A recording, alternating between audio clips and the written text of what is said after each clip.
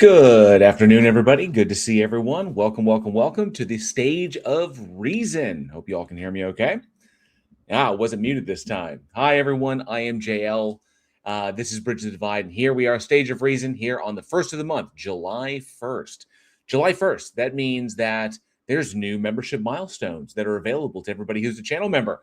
So let me see those membership milestones. You get one free one every month, and it lets me know how long you've been supporting this channel. I always think those are really, really cool to see. So let them fly. I want to see how long people have been channel members. I hope everyone is doing well. Thank you all so much for being here. It's been somewhat crazy out there as of recent. Like, for example, like Spam Goes Here has been a member of the Godless Army for 2 months. Thank you so much, Spam. Appreciate that support. You rock. And but yeah, been a little bit crazy out there, been a little bit wild. So hopefully we can have some interesting conversations here on the Stage of Reason. Just need some as soon as we get some listeners in the stage to bring their best evidence and their best arguments for why they believe in whatever God entity they believe in, or if they want to talk about something else. We talk about all kinds of things here. We talk about science, theology, religion, philosophy.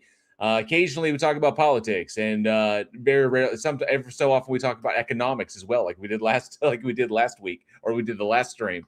But yeah, you name it. So if you are a believer, we want to talk to you. So feel free to click the link in the side chat and the StreamYard link. It'll bring you up on stage. We can have a chat about what you believe and why. We are fired up over on the politics Discord server as well. We have the room open there, and we had a good bunch of conversations on Sunday and a nice stream of people coming in. We didn't have to do a review until like the very end of the stream, and it was a short review. But I was joined. I had Andrew O was here. As you can see, he's on the stage with me here. We had PhD Tony here. Leo Phileas popped in at one point. Joe Zeal popped in at one point. We had a bunch of people here. It was really, really awesome, and some decent conversations. Well, some interesting conversations, I'll say that.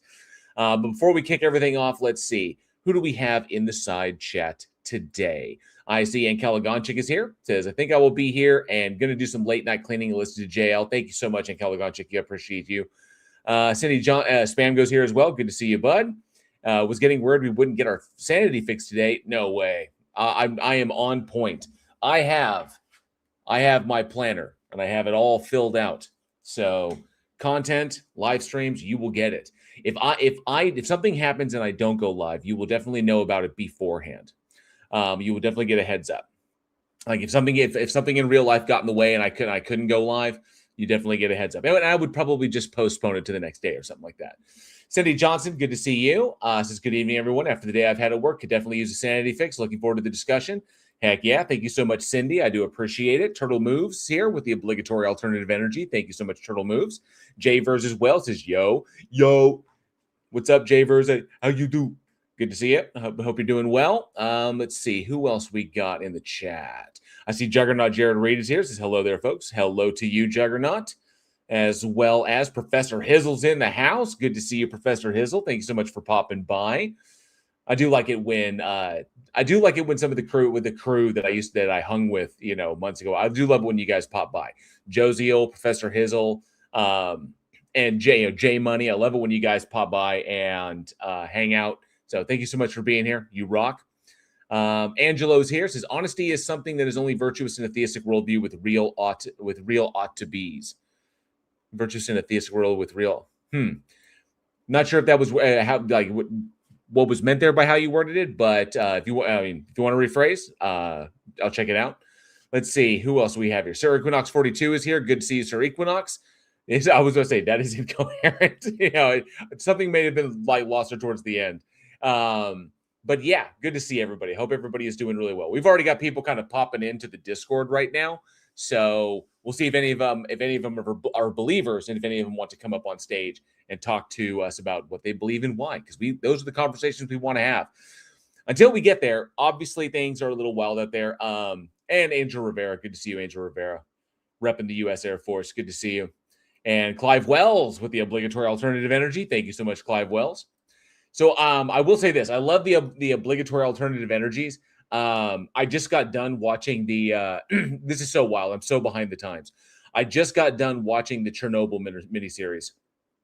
And I'm obviously while I'm watching it, I was doing like fact checking along the way, and there were some liberties. I think there were a little bit of a little bit of some, I guess, artistic liberties that were taken with the story, but from what I could tell, it was really accurate as far as what happened, especially what actually occurred with the accident in that particular type of reactor, and how the Soviet Union basically did things cheaply. And that's, and it was money. It comes down to money. It always comes down to money.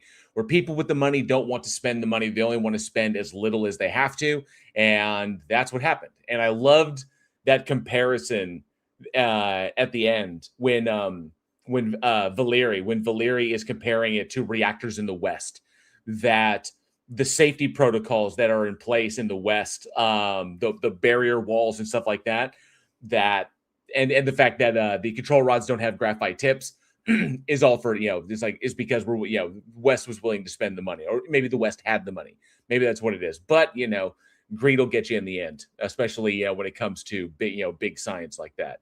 But yeah, really, really good, kind of heart-wrenching in a lot of places. But I think it was a good enough series.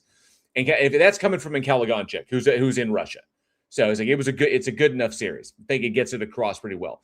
Yagi-chan is in the house. Good morning. Good morning. Hope you're doing well. Jinju as well. Good to see you. Just glad to see how Tangelo is still getting things so wrong. I almost put thongs, but Tangelo might get offended by a style of underclothes. Oh, no, they lied. I never denied who I was. There might be something going on there. Not sure. Jared Reed says, I mean, if you look at 3 Mile Island, it's not that far from where I live, and it happened the day after my birthday. Oh, wild. I remember when my mother left Texas after my dad passed. When my mom moved out of Texas, she moved to the Eastern Seaboard, and I remember the first time I visited her in the brand new place that she had built, and there was this packet sitting in her kitchen that had the radius, that was like the radius of, like, I guess the radiation or the fallout radius, because I didn't realize that where she was living was actually quite close to a nuclear power plant. And so anybody who was within a specific radius was given these pamphlets or these brochures or whatever they were. It's like this small little packet of what to expect in certain situations and where their house was within a specific range of the plant should something like happen or go down. And I was like, that's wild. But hey, it's nice that they put out those safety things. So at least where you are and what you need to do in the event that something happens down at the nuclear power plant. So I found that to be interesting. But nonetheless, obviously things are a little wild out there. The current content, I know I saw a bunch of people watch the video that I dropped about the freaky shooting thing that was done at Mount Olivet Baptist Church in Lexington, Kentucky. I know, and it was disturbing. I showed it to my wife. I showed it to Angela, and she was kind of like just flabbergasted by it. She was just like stunned, like she didn't know what to say. I think her words were like, "What the fuck did I just watch?" And from what I understand, that's been a lot of people's first reaction to it is, "What the fuck am I watching?"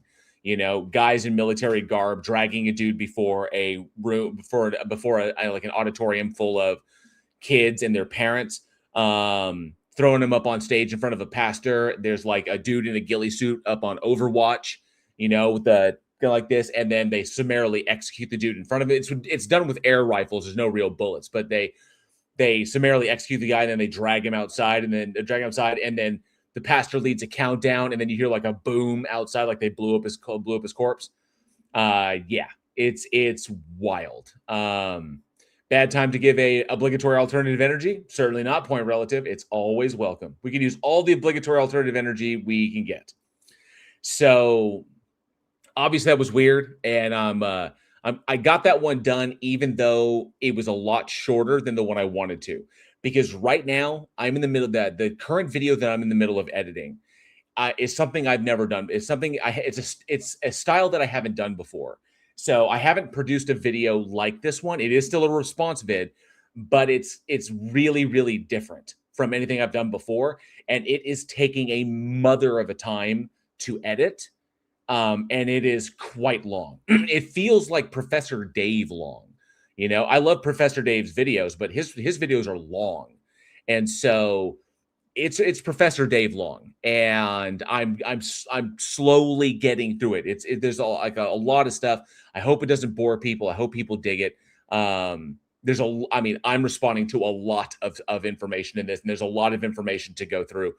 A huge story that goes before it. I hope you guys enjoy it. It was a big research adventure. So I don't want to spoil too much about it, but I hope you guys will like it. Fingers crossed, I will be done with it next Tuesday, and I'll drop it on Tuesday. But it is a beast. So I've been dealing with that and trying to keep my sleep schedule in order. I was going to drop it this past Tuesday, but there was no way I was going to get through it. So I dropped the shorter video instead. So you get the longer one this upcoming Tuesday. And then, of course, all the stuff that's going on, like in the United States right now. Obviously, it's a good thing. I guess it's a somewhat good thing that it's a good thing that birthright citizenship was upheld. It's not so great that it was upheld 5-4. And so that's not a great sign, you know. That's as just like that's deeply concerning. But birthright citizenship was upheld. Obviously, it's deeply concerning that they're reporting that our idiot in chief made over $1 billion in his crypto and meme coin schemes, which is basically just means he rug pulled the country. He rug pulled the country for 1.5 to the tune of $1.5 billion. I noticed how none of the places reporting that said that he earned it, just that he reported it.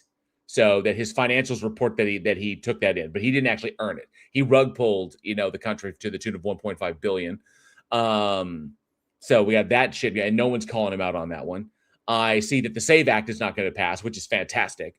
But the presidency is the office is holding up the housing bill, which is really necessary right now because they want to be able to control votes. So they're holding the housing bill hostage, even though the SAVE Act is never going to pass. It doesn't have the votes, and they can't kill the filibuster. So that's screwed. Don't know when that's going to pass. I still haven't heard from my doctor regarding getting my MRI done. So I don't know when that's going to happen. So obnoxious. But, and of course, today is the first of the month. So that means the 1st of July, which means it is not only National Minority Mental Health Awareness Month, but it is also 3 days before the 4th of July, the 250th anniversary of America. So America's 250th birthday, which I am in no mood to celebrate because all I can think about is how much we're not what America is supposed to be. Because like the 4th of July celebration is supposed to it instills within you that pride, that kind of like the sense of national pride, the patriotism, but now it's rampant Christian nationalism, it's white supremacy, it's corporate, it's corporate malfeasance, it's undoing the Constitution, like efforts to undo the Constitution, kings and shit like that. And it's just all it does is remind, like the 4th of July, all it does is remind me of what we were supposed to be and not what it's more of it really, really is just, it puts kind of like the exclamation point on what we are and how we are not what we're supposed to be. It's just a reminder. It's a reminder of how much we are not. And it's like, it just feels gross. And so I won't be participating. I won't be doing anything for the 4th. But I know that the rural idiots all around me will all be firing off their firecrackers and firing off their fireworks and starting wildfires in each other's fields, because the brilliant governor of Oklahoma has recently rolled back a law, or what was it? It was like an ordinance. It was like an ordinance in which fireworks could not be set off within so far of somebody's house, but now they can. So people can be setting off fireworks in their backyards now, and out in the street, and they're doing it legally. So take from that what you will. But yeah, Yaga Chat says it's nearly Happy Treason Day. Yeah, it's only treason if you lose, is what they will say. Sounds like an average American Sunday to those of us who live elsewhere. Yeah, pretty much. My church was never like that, but these guys, they took it to another level. Let me see. Jurgen Reed says, found this interesting. One resident called it intentionally inflicting trauma on children. Others question how a church could sanction such an activity. The response of the Pastor Dwayne Walker, his response to the backlash was pretty tone deaf. Was ridiculously tone deaf. And we may actually wind up taking a look at that. As far as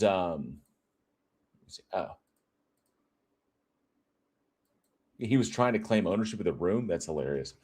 So, but nonetheless, Steve 6464, good to see you. Thanks so much for being here. The FDs are going to be busy this weekend. Oh yeah, fire departments are going to be busy in Oklahoma. They certainly will, and it's going to be a weekend the entire weekend affair is what it's going to be. So it's just going to be nuts. And my dogs are going to go insane because my dog also hates fireworks. They drive him nuts. So however it goes, but nonetheless, things are wild out there. Don't know what. Hope everyone is doing okay. Jerry said I shared a news article with you about it. Let's check this out. Kentucky Baptist Church faces backlash for depicting death by firing squad. It was a clip shared to TikTok on Sunday. I also came across it. I came across it. The link I saw for it was on a Reddit post. Was where I saw it, and on TikTok, and then I saw it mentioned by Friendly Atheist in their daily newsletter. I saw it mentioned by Hemant Mehta, and then it was. But then I saw that it was taken down on the TikTok video was taken down. So I'm willing to bet it was probably a parent who was videotaping that and saw a real issue with it. And so they just surreptitiously kind of like just posted it and then just disappeared. So, but it's out there. I have it. I have a full copy of it and I posted it on my channel where I will not be taking it down. So let me see this. This was via. Let me copy that. Copy the link. Copy the link. Copy the link. Copy the link. We got Kentucky Baptist Church faces backlash for depicting death by firing squad to represent killing the devil. A pastor in Kentucky has responded to an onslaught of criticism after a video from a Bible school went viral for depicting a person getting shot to death. Shared to TikTok on June 28th, shows children of the Mount Olivet Baptist Church in Lexington, Kentucky, which is a little less than an hour away from the Ark. Watching as adults holding fake guns and dressed in what looked like military attire approach a person on the ground who was repeatedly shot at. They are chanting, "Take him out and blow him up." Yep. While some people in the post comment section asked for more context, those are appalled. It's absolutely sick. You all need help. You think the devil is fun because that's what this is, Satan's work. And the clip you say, yeah. So that's what. So yeah. So I appreciate that. If JL posted, it'll be on the internet forever, ever. Vesta Frey is enjoying Canada Day. Fantastic. Good times. It's humid as shit where I am. Spooky Bed Hair, good to see you. Thanks so much for being here. Catnip Chronicles, good to see you as well. Oh, the 4th of July for me is smoking a few racks of ribs, a case of beer, and good friends. Could care less about the fireworks and the parades. I always enjoy the holiday. I'm glad that I'm glad that you can. I'm glad that you can. And of DL, I'll just call you of D. OFD, good to see you. Thanks so much for being here. Let's see here. And Humble Evidence says, believing in myths is inherently dishonest. Yes, the title of the stage right now is, can believers be intellectually honest? I think that they can, but I think the religions that they're a part of, put emphasis or emphasize them not being, or emphasize them staying in intellectually dishonest positions, or at least ignoring the fact that they are. Wicked Pisses here. Good to see you. Thanks so much for being here. Says Heidi Ho. And Steve Ellis as well. Good to see you as well. Oat Milk. What's up? What's up? Good to see you. So I would say that yeah, I would say that religions are the ones that reinforce the idea of them being forced to be in an intellectually dishonest position. My question is, can the individual overcome that and be intellectually honest about why they believe? So I think that would be important. Jver says, I care about it because first, I'm originally from Philly. Second, because I make a massive distinction between my country and the government. Hell yes. Hells yes. Absolutely. Oh, I miss Philly. I've been to Philly one time. I loved it. And I'm so sorry to hear that Mac's Tavern closed down. Those Mac's gravy fries is probably one of the greatest things I've ever eaten. It was pretty damn that was like one of the best. It was freaking phenomenal. Mac's gravy fries and a Philly cheesesteak. Brilliant. Brilliant, brilliant, brilliant. So sorry, I was bummed to hear that they closed down. But I did get to go to PAX East, which was pretty badass. And I got to play some games that had not been released yet, and I got to showcase my board game, which unfortunately didn't attract any buyers or any publishers, but that's okay. At least I know I made a board game, which is kind of cool.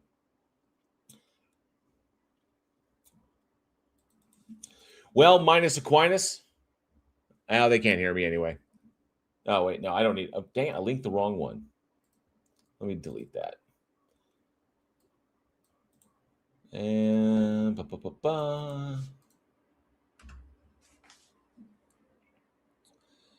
but I do have this. I can, because I was thinking about it, and let me go through here. We got where's that skit? Skit violence. There we go. And I can.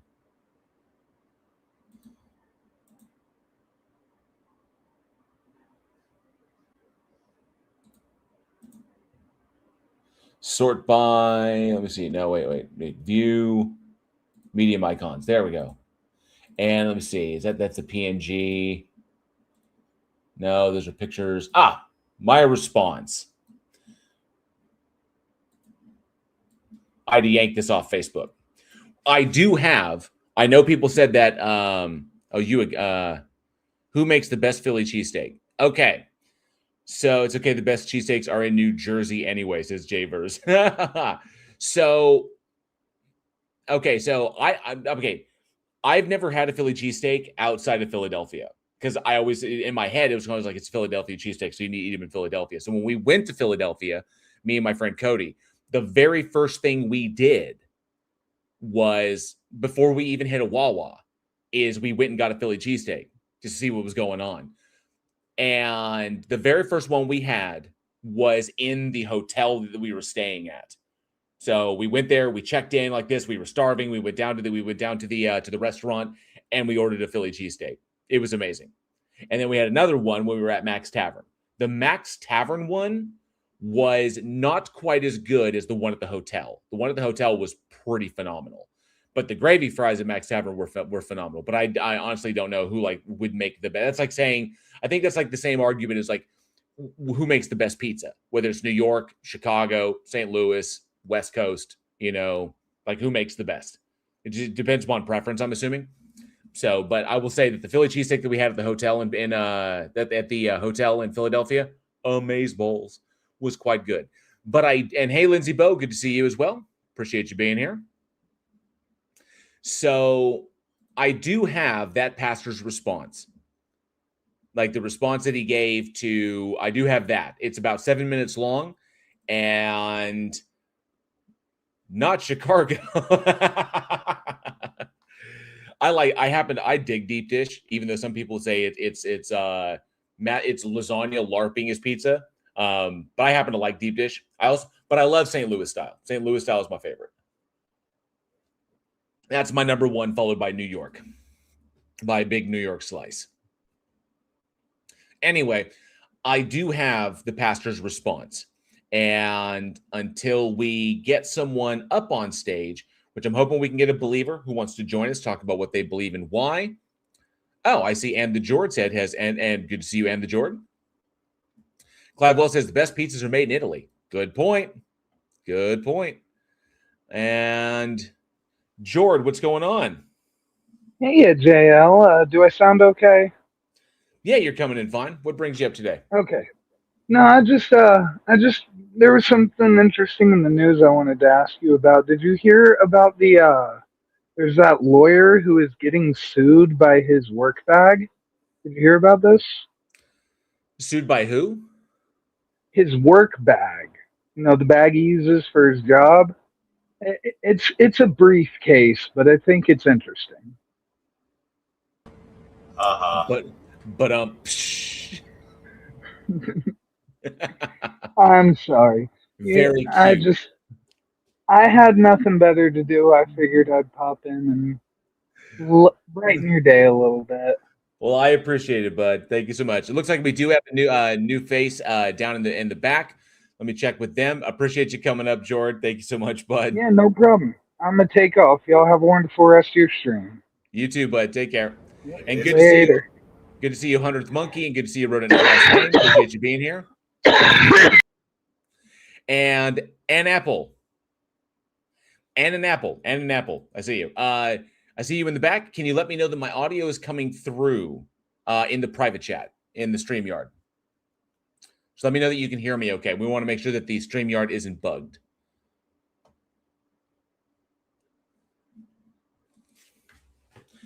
Excellent. You can hear us fine.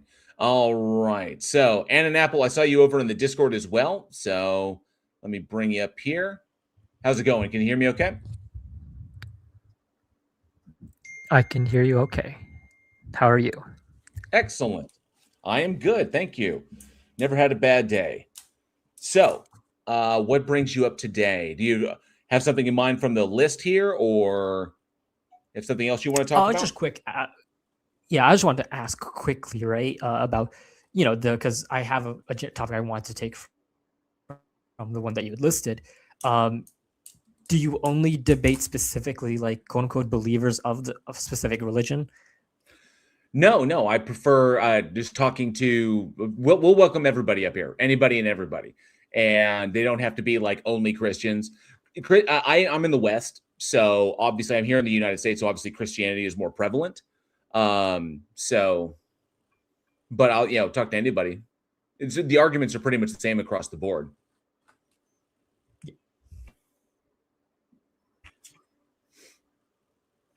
Because I was gonna ask about because you made one of the things is you said God does not exist, right? And I want to ask about clarification. Part of the conversation is can you clarify what you mean by God does not exist? Like, is that a complete claim that God does not exist?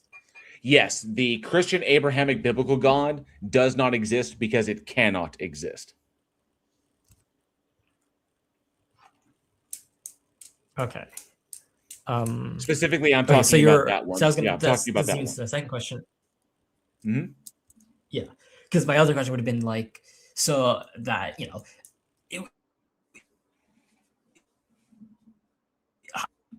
how I was gonna ask how you the nature of God that you define as to exist, right? And then we go from there.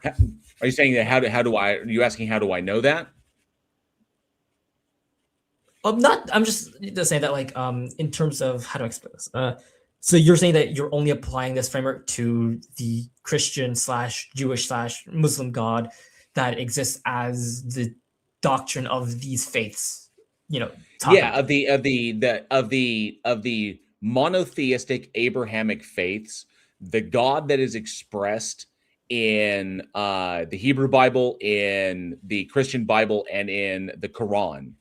And like the Abrahamic faith, the Abrahamic God cannot exist, or does not exist because it cannot exist. That God can no more exist than a square circle can exist. It's definitionally a logical contradiction. It has logically contradictory attributes. It has attributes that entail logical contradictions, and logical contradictions cannot exist. So it doesn't exist.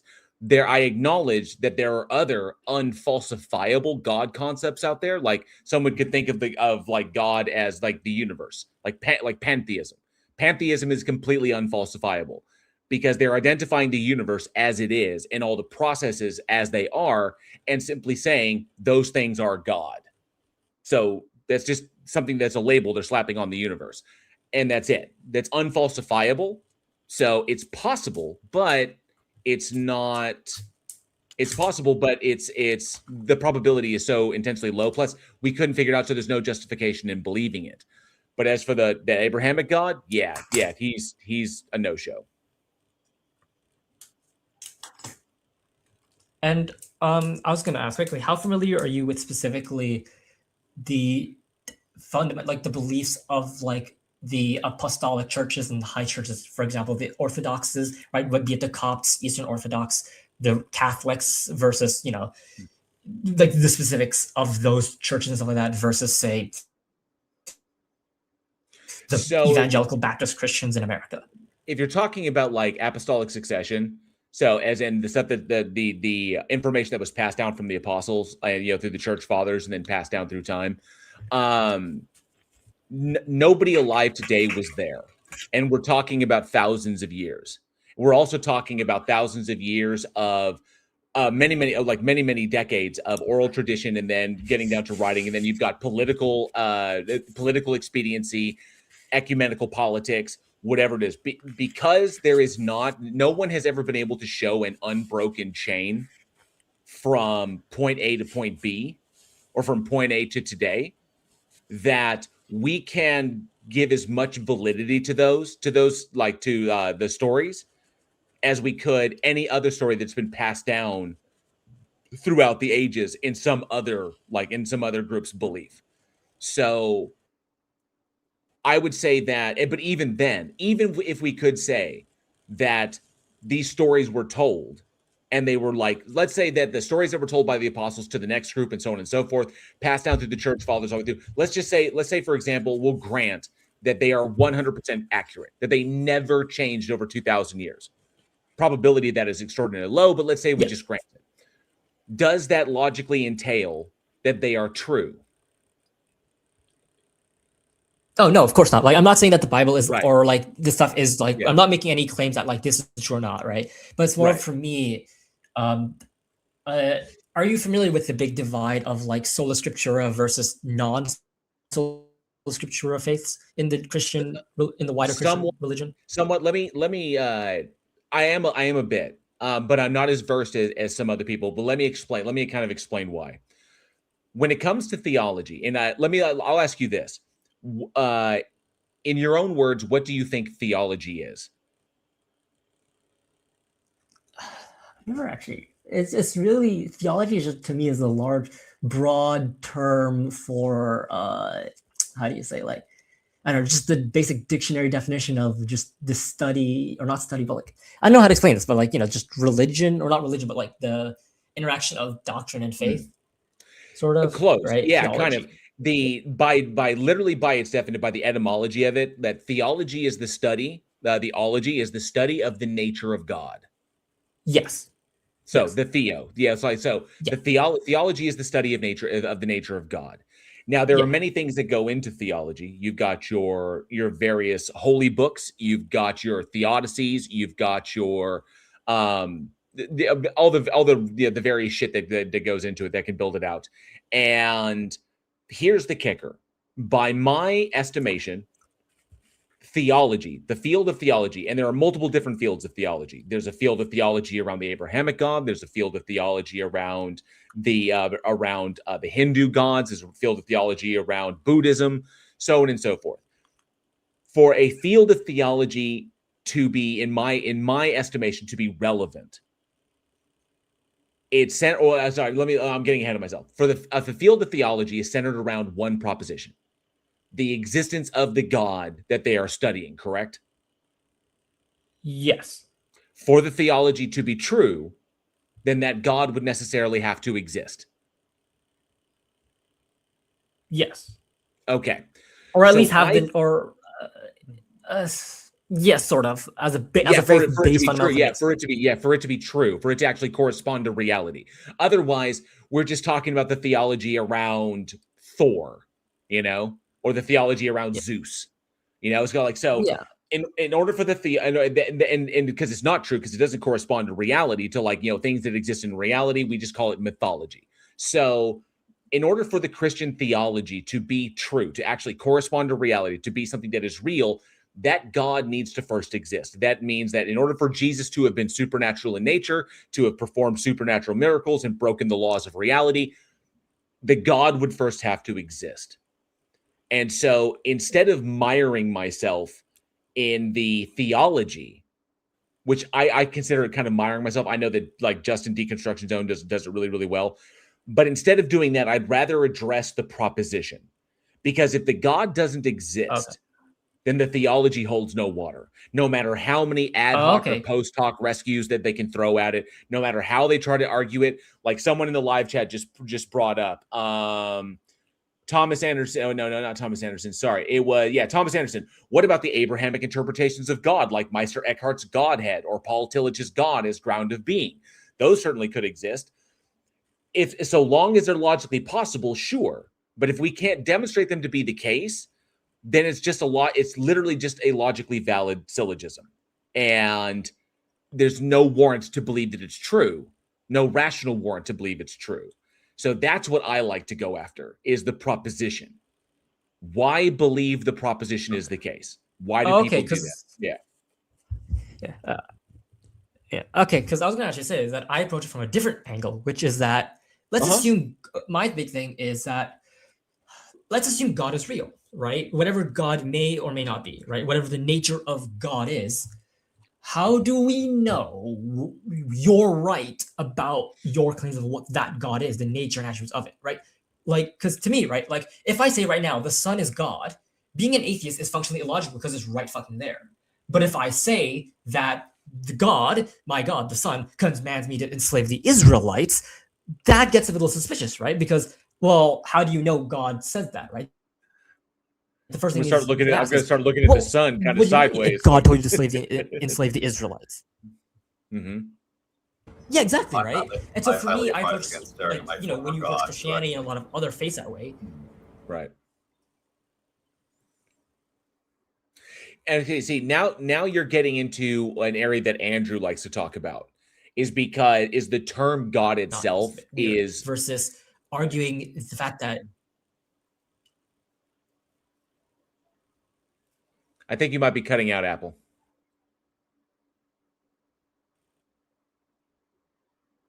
Yeah, sorry.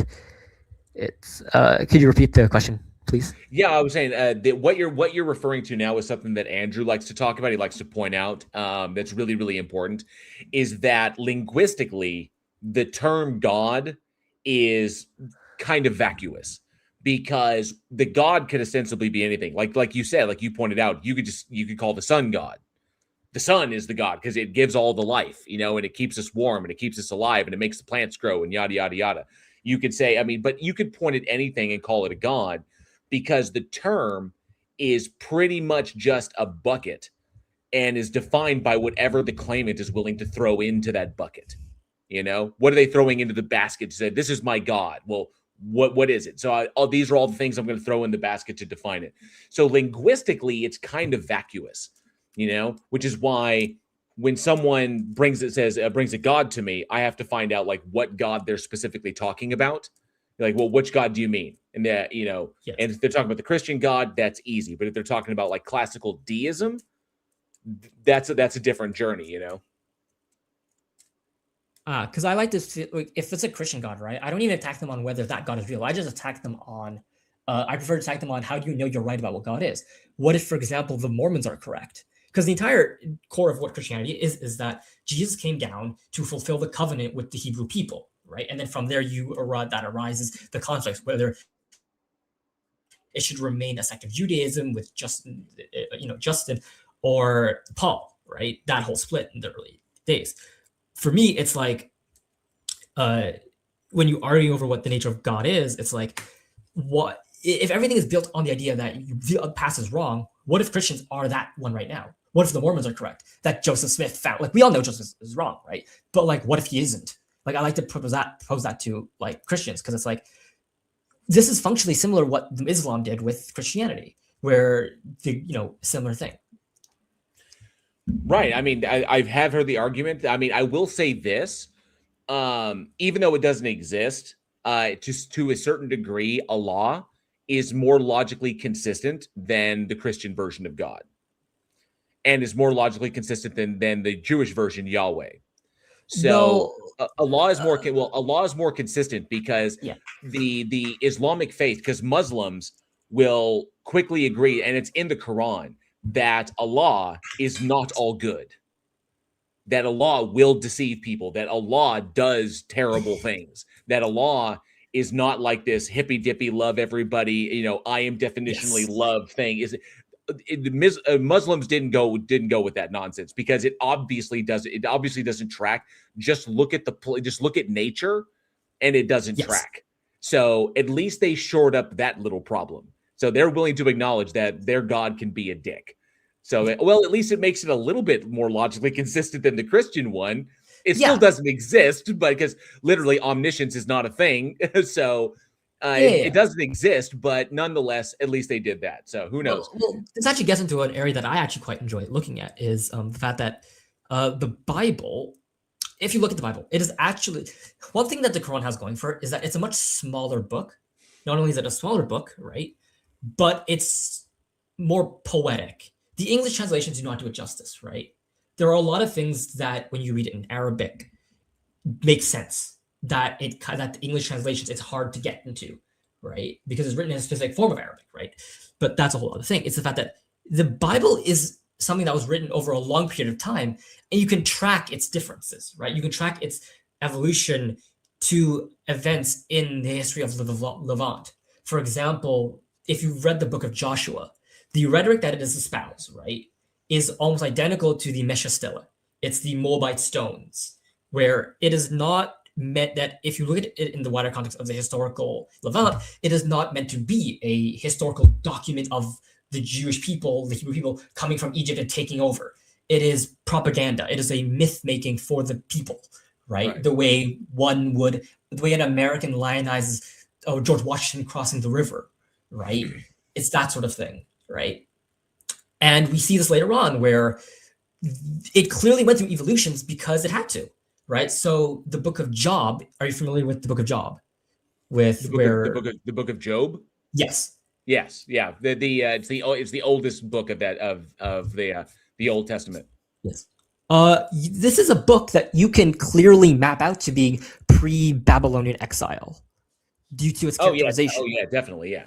Yeah. Due to so for me, when you look at the history and stuff like that, and you look at the stuff, the reason why the Christian / Hebrew God looks so whatever is because it is not a clearly defined thing. You clearly see the evolution in it, right?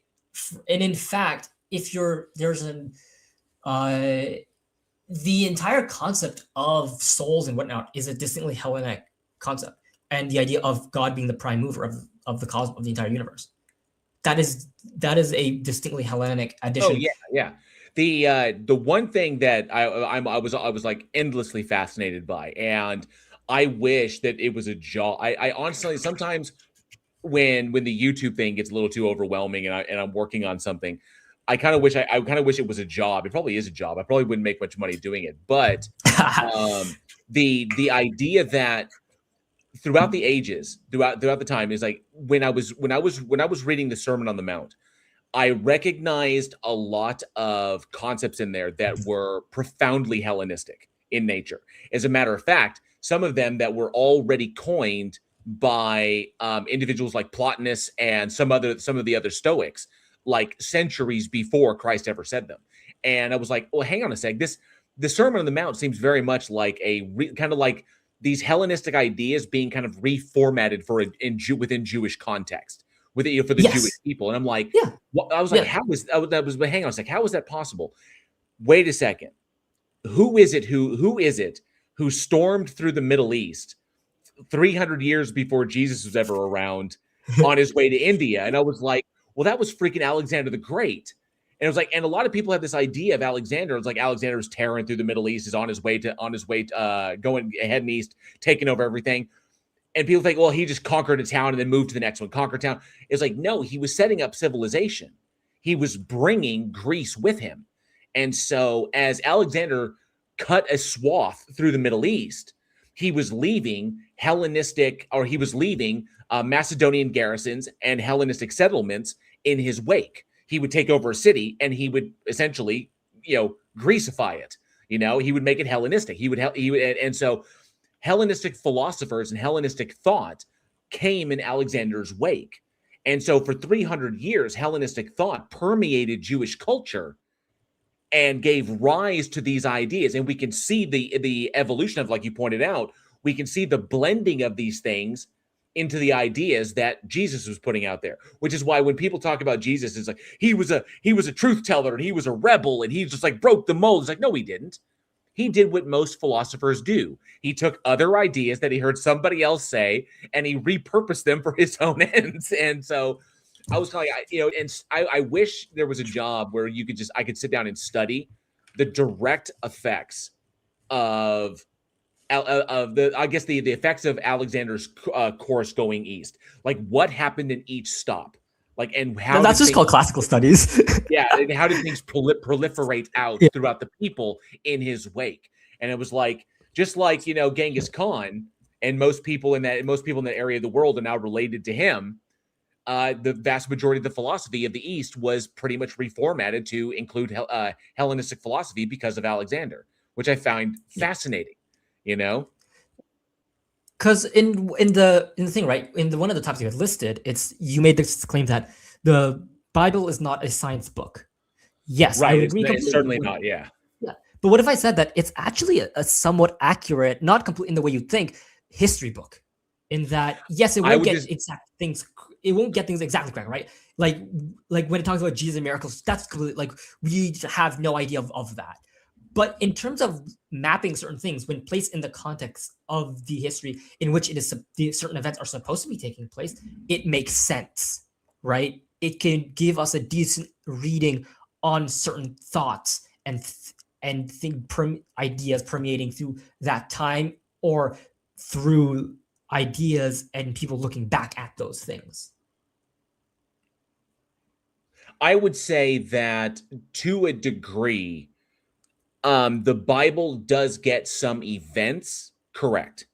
But it's not really just about specific events, but so much as getting that idea of like, it maps out certain dynamics, it maps out changes and things like that well in the real historical time when placed into that context. I wouldn't go that far.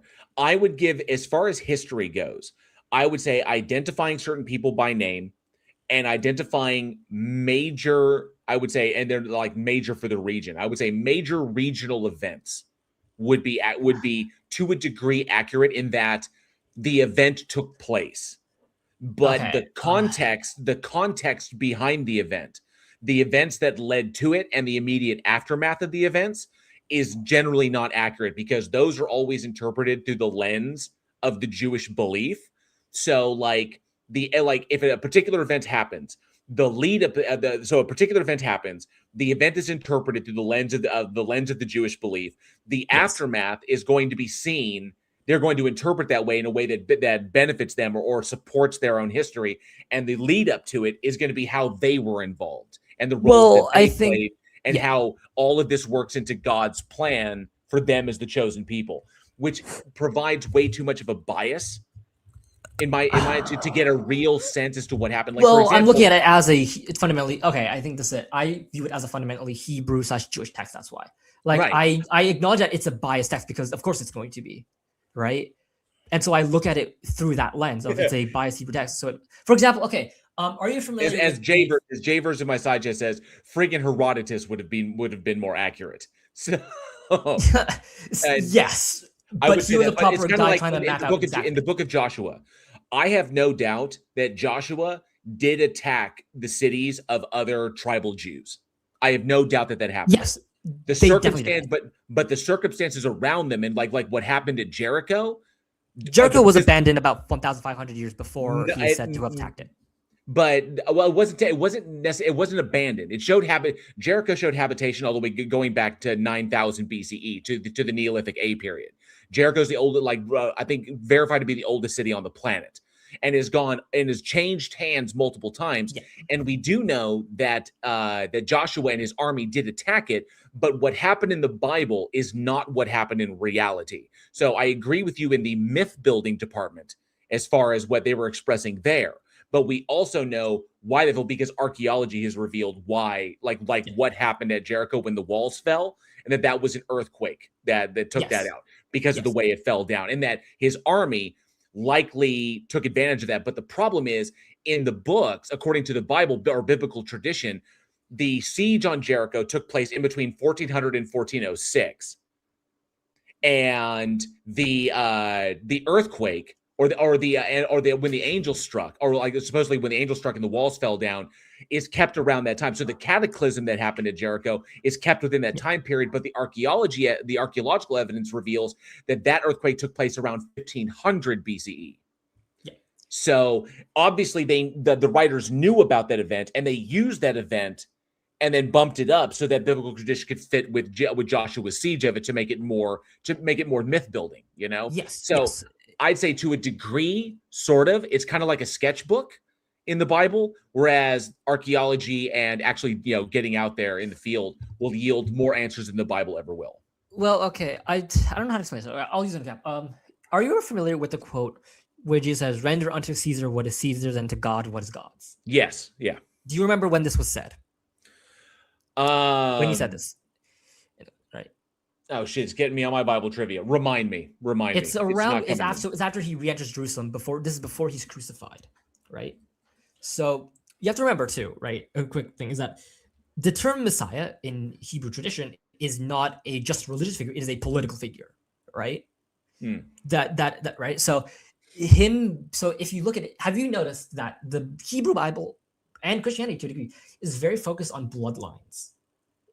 Even though you can argue it's false, they map out from Abraham and Isaac and even earlier with Noah, the genealogy that goes down to Solomon, David, right, and whoever else. Well, yeah, they were. I mean, the Judean Jews were a notoriously racist group, and they were deeply racist against other tribes, especially those tribes that had interbred with outside groups like the Samaritans. So, like, just by the descendants of Assyrians and Samaritan Jews, the Samaritans were the descendants of Jews and Assyrians after Assyria took over, after the Assyrians sacked Samaria, and so they held a blood vengeance against them forever because they saw them as half-breeds that were diluting the bloodline and corrupting Judaism by their very existence. So the Judean Jews were not a nice people at all. Of course. And very, very judgmental, especially amongst their other tribes. So I understand why bloodlines and tracking these things to ensure the purity of them was very important to them. Not just this, but if you notice, Jesus comes from the line of David/Solomon. This is not a mistake. Does he though? Well, in terms of how the Christians wrote him, that is not a mistake. Yeah, because Joshua wasn't.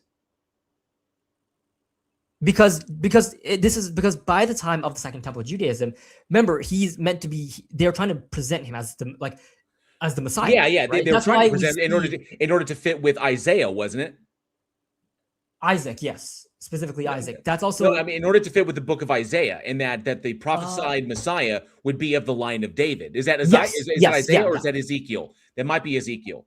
It could be one of them. I forget. Correct me if I'm wrong. One of those deals is either Ezekiel or Isaiah. The chat will correct me, but that's what they claimed. But Joshua was not of that line.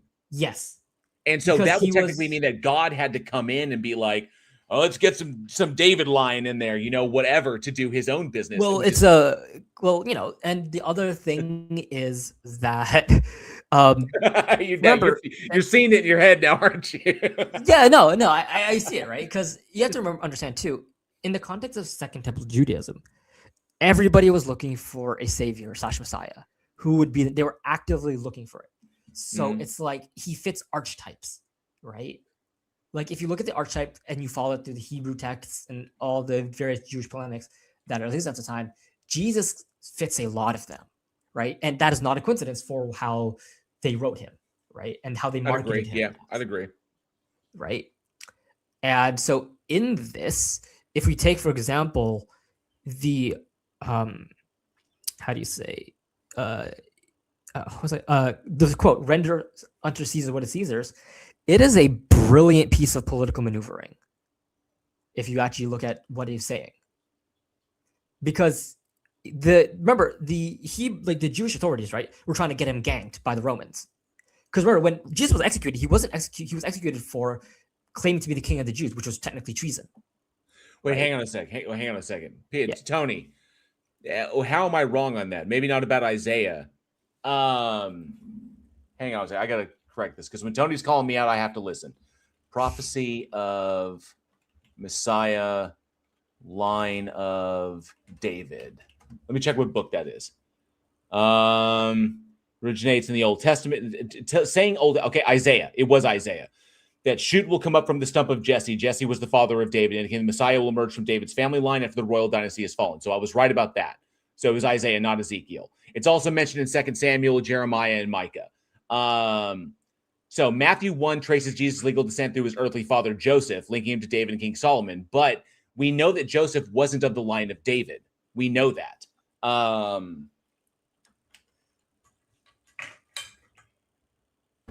Joseph also wasn't the father. Joseph also wasn't his father, exactly. And Mary was also not of the family. And technically, I mean, if Joseph was of the line of David, then technically that would make Joshua the actual heir, because Jesus's brother that Josephus mentions, because he would technically be of the bloodline because he was actually Joshua's offspring. Biblical tradition, but legal adoption. The gospel traces Joseph's royal lineage through David's son Solomon. No biological bloodline. Luke's the genealogy gospel of Luke, which traces Jesus back to David through a different son, Nathan. This proves that goes through Mary's biological tree, but I don't think either one of these is confirmed. No, Mary is not at all of David's line. Yeah, so that's why it's one of the weird things. And that's one of the big arguments against Jesus being there. And now I see Tony is screwing with me. So he says, I am teasing you. Thanks, Tony. I take you seriously, brah. If Tony calls me out, I'm gonna listen. Fuck. Now I don't know when he's screwing with me. No, because my point is for example, it's the Bible isn't ever going to be accurate on really dates and events and stuff like that, but it maps a general thing. It helps create a general map of things like certain changes in general paths of history, so to speak, of what's happening. For example, there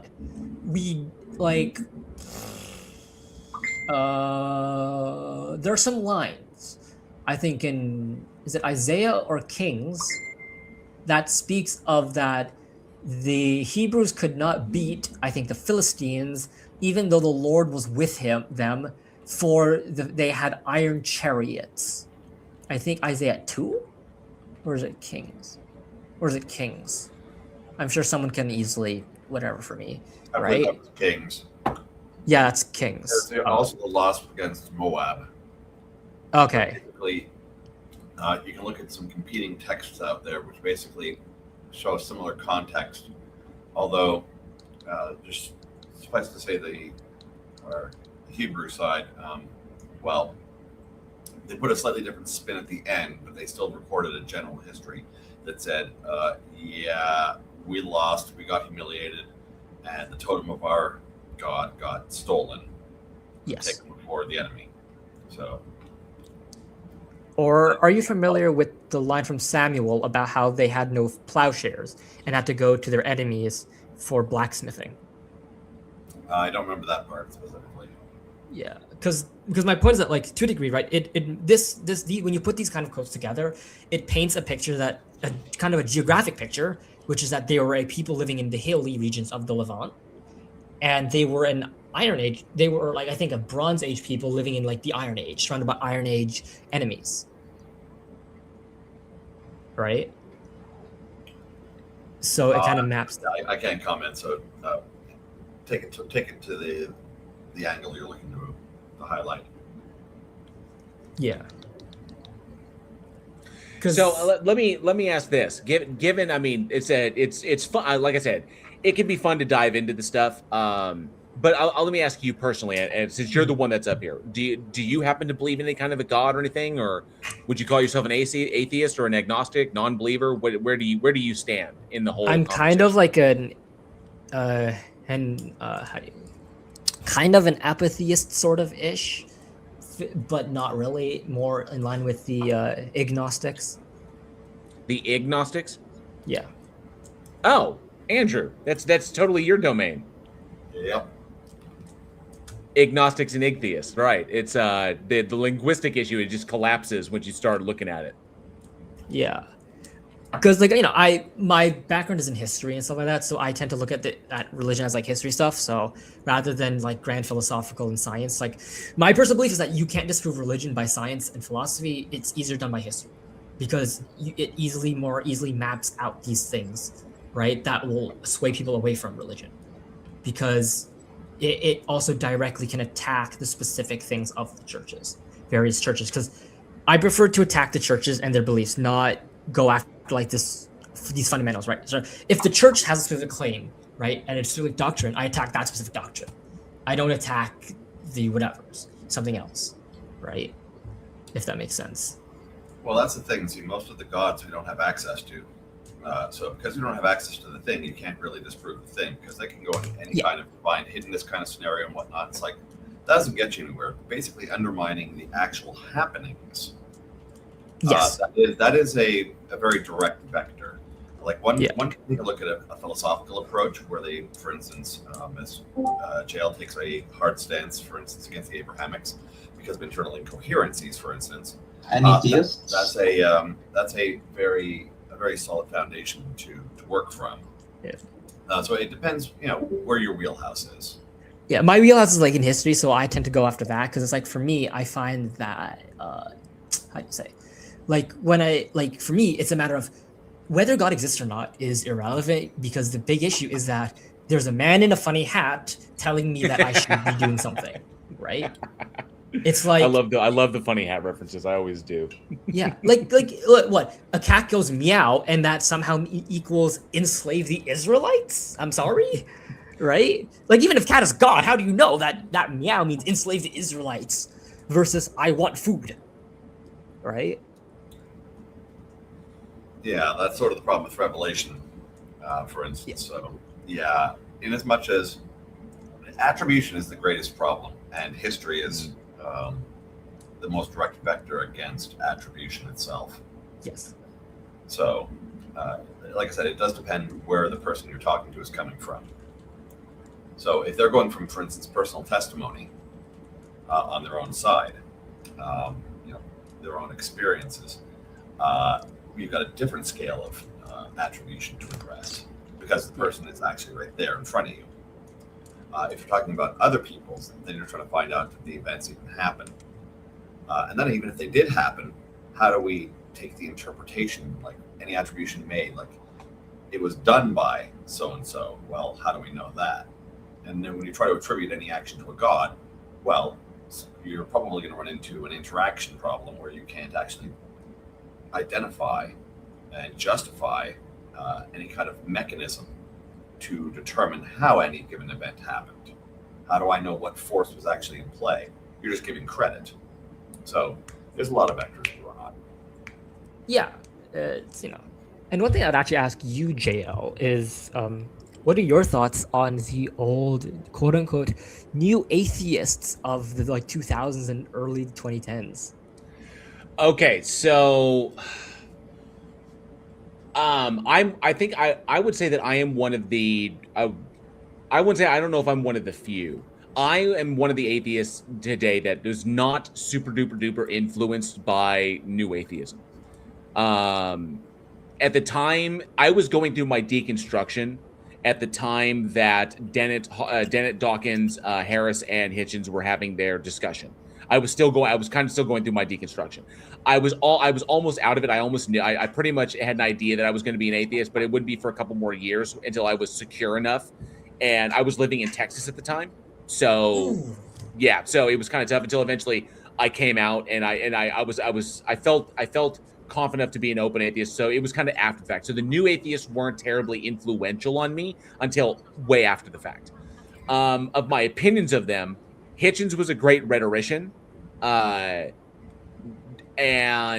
Harris had some really, really solid points on morality. I respected Dawkins's scientific background, and I highly respected Dennett as a cognitive scientist. So I had respect for all of them. Obviously, it's sad that Hitchens passed away, and Dennett has since passed away as well. I think we lost the best of we lost the two best ones first. Dawkins has turned into old man yelling at the clouds. Yes. And really just aggravates the piss out of me nowadays. And Harris, I think, has lost the plot because of all this shit that's going on in the Middle East right now. And I think that he's kind of lost the plot on that. I don't think that. Too. Like, if I don't think that their positions now, or how negative or detrimental they may be, reduce the quality of the stuff they said back then. So I still respect. Yes and no. Yeah. Well, yeah. I still respect. Well, it's kind of like this. I mean, I can make an argument, and my argument be entirely, I can make an excellent argument, and if it turns out that I'm a dick, it doesn't detract from the validity or the soundness of the argument that I made. It just, people will be less likely to listen to it because I'm a dick. It's kind of like what happened with New Atheism. New Atheism came out of a time when the internet was beginning its explosion. And so the internet was established, people were going, it wasn't what it is today. And so when they got going, they reached millions of voices all at once. And I loved the New Atheists because they advocated for being as full-throated and aggressive as apologists have been towards us, non-believers, for centuries. And the whole thing was, why do they get to be all full-throated and, chest in our face and whatever with all their hellfire and bullshit for centuries, and then all of a sudden we stand up and we exert our voice, and then all of a sudden we're the bad guys. And the internet, because there are more Christians out there than there are non-believers, swarmed them to attack their characters instead of attacking their arguments or their positions. And so that's where shit went sideways. It all went pear-shaped, is because the New Atheists got a reputation for attitude instead of being right. Because the louder the apologists were in attacking their character, the louder they got in defending their positions or defending themselves, and it just became a meat grinder from which very little could be gleaned unless you stopped to listen. And I think it was the internet's a double-edged sword. It works that way. And so I think if they had better media training, and I think if they had I would say publicists in that regard that could manage this, it would have gone a lot better.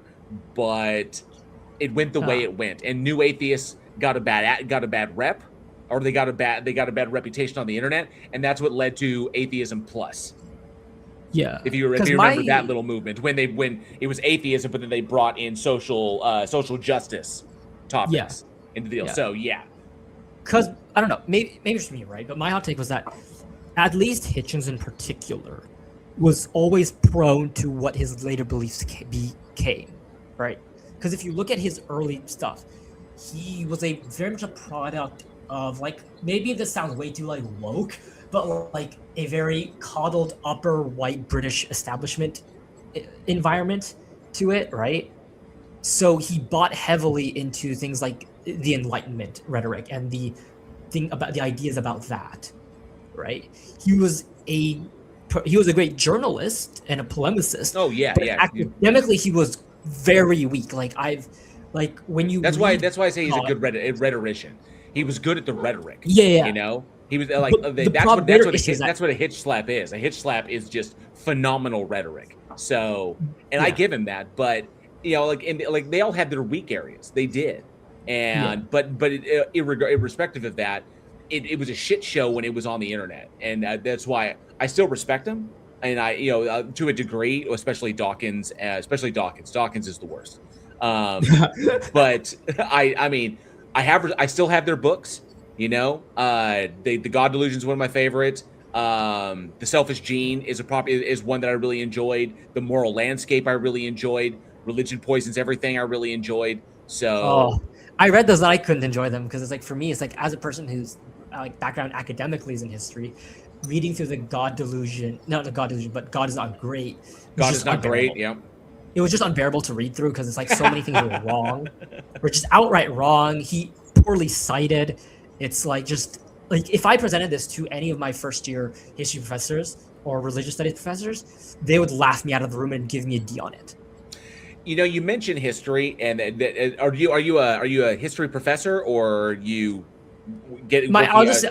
I'll just say my academic background and training is history Okay. and economics. So One of the when during my deconstruction, one of my favorites, there was a big moment, historically speaking, that I learned about that really was a big moment in my deconstruction, and that was knowing about the story of the crucifixion and how there was an earthquake, and then there was the sun was blotted out, there was an eclipse, and all these things happened converging at the moment that Jesus died on the cross, and that there was a Roman general named Africanus who was not that terribly far away.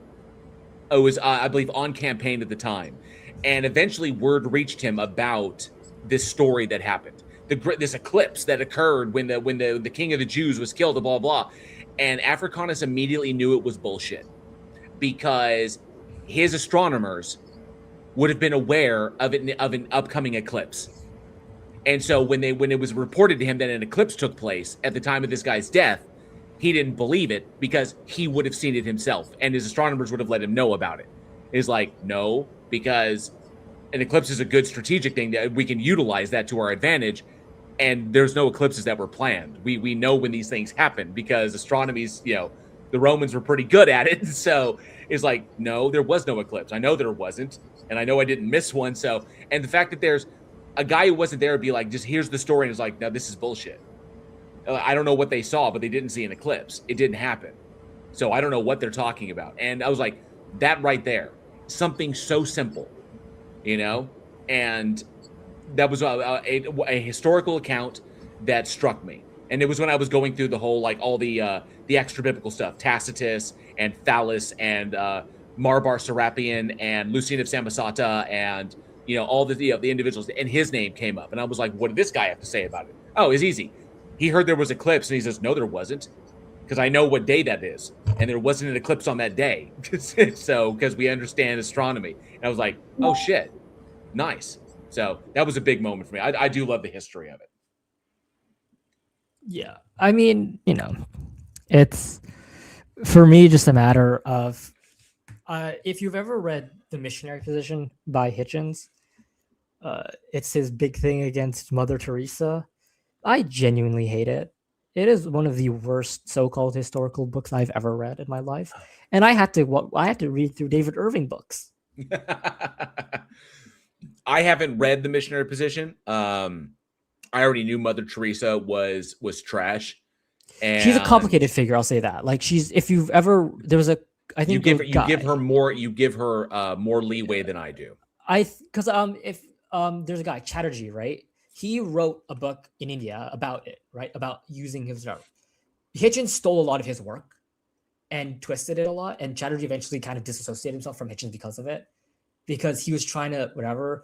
Then there was also another one, I forget their name. They're from the Balkans as well. They're sociologists who they wrote a book, I think it was like Saint or Celebrity, about Mother Teresa, and it analyzed almost like the social aspect of who she was. Like, it went into who she was, like it went to where she was from in the Balkans, and it went over that kind of stuff, and it traced her all the way to India, to places in the Caribbean and everything, right? And it was a far more rigorous exercise in deconstructing who she was, right? That to a degree she was a symptom of the people needing that kind of savior celebrity, right? I would agree to an extent that she was a symptom of it, but if you think about it, that you have an individual who, despite their indoctrination, is able to, in their mind, set aside the cognitive dissonance and literally watch people writhe in agony and conclude that this is what is best for them. When there is the ability exists to reduce their suffering. The level of look through the level of, or they say she was either so indoctrinated to the point that she was incapable of being empathetic, or she was able to turn her back, like literally, like ignore her own empathetic response as one human being to another. To see another human being in agony, the vast majority of our species, unless there is some sort of like structural issue in your brain, like pre-existing structural issue in your brain, or your limbic system is damaged in some way, elicits an empathetic response. You see someone in that level of agony, your brain, the mirror neurons in your brain fire. You can internalize that experience. The fact that she could do that for the vast majority of her life and either do one of two things. She was so completely indoctrinated that her empathy didn't even trigger, and she legitimately believed what she saw was the best for them, or she was ignoring her empathetic response. Saying, nope, I have to deny my empathetic response because this is what is best. The type of person it takes to do that, in one, she's a victim. She's like a brainwashed victim spreading misery where she goes. In the other one, she's a freaking monster. So either way, it doesn't swing well. It's you actually hit on a good point about who she is, the person she is, because I found it. It's Gizim Alpion. It's a book by him. He's an Albanian sociologist, right? His book is Mother Teresa, Saint or Celebrity, right? And it talks about things like the Take it easy, Espresso Jack, and her celebrity. No, go ahead. I was just saying bye to somebody. Yeah. Oh yeah, I didn't want to interrupt you for that. No, it's all good. I was just when people leave, they let me. When people leave, they let me know. I just like to say bye to them. Espresso Jack is taken off, and good to see you. Probing Time 666. It's probing time. You remember that time that Probing Time 666 came in the chat and it said it's probing time, and everybody probed. It was fucking awesome. So Probing Time is here. Good to see you, Leo Phileas as well. Good to see you. Zoom aside. Thanks so much for hanging out. Plot Hole's hanging out. Good to see you, Plot Hole. Thanks so much for being here. And I'm only here to cause chaos. Fantastic. That's what I love. Plot Hole is Johnny O from the Plot Hole. He and I have been working together for years now. It's a good dude. So I'm sorry. Go ahead and Apple. Sorry about that. No, it's fine. It's fine. And then the other one is by Dr. Arup Chatterjee. He was a British Indian author and doctor, right? He was from Calcutta, and he wrote the book The Untold Story, right? Mother Teresa, The Untold Story, and you'll notice that if you read, and if you want to read more about who Mother Teresa really was, you just read those two books, because they actually go into depth of who she was, what she did, and all that stuff, right? And Hitchens didn't really do any of that. He had maybe a couple of things that he took from Chatterjee and stuff like that, but in general, it just wasn't it's just not a very good book on her, right? And it's very easily dismissed as like a hit piece compared to Chatterjee or Alpion's work, who these are fundamentally intellectual academic pieces on her, versus just an angry magazine saying why she was bad. I get it. He may have taken a more personal slam at her. He found something about her that disgusted him, and he may have just gone after it. It's a shame he's not here, yeah. So but nonetheless, I do want to given your position on the topic, I do want to give an opportunity for other people to come up on stage. And so to anybody out there who's in the live chat, I do know I think we have at least one believer who's in the live chat. If you're wanting to come up and defend your position, you can click the StreamYard link. It's pinned in the chat. You can come up on stage, and I just want to make sure we give some time to other people. So, is there anything else kind of like closing out an Apple or? No. I think this was good. I guess whatever. Like, it was great being here. Thanks for having me on and everything. Always, yeah. The first timers are always well. It's like Fight Club. Yeah. If it's your first time here, you have to come up on stage. So, yep. And I do appreciate it. You're always welcome. I do this every Sunday and Wednesday. And if there's something else that comes up that you're curious about, or you have questions for us, or something up, you're always welcome to come up on the next one. Okay. All right, thanks, and happy Canada Day. Yes, happy Canada Day. Definitely. Thank you so much. And I think I saw Canadian Ollie Man in the chat too. Good to see you, Ollie Man. Thank you, and Apple. We'll catch you on the next one, okay? Have a great one. Take it easy. All right. Let me see. Steve Johnson says, "Oh yeah, the plot hole is woke up this morning, but all I can say about that. That's awesome. It's good to wake up. Good to get the opportunity. How say so? Checksate. I don't know. CH says, how do you define nationality? Do you mean nationality or nationalism or rationality? How do I define rationality? Rationality is defined as being in accordance with logic and reason. So being in accordance with logic and reason. That's what being rational is. Rationality defined in accordance with logic and reason. I don't think that should be problematic. A problematic definition for anybody. Let me see. We did just have one milestone. Remember, everybody, it's July 1st, which means you get a free membership milestone chat. So if you're a member of the Godless Army, I want to know how long you've been a member of the Godless Army. You get a free membership milestone chat every month. You get one free one. So let me know in the side chat how long you've been a member of the Godless Army. I know we have a bunch of members out there. So let me know how long you've been a member. Let me see. It's also International Joke Day. Nice. Juggernaut Jared Reed says, I broke the rules of Fight Club because I've never been on stage. That's okay. But I think I would say for I don't know if the rules apply to you because you've been around so long. You were here before it was Fight Club, before it was Project Mayhem. I mean, you're one of the founders. So you're good to you were here at the in the beginning when it was just a dream. Jay versus I don't know. I don't know because I didn't know how long my because I know how I must be in a conversation there. So what's your guys' problem, Ella? Thank you for answering, host. Not a problem, CH. Not a problem at all. But yeah, but yes, any believers who may be in the side chat, you're more than welcome to come up on stage. We'd love to hear your evidence or your argumentation for why you think a God exists. Until then, okay, so CH, you do have questions. You're more than welcome to come up on stage. You don't have to be on camera, but we do need to be able to hear you. To be able to hear the stuff. So I'm not just like answering. So it's not just a one-sided conversation. Do you believe Christianity doesn't follow logic or reason? If it does follow logic, then do you believe it somehow follows less logic? Less logic than, you may want to rephrase that. Do you believe Christianity doesn't follow logic or reason? The God belief, yes. Since Christianity is centered upon believing that there is a God, yes.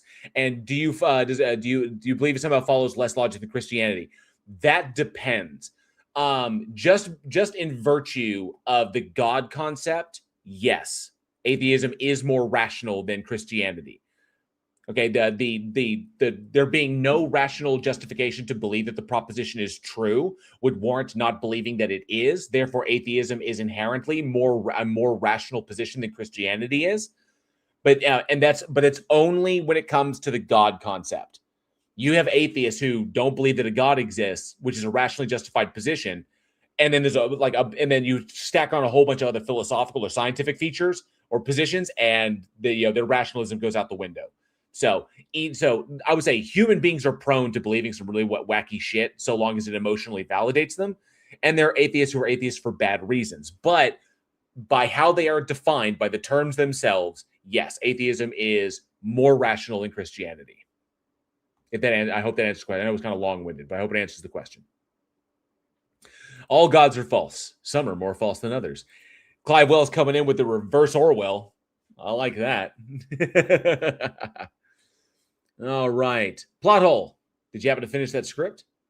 I'm just curious. Just curious if you did.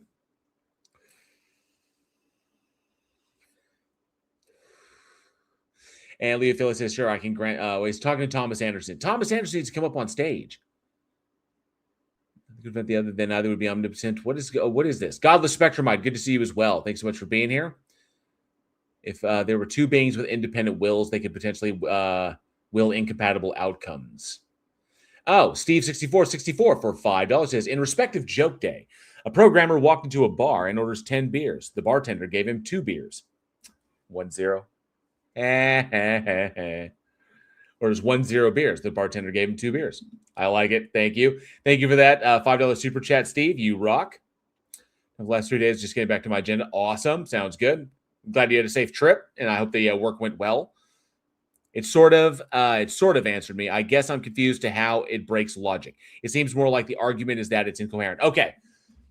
From the proposition, whether or not it is rational to believe, whether there is rational justification to hold the proposition as being true, for the Christian God, no, there is no rational justification. As there is no rational justification to believe that it is true, it is rational justified to believe that it is not true, to hold that it is not. Okay? We're just talking about beliefs here in that respect. When it comes to logic, it's the knowledge that the Christian Abrahamic God is defined in a logically contradictory way. That God cannot exist any more than a square circle can exist, or a married bachelor can exist. So that God can't exist. So those that do are not in accordance with logic and reason. So that goes one step further. So that covers the logic aspect of it too. So it is logically incoherent, and it is irrational to believe that the proposition, to hold the proposition as being true. I love this, Leo. I know you love it when terms like great making, okay, great making, absolute freedom, maximum power. So a limited being depends on outside forces, not necessarily. Because it could be limited to a degree. It can't do a whole bunch of stuff, but it could be the most powerful thing out there. But it would still be limited by other things. It could still not have the extent of power that you think it does. So it could literally just be limited by logic. Okay? So, or maybe it's not as great as it will be in the future. Who knows? So, but a maximally great being must possess total independent causal power. I love how they just operate with these things. So, all just and all merciful is illogical. Yeah, something like that's another example. Spam brings it up. Something all just and all merciful, like perfectly just and perfectly merciful, that's illogical because mercy is a suspension of justice. So how can something be perfectly just and perfectly merciful simultaneously? That makes no sense. One entails a suspension of the other. Two chemists walk into a bar. The first one ordered H2O, and the other orders H2O2 and dies. Water, and I believe that's hydrogen peroxide. Hydrogen peroxide? Is that peroxide? H2O2? I know that's 2 hydrogen, 2 oxygen. So that's dihydrogen dioxide. Right? That's dihydrogen dioxide?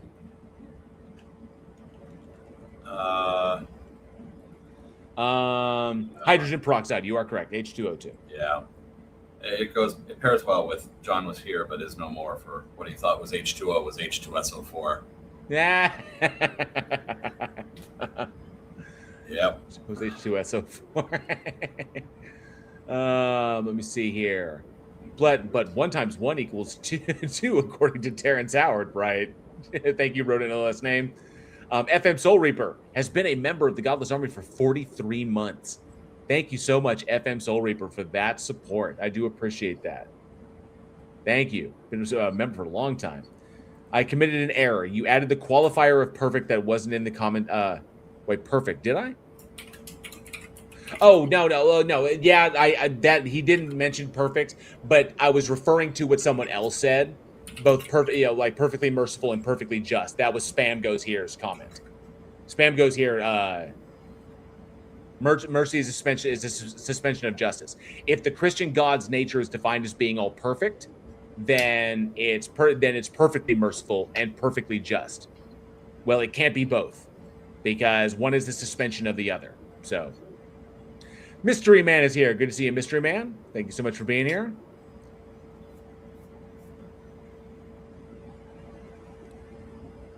These philosophers argue that mercy and justice are not contradictory. No. One can be just and one can be merciful, but one cannot be the maximum of both simultaneously. Because you can be just and you can be merciful, but mercy is the suspension of justice. That is what that is. So you can't deliver perfect justice and perfect mercy simultaneously. You can't do it. If your nature is perfection, then you can't do those. Where does the definition of the Christian God state perfection?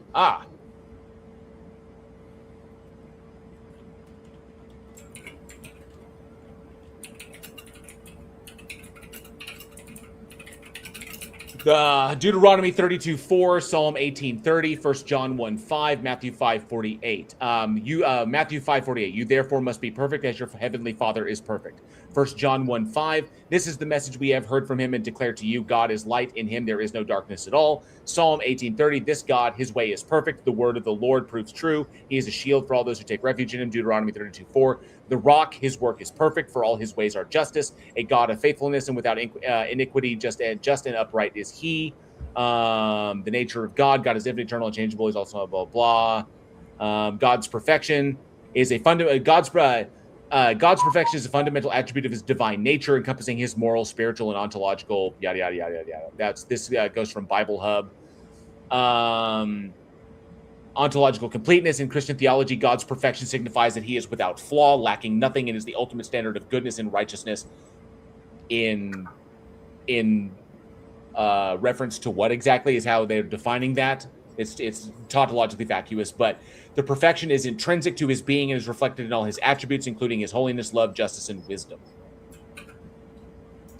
He is the rock. His work is perfect. All his ways are just. A God, yeah, blah, blah, blah. This from Deuteronomy, so, yeah.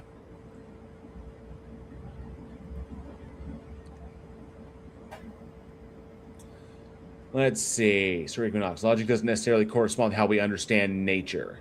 It actually does, because it actually does, CH, because logic is a descriptive language that is subjectively derived. We come up with it to describe the objective reality that we perceive. We perceive that a thing is itself and cannot be that which it is not. That's logic. That's like A equals A is not equal to not A. The law of identity, the law of excluded middle, and the law of non-contradiction, these are rules as part of the linguistic apparatus for describing things in a coherent fashion for the dissemination of coherent information. So, nope. So it straight up, it literally describes reality.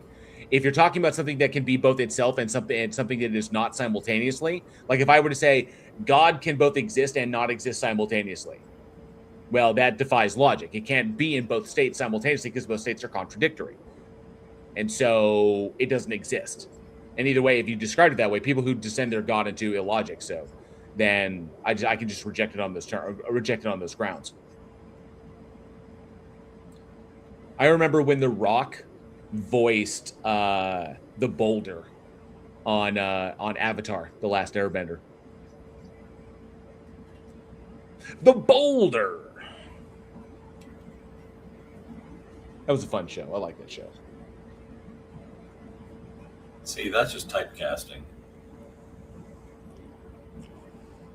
It was after they met Toph the Earthbender. And she got into it. She was in a fighting ring, and she had to fight the boulder. And the boulder is conflicted about hitting a little girl. And then Toph like smashed him with something and knocked him down. He's like, the boulder is over his conflicted feelings. Yes, the Shyamalan Ding Dong Avatar, that sucked. It did. The Netflix series, the first season was okay. The second season is looking to be better. So, Cord Lizard Mage is here. Good to see you, Cord. It says bad day to be a UPS driver. 109 heat index. Woof. I know the humidity is killer where I'm at. That's why I didn't do any work in the yard today. That humidity will get you. Let me see. Nature is what nature is, regardless of whether humans are wrong about it. Yep. Agree with that. Dollar Spectrum says, here's my question. Will there be 80085 in heaven? If not, then I wouldn't want to go anyway. Well, I mean, if you look at the Hieronymus Bosch stuff, there's going to be plenty of that in hell. You know?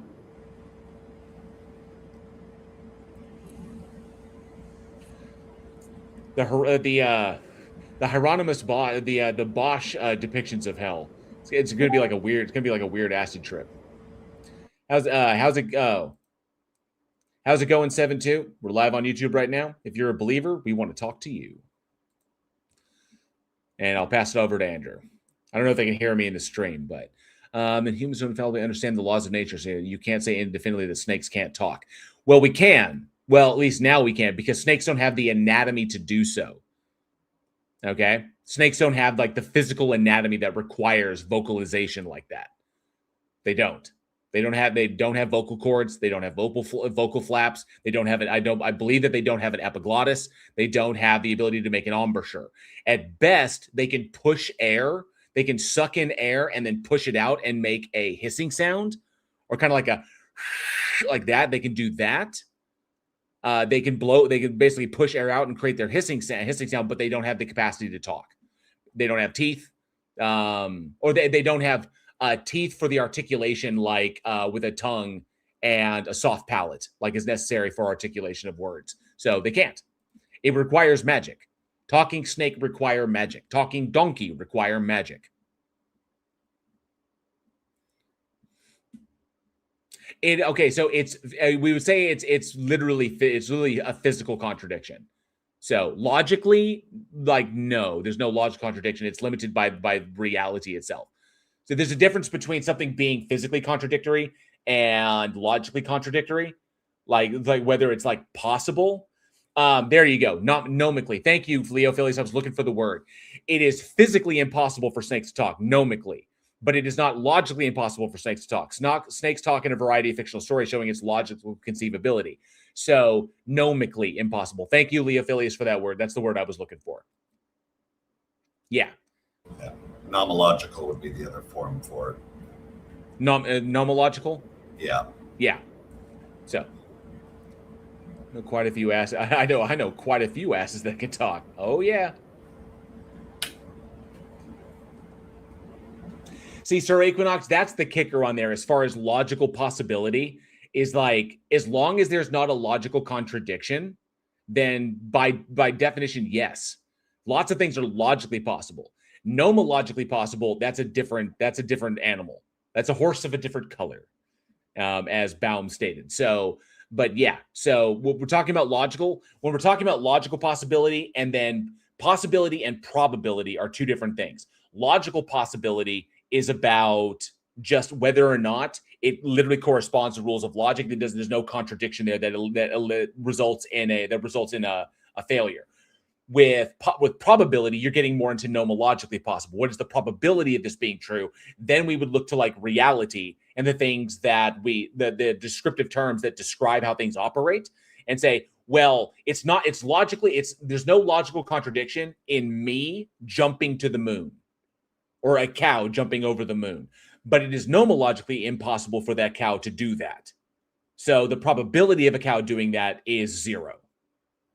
So we calculate probability differently than we calculate possibility, which is why I always talk about if the God is defined in a logically contradictory way, I can just throw it out the window and be done with it. It's just trash.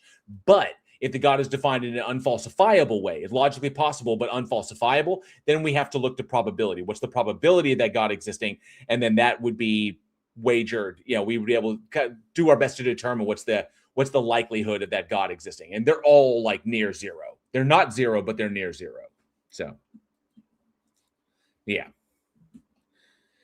It would not, okay, so to deny reality outright, it would not be rational it would not be in accordance with reason and logic to do so. Yeah, so that right there, is it logical to deny reality?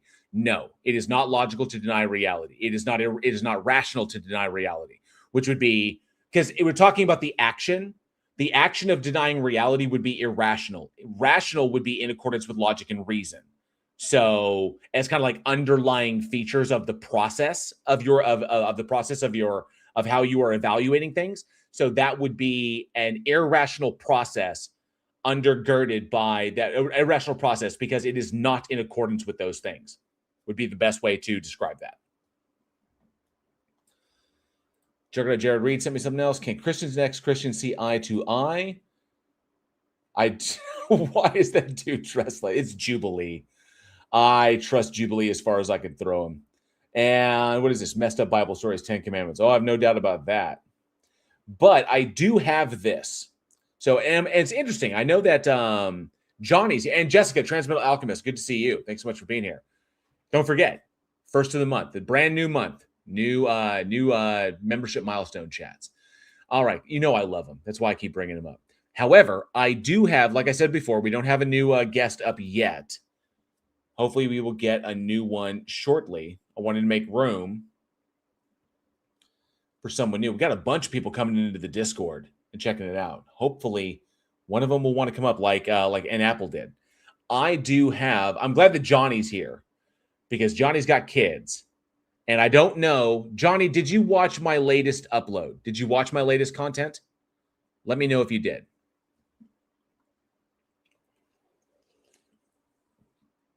All right, chaos is off. Uh-oh. Leah Phillies is in the house. Howdy. Here to school us all. Duty. Not really. Here to tell us where we're wrong and that we need to like it. We need to like the education he brings. I don't know. I wanted to see if Johnny saw my latest upload because Johnny's got a whole passel of kids and I know he loves them dearly. And as a dad, I was kind of curious about his opinion on this. Take it easy. Steve says, good night. This is always fun. Have a safe 4th. Don't blow off anything you might want to use later. Good point. Have a good one, Steve. Thanks so much for popping in. I don't know if Johnny, I don't know if he saw my message. Hopefully he did, but I hope he'll respond. He has not Who seen is it. Johnny? Johnny O is the plot hole. Oh, And- wait, no, I know who you're talking about. Yep. Yeah. He and I have been working together for quite some time.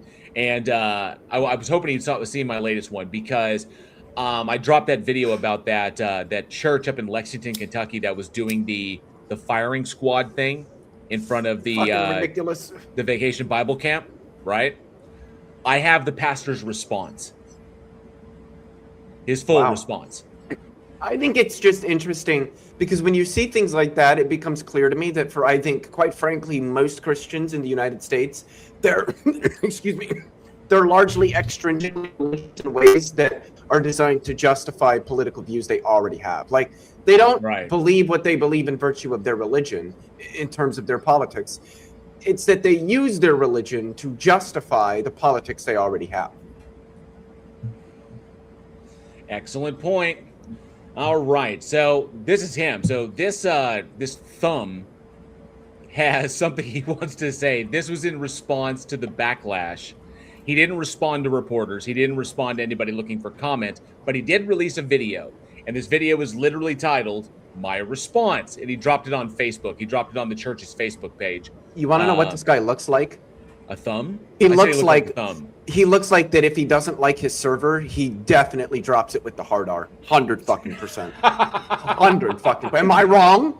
Am I wrong? Look at that fucking face. That's a hard R face right there. This is a dick who takes one of those folded up $100 bills that's actually like a Bible passage and leaves it for a server that he likes. And he does that for the ones that he likes. That's the way. Jessica's with you. That is exactly correct, Leo. Okay, so but this is his response to that vid. To that, you've seen the video, right, Leo? I have, yes. Have you seen it, Andrew? Yeah, I put a comment on there. Oh, okay. Which was it was not good. Here The is opposite of good. It was ungood. Here is Dwayne Walker's Pastor Dwayne Walker's response. Like, I'm sorry, Dwayne is the most hard R fucking name I've ever heard in my life. Dwayne. It's like it's D Wayne, D-E Wayne, Dwayne. Oh, Dwayne. Dwayne Walker. Oh my God. From Lexington, Kentucky. Here we go. And a good day to you, my friends, and just a thought from the pastor study. I want to address this. Does he sound like fucking Foghorn Leghorn? It's like, I say. You gotta keep your eye on the ball. Ball. See what I just did there, boy? Pay attention. This dude is. Oh, I'm sorry. Anyway, just like every time I started listening to it, I'm like, this dude sounds like fucking Foghorn Leghorn. Firestorm concerning the clip that's been sent, I guess, everywhere. It's on my channel. Quite frankly, befuddled. The misinformation out there it's sad. And I guess it's a part of what this generation has become. Okay, hang on a sec. I want to address this. There's, from all the places that I saw it, I read about it on Hemmett's daily thing. Hemmett Meta's the friendly atheist. I caught wind of it there. I saw a post of it on Reddit, and I saw the TikTok one. Okay, I saw that somebody posted up on there, and then I saw it on TikTok as well before it got taken down. Oh my And God. so, from all that I've read, there was no misinformation because people were only able to glean what they saw from the video. And so whether or not it was God or Satan or evil or whatever, like any of that other bullshit, they were judging it based upon what they saw. An act of violence on display in front of children. So I don't know what misinformation. You know I love you, JL. Why? To death, but Hemant? I thought you said Hemet, as in like the military vehicle. No, Hemant. Hemit's yeah, meta. Hemant. Hemant's It's meta. Because I'm sorry. I just the way he said it just made me. I'm sorry. It just Hemant meta, right? Hemant meta. Yes. I'm gonna eat. It's like when people say Zoran, it's not Zoran, it's Zohan. I'm gonna eat your whole head. Anyway. Oh fuck. And concerning the clip. Oh my God! that And has he's got a been gap shared, tooth. Holy fucking shit! It was Wait, let me see. the misinformation out there is sad. Yeah. And I guess it's a part of what this generation has become. And concerning the clip that has been shared, it was nothing more than a small part of our Vacation Bible School. The dude made sure he had a ghillie suit. He had a dude in a ghillie suit on Overwatch. Okay? That didn't even play a role in the shooting of the guy.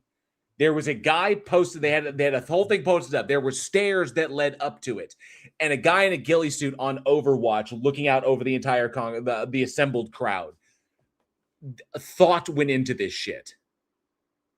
For 32 years, Vacation Bible School, we have characters every year that represent good and right and God. And we have characters that represent evil and wrong and that which should be avoided.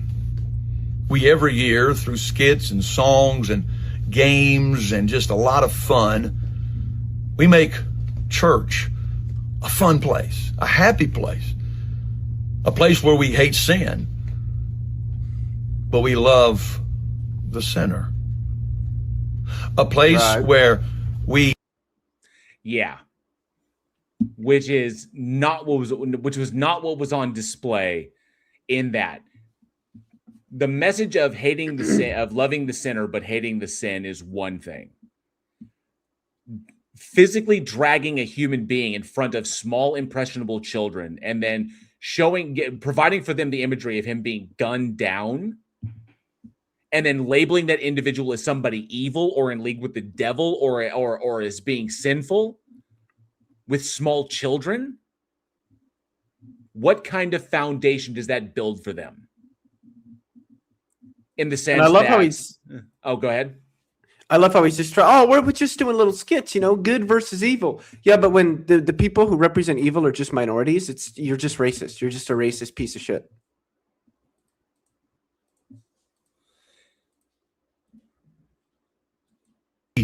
Exalt Jesus and we hate the devil. I think you'd be in agreement that we shouldn't love the devil. I think we're all in agreement that there's such a thing as spiritual warfare. Which is not warfare between people with fucking guns. You complete dumbass. He's either a dumbass or he's just pulling this out of his ass in order to try and. Well, those little smirks that you see tell me that he's just pulling the shit out of his ass. Pulling the shit out of his ass. That's my inclination. Like he knows exactly. Like look at that face. He knows exactly what the fuck he's doing. Yeah. A battle going on behind the scenes that we can't see with physical eyes. Yet you literally exemplified the use of physical force. That is what you implanted. Now he is like straight up contradicting himself. And like I think like Leo points out, look at the fucking smirk. The smirk on his face. He knows. I'm agreeing with you, Leo. He knows exactly what the fuck he is doing. Javers in the chat's got it right. Desensitizing them for atrocities later. Yep. All he's doing is painting it out that only a certain type of people are evil. So it's okay when those people are like, killed or subjected to extraordinarily oppressive or authoritative means of governance or anything of that nature. And throwing it down at the very, very beginning by poisoning the well, when he says, like, I guess it's this generation's, way of looking at things that, with the misinformation, all that other bullshit, it's just, that's what this generation does. We here have a very serious addiction ministry, have for years, reaching those that have been broken by drugs and alcohol, some horrible addiction that's taken from them everything that's good. Hey, Leo, is there an opposite of poisoning the well where someone tries to improve their, ignore a problem by pointing out all the good things they do? And so they avoid it. So they try to shift it away. Is there what is that called? I think there is a fallacy where you try to soften something by pointing out the minimal amount of good that comes out of it, despite the fact that significantly more evil comes out of it. I think there is some sort of fallacy like that. But I have no idea what it is off the top star of my head. power fallacy. Star power fallacy. Yeah, it's basically you exalt, the individual or the circumstance along the way, so they go into it thinking about it favorably. Would this be a form of tu quo que? But what about all the good things we do? Well, it's also a tu quo que. We're just interchanging the fallacy by sentence. Okay. Yeah, So it's also which one do we want to focus on right now? This fallacy or the next fallacy? Hang Oh. on a sec. I think probing time wins this one. Whitewashing. Yes, I approve. Given where Leo took this, that's got to be the winner.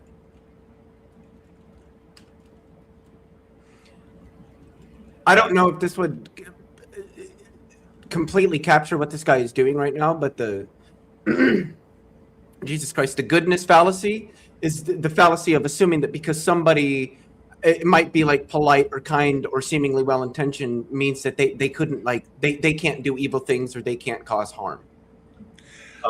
You see this a lot with Nazis online where they'll be super respectful in a debate or a discussion while at the same time saying the most atrocious things and assume that because they're saying those things in a really nice and polite way that somehow means that what they're saying isn't atrocious.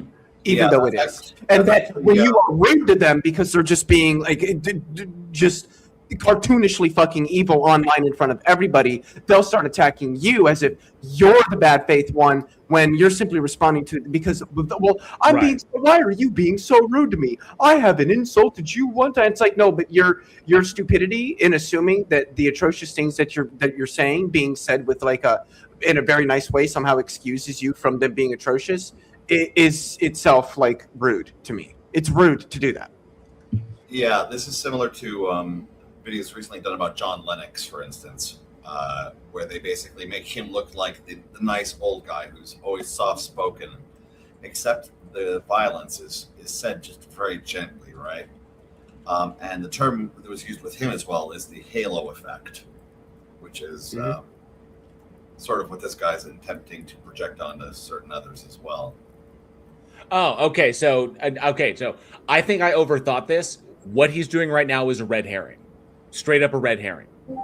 He is dangling their whole addiction outreach, the work that they do there to distract from the critique the display they put on. So that's just a red herring. Well, look at all this good stuff that we do. You to pay no mind to the man behind the curtain. Ooh, right. Look over here. Yeah. The opposite of poisoning the well is called the halo effect or sweetening the well. With that would be the opposite of that. And it really depends upon whether you're looking at it as an act of positive psychological priming or as an opposing logical fallacy. So, but typically shit like red herrings are used like this in order to positively psychologically prime the audience. They are reducing the egregiousness of the topic on the table by focusing on the good stuff that is irrelevant to the topic. So it's a red herring designed to try and boost their positive image so that it appears to reduce the egregiousness of the topic at hand. And I look like at when that you point out that a dude who raped a chick behind a dumpster is well, but he's so good at swimming. He's so good at swimming. He's young. He's got a life ahead of him. Look, he does good in school. Look, but see, Right. he does good in school. He's a good swimmer. This is straight up. So what he's doing right here is straight up fucking manipulation.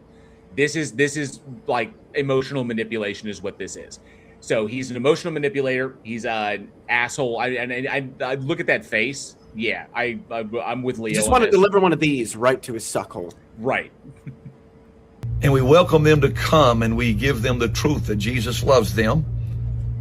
Which doesn't cure addiction and doesn't address the underlying problems of addiction, which is why religious-based AA programs have higher recidivism rates than non-religious ones. So, You know who That the else devil has does- sleazy, a real fucking sleazy ass, slimy ass piece of fucking shit, fucking worthless ass, stupid motherfucking little smirk ass face like that? instead of a relapse. This fucking slimy ass piece of shit in Texas.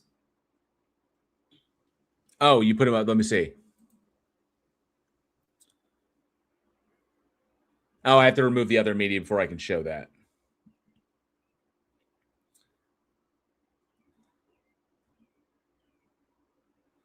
Let me see. Let me pull that and let me add that. Oh, yes. Fucking this guy. Paxton. Ugh. This guy is just like this is the absolute worst of the fucking worst. It's just I almost don't have words to describe him. He's such a fucking piece of garbage. That freaking lazy-eyed psycho. Yeah. That agreed. lazy-eyed, sleazy ass slime ball smirk that he fucking does. Oh my fucking god. Yeah. Let me back this up a little bit. And we welcome them to come, and we give them the Jessica Transmill Alchemist for 2 Australians says, why is Leo being so polite? Well, you know, he only got a guy that fucked a bunch of kids off like 60 days in jail instead of the 15 to 20 years he was supposed to serve, and then kept him off the sex offender registry. Yep. truth that Jesus loves them, that the devil does hate them. They can be forgiven, can get a new life, can start over. And it's been one of the themes of our church. I think of how many times I've visited a jail, and I leave there heartbroken over what sin and Satan has done to that poor person. And the fucking brain dead. This is Christian brain rot. This is what it is. None of this bullshit he's saying is true. Like none of it whatsoever. And is not logically follow. I mean, this is the look of an individual who has either never given his religion one moment of critical examination, or he knows it, and this is just the shit that they expect him to say. So yeah, this dude is full of shit. I'm gonna call him straight up to his face. Pastor Dwayne Walker, you are full of shit. You are full of shit. You know what you did, and you're being an emotionally and psychologically manipulative asshole in doing this. I hope he hears that. I really do. What's up, Josiel? Good to see you. Look at my misdirection. Look at it. Witness me. pray that God, I pray they let you change their life. And every year. Wait. You look at what okay, Jose. They're in jail and have done these things because the devil did that to them. And then they're supposed to look to God. Why did God let the devil do that? Allow God to come in and change their lives, when the only reason the devil is able to do those things to him is because God allows for that. Because that's the system that God has created. Seriously? But of course, these are the questions that they will never want to answer. No, but my free will, Bob. I'll say free will is the answer. For 32 years, we've had this evil against good in our vacation Bible school. For 32 years, he's been indoctrinating children with this kind of messaging. Yeah, for 32 years, we've been doing, whites versus no. Sorry about that. I mean, good versus evil. Translation: repeat offender. Yep. Several years we've had the Commandos for Christ. Oh, what the fuck? Can I respond to something in chat just real quick? Just Yeah, go for it. Clarify. I just heard Commandos for Christ, and I had to yeah. eat my lunch. Cord Mage, I don't know if I'm saying this right. Cord Mage Lizard is right. Cord Lizard Mage. Was Cord Lizard Mage. Yeah, I can't get that. I don't know. Anyway, yeah, he was the AG, and he was impeached by the party, but he was not actually convicted. But he was impeached. He was impeached by the was it impeached by the House, but but the charges were dropped by the Senate. Yeah. So he was impeached, because impeachment is just a form of like being charged with a crime. It's not an actual conviction. But his staffers reported him to the FBI because of the egregiousness of his corruption, and he was arrested. He has a mugshot, and like I said, he got a dude who literally fucked kids out of jail, out of prison. He only ended up serving, I want to say it was either 60 days or 6 months, but there was a 6 in there somewhere, and kept him off of the sex offender registry. The story on that specifically, Texas Attorney General Ken Paxton faced significant backlash for a controversial plea deal that his office offered to Adam Dean Hoffman, a Waco attorney originally charged with continuous sexual abuse of a child. The agreement reduced the charges to misdemeanors, which allowed Hoffman to serve 30 days in jail without registering as an offender in Texas. The original charges, he was charged with first-degree felony carrying a potential sentence of life in prison. Following a mistrial where the jurors deadlocked, the child victim's family decided against forcing the child to testify. Consequently, Paxton prosecutors reduced the felony charge to Class A misdemeanors of indecent assault and displaying harmful material to a minor. The plea agreement initially called for a 1 day in jail, but visiting Judge Roy Sparkman intervened, increased the sentence to 60 days because that's as far as they could take it. Under county good behavior policies, Hoffman was released after serving about 30. Registry exception, although Hoffman was not required to register as an offender in Texas, reporting shows he was subsequently forced to register after he relocated to Nebraska. So he is an offender in Nebraska, just not in Texas. Yep. Political fallout. The plea agreement sparked widespread public outcry and protests at the McLennan County Courthouse. I've been down there. The deal drew intense criticism from fellow Republicans such as John Cornyn and Jeff Leach, as well as Democratic opponents like James Tallarico, who aggressively called for Paxton to release internal communications tied to the case. That would be solid, but he won't fucking do that. No. And the fact that Ken Paxton is tied with James Tallarico, this human being is tied with a guy who's just like your average white, moderately progressive Christian. Yeah. Like, it's hard to put into words, at least in the English language, what just seeing something like that and trying to and being convinced or like people trying to motivate me to act like Republicans are human beings. I just can't do it. Like, this guy is tied for a moderately progressive Christian in Texas.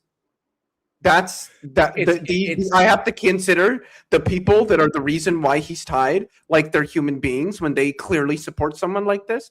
It's no different than, what the fuck was his name? Roy Moore in Alabama, I think it was, back in 2018. Roy! He was like 30-something years old and was literally going to high school fucking dances to pick chicks up. And Republicans were literally out here like, oh, well, but like, is that really that? It's so fucking bad. And I'm supposed to treat these people like they're sane human beings. You can go fuck yourself. Roy watched Dazed and Confused and like Michael McConaughey's theory. You know, I get older. That's the thing about high school girls. I get older, they stay the same age. All right. So thank you, Jessica. Jessica, for the $5 Australian. Classic Trump playbook. You don't bother addressing the substance of the issue. You just assert your own alternative reality and speak to that, right? And Jessica, for $2 Australian, says Commandos of Christ. Sounds like a KKK rebranding. Yeah, it's like not great. If somebody has an extremist right-wing movement. Oh, is it Commandos of or Commandos for? I'll go back and let's do it. I think it's Commandos of Christ. Plot hole brings up we have to consider the gerrymandering too. We do as well. Look, people, the vast majority of the population of Texas, even though there are more Democrats than there are Republicans there, the vast majority of them are, I guess, voting against their own interests. It's just like up here in Oklahoma. the bill recently failed to increase the minimum wage here in Oklahoma. That was just the straight up. The bill was, are we going to increase the minimum wage? That was it. And I don't think that there was anything like major attached to it, but that was the thing. Are we going to increase the minimum wage? Like 58, I think it was like, what did it lose to? And this like Oklahoma raise minimum wage in 2026. State question 832. Oklahoma voters officially rejected state question 832 on June 16th, which would have incrementally raised the state minimum wage to $15 by 2029. So it wouldn't have even been immediate. It would have been an incremental change up to for the next 3 years. But to the only ballot 15 to only $15 from $7.25, which is the federal minimum wage, up to 15, and it would have taken 3 years to get there. Like they would have done it incremental changes to allow businesses time to acclimate to the new change. This is their state or the federal? This is state because the state was going to increase the minimum wage. The federal minimum wage is $7.25. If the federal minimum wage has to go up, all the states have to comply with it. Yeah, they all have to either match that or they can go above. They can match it or go above it. And Oklahoma, it was it was posted up there, minimum wage to 15, which would have been here in Oklahoma, given what's going on here, would have been phenomenal for the working class, for anybody. Like it would have been phenomenal. That would have been life-changing for hundreds of thousands of people. But let's see, Oklahoma's minimum wage has not been changed since 2009. That 2009 was when the federal minimum wage went up. And state law strictly prohibits. Yeah, state law doesn't allow cities or counties from setting higher minimum wages. They rejected it. Let's see. Would have gradually increased the minimum wage. They blah, blah, blah, blah. Where's the percentages? I wanted to see the percentages of it. Son of a bitch. Freaking Stitt. Yeah. Governor shit. I think I can't see where it failed. It was something like 58% to 4. It was like 58 to 42. It failed. I think is what the percentages were. I mean, that there's some hope there for Oklahoma. You had some people that were for it. We need to get Governor Stitt out of the office is what we need to do. We need to get Governor Stitt out. And there are already a number of people that are vying for his position. The problem is that the vast majority of people who are going for his position are all Republicans of different stripes. And a few of them are hardcore Trump people. So, but we need a solid. When does he go up in 28? When is the next governor election?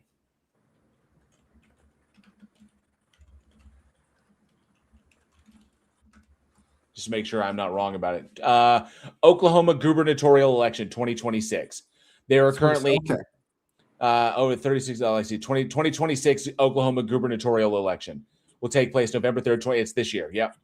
Primary election. Blah blah blah. So I see the posters that people for people that are up all over the place, and I think people are just sick and tired of governor shit, and they want somebody new. I just hope they elect somebody. So, who's running on the Democratic ticket? I don't see a lot of posters. You should know this off the top of your head, JL. You live in the state. I'm more involved in local shit. I'm trying to help the ward that I live in. Okay, I'm trying to help the ward that I am in.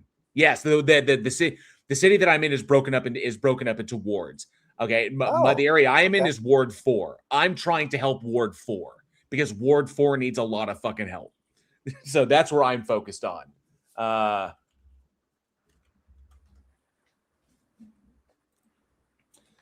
Let me see. I don't even know. I think we have just districts. We don't have wards where I'm at. Okay, so Gettner Drummond Republican, Mike Mazzei. I've seen both their posters around. Advanced to the August 25th Republican primary runoff after defeating 7 other candidates. Ahead of the primary, 4 candidates led to media attention. Drummond, Mazzei, Chip Keating. Drummond, Mazzei, both Republicans. Chip Keating, Republican. Charles McCall, Republican. And incumbent Governor Kevin Stitt, Republican, was term limited and retired. Ahead of the primary, 4 candidates led in media attention. Drummond, Mazzei, Keating, and Charles McCall. Kevin Stitt was term limited and retired from public office. So in Oklahoma, highly conservative state, they were blah, blah, blah. Looks like the last Democrat elected, no, that's the last one. Democrat, blah, you must say it was like, there may not be one. Wow.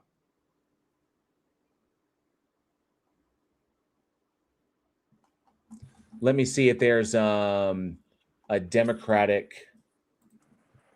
Just 1 second. I gotta look. Democratic primary. Democratic primary took place June 16th in Oklahoma to determine which candidate would earn the right to run as the party's nominee in Oklahoma. Cindy Munson advanced from the Democratic Party for governor of Oklahoma. Okay, yep. Cindy. Okay, yeah. Cindy 10-year, Munson. 20. She's been in the House of Representatives since 2015. Term ends 2026. Years of position has been 10. And let's see, Appropriations Budget Committee. She's all the stuff that she's done. She's running for election for governor of Oklahoma. She's on the ballot in the general election November 3rd. She advanced the Democratic primary June 16th. So, yeah, Cindy Munson is who was going for it. Cindy Munson for Oklahoma. Now I know. I would have found that out when I went to go vote anyway.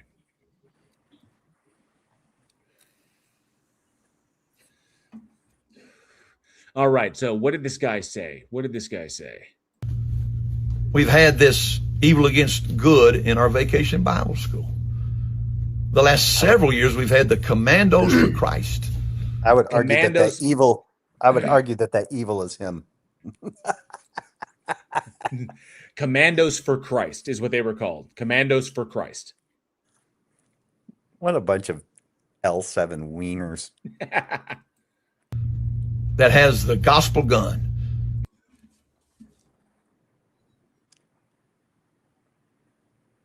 Boomer alert. Well, Mr. Gospel Gun, I've got the secular sniper, and I'm coming for you. I got the atheist 50. I got the atheist 50 cal. I got the atheist anti-tank rocket. Oh yeah, well I've got the naturalist nuke, and I'm just gonna fucking end everything. Plot hole says L7 wieners. I'm glad I'm not the only one who knows what that. Oh my god, what is that fucking from? Holy shit, I know that. L7. It's actually L7. God. It's actually L7 weenie. L7 weenies. Is that fucking that's the Sandlot? Yeah.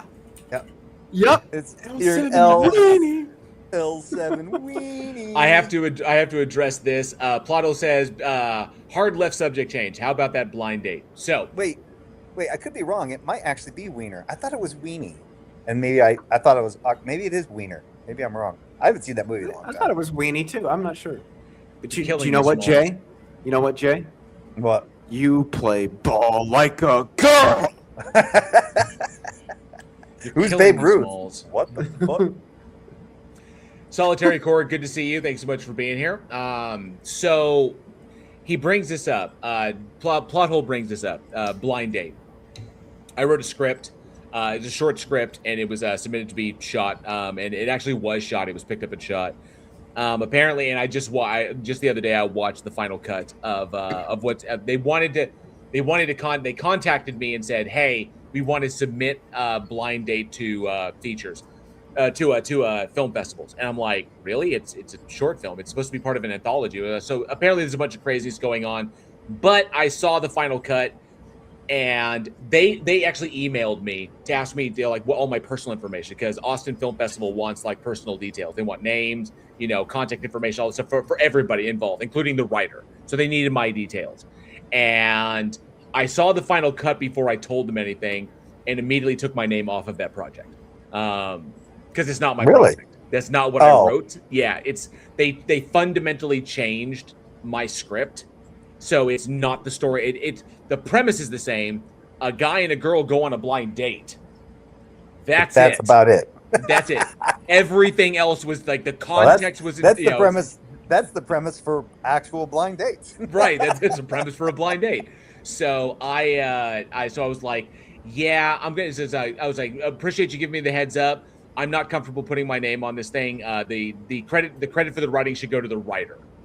Should go to the person who wrote this, because I didn't write that. And so it was supposed to, I don't know what they did to it. Plus the editing was bad. The tech was not great.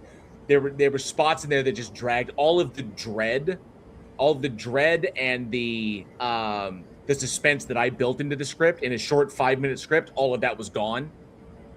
And this guy is hilarious because when I told him no, he's like, no, just take my name off of it. It's whoever did it, whoever wrote that, they should get credit. Just put him on there. And he's like, okay, I'll appreciate it. Thank you so much for helping with the original story.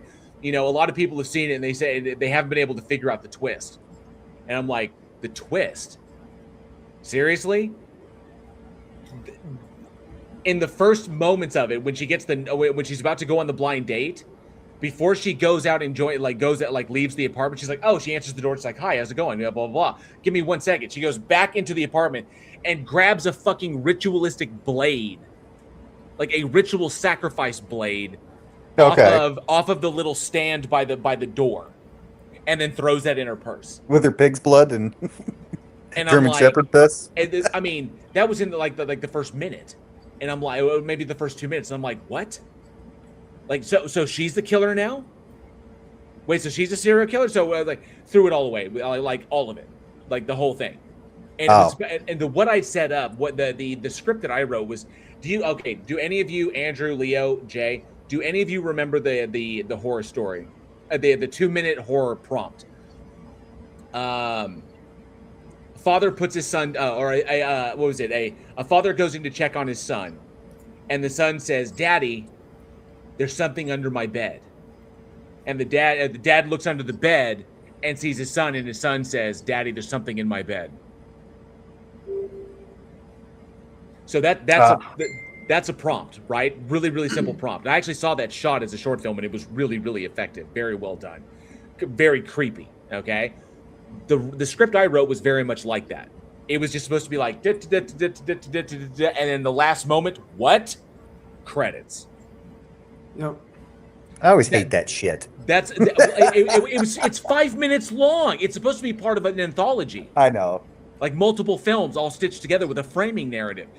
But it didn't happen. And so they altered it. Now they want to use it separately, and it was terrible. The editing is not great, and the sound is awful. And I was like, what are they doing? They screwed it all up. So yeah, what you're telling me reminds me of that short that came out called that it was. I don't know if it was titled the same thing, but it was they made a major movie of it called Lights Out. Yeah. They click. Right. Yeah. And there was a short film. It was like a 5-minute short film. The thing was freaky as shit. And then I remember when the movie came out, I was like, how did the other people do a better job of making that short scarier than this fucking movie? Right. Did you recognize the actress who was in the short, the one who went in her bedroom, jumped in the bed, was trying to keep the lights on and everything? I haven't seen it. it in a long time. Well, the actress who was in the short, who was trying to hide from it, was like, and eventually winds up jumping in her bed, trying to hide in her bed from the thing. That actress was the security guard at the beginning of Lights Out. Oh, I remember. Yeah, I remember that now. Yeah, they couldn't give her the main role. Right. So no selling power. And LLW Peaches, good to see you. Thanks. So Peaches has got the heathen howitzer. Nice. Oh, we've got our own army. I do have another. Just real quick. I know where you want to get back to this video, I think, but have you seen that new horror movie Obsession? Not yet. I'm waiting to see it with Angela. Okay, because I'm going to be probably watching that later tonight. I acquired a copy of it, so. I like to watch the ones that I'm really excited about. I like to watch with my wife. So, my wife doesn't really care for horror that much. There's some horror that she'll watch. She likes like thrillers, but like gore fest horror, yeah, that's not her. That's not her. We watched. I was amazed that she tolerated. For my birthday, I got a 4K copy of Slither. Nice. So James Gunn shit. Yeah. They took out all the special features though. There's no bloopers. Oh, it's a shame. It's just the movie, and I think there's a couple commentaries. That's it. Michael Rooker turning into a giant slug monster. Awesome. It looks like something that fell off my dick back in the war. Fucking awesome. Yeah. It's the answer for the devil. The gospel and the word of God. It's the answer. Devil doesn't exist. All the shit is nonsense. So but he knows this. He knows this crap. He's lying his ass off. The clip you saw was simply killing the devil. No, But it wasn't dressed like the devil, though. He said it The devil- was. He said it was when I initially first saw the clip. I honestly thought it was a black guy. That's what I thought. I thought it was a black dude. I Yeah, was Leo, like, there you go. why are they executing a black dude in the freaking church? I was like, what is this nonsense? But then I had to look closely, and it was just the lighting. The lighting was really, really bad. Plus, he had a hoodie, and from what I could tell, it looked like they had made him up to look like to look devilish. So, but we never actually saw the individual's face, like the makeup or the costuming or whatever they did. He just looked like an overweight homeless person that I see every day hanging around out here. Thank you, Jessica, for the $20. Says KKK PR spokesman. We are a wholesome family Christian organization. We have muskets for the Messiah, bonfires of baptism, and the nativity noose. That's so fun. And don't forget the genital cuff for sexual impropriety. Thank you so much, Jessica. I appreciate that support. I'll be honest with you. If I could kill the devil every day and raise him up and kill him again, I'd do it. You're a sadistic fuck. Yeah, like why? It's like, oh, you killed the devil, you won. Now you want to bring him back? He didn't. What the fuck? If he's referring so to the weird. devil like it's the serpent from Genesis, he didn't do anything to deserve that. He told them the fucking truth. He did what he was made to do. That I too. mean, He's the one we hate. We are not allowed by God to hate anybody else. what? Where is that written in scripture? I like that look he's got on his face. I mean, come on. Give us something. Give us something to hate, right? Wink, wink. Well, technically, he's not entirely wrong there because there's no heaven for haters. I got a lot of verses for you. Not even our enemies. And that's all that clip was. Now, you may not like how we did it. You may not like we used those air rifles. They're basically paintball guns. And maybe you're right, maybe we're wrong. But understand, we're painting a real picture to kids, visibly, what's going on invisibly. But no, those kids, most of those kids were of an age. I know this video because I watched yours. They were of an age. They didn't understand that at all. Some of those kids were in there. They were just getting out of being weaned on Cheerios, for Christ's sake. Yeah, some of them were like crazy young. And we use all week to teach them, tell the truth, don't tell a lie. Work hard, don't be lazy. Clean up after yourself, don't expect somebody else to do it. Love your mom and dad, don't disobey them. Honor everybody. Love everybody, love God. When you open a door, make sure you close it behind you. That goes for you, asshole. Look at those doors behind you. Sorry. And I love us. All this stuff that parents can teach their kids at home, coupled with extreme levels of violence against people that we have othered or have identified as the other, that's okay too. God, this guy is such an asshole. But hate sin because it'll hurt you. And hate the devil who tries to influence you to sin. That's basically what that skit was about. If you had been here, you'd have saw the building up to that point that, boy, they had it coming to them.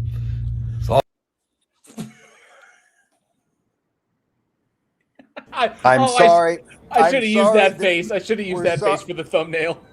We're sorry. We're sorry that the video that we watched didn't give the proper nuance. Yikes. I should have used that face for the thumbnail.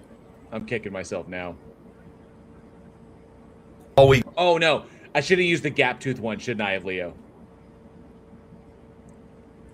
Like that, like the big gap tooth grin at the very beginning. I should have used that for the thumbnail. You know when I came over here and I saw that guy, I posted it. I was like, James Tolkien from Masters of the Universe? Long they'd been sowing mischief and we'd be having a good time, and that's what the devil does, friend. He's trying to infiltrate our homes. He's trying to infiltrate our government. He's trying to infiltrate everything. He's a bad customer. He's under your And- bed. He's in your closet when the lights are out. How this thing has gotten blown up to the point now people have called me and said, Whoa, preacher, they're saying this is killing people. Now this guy's worried about stuff getting blown up.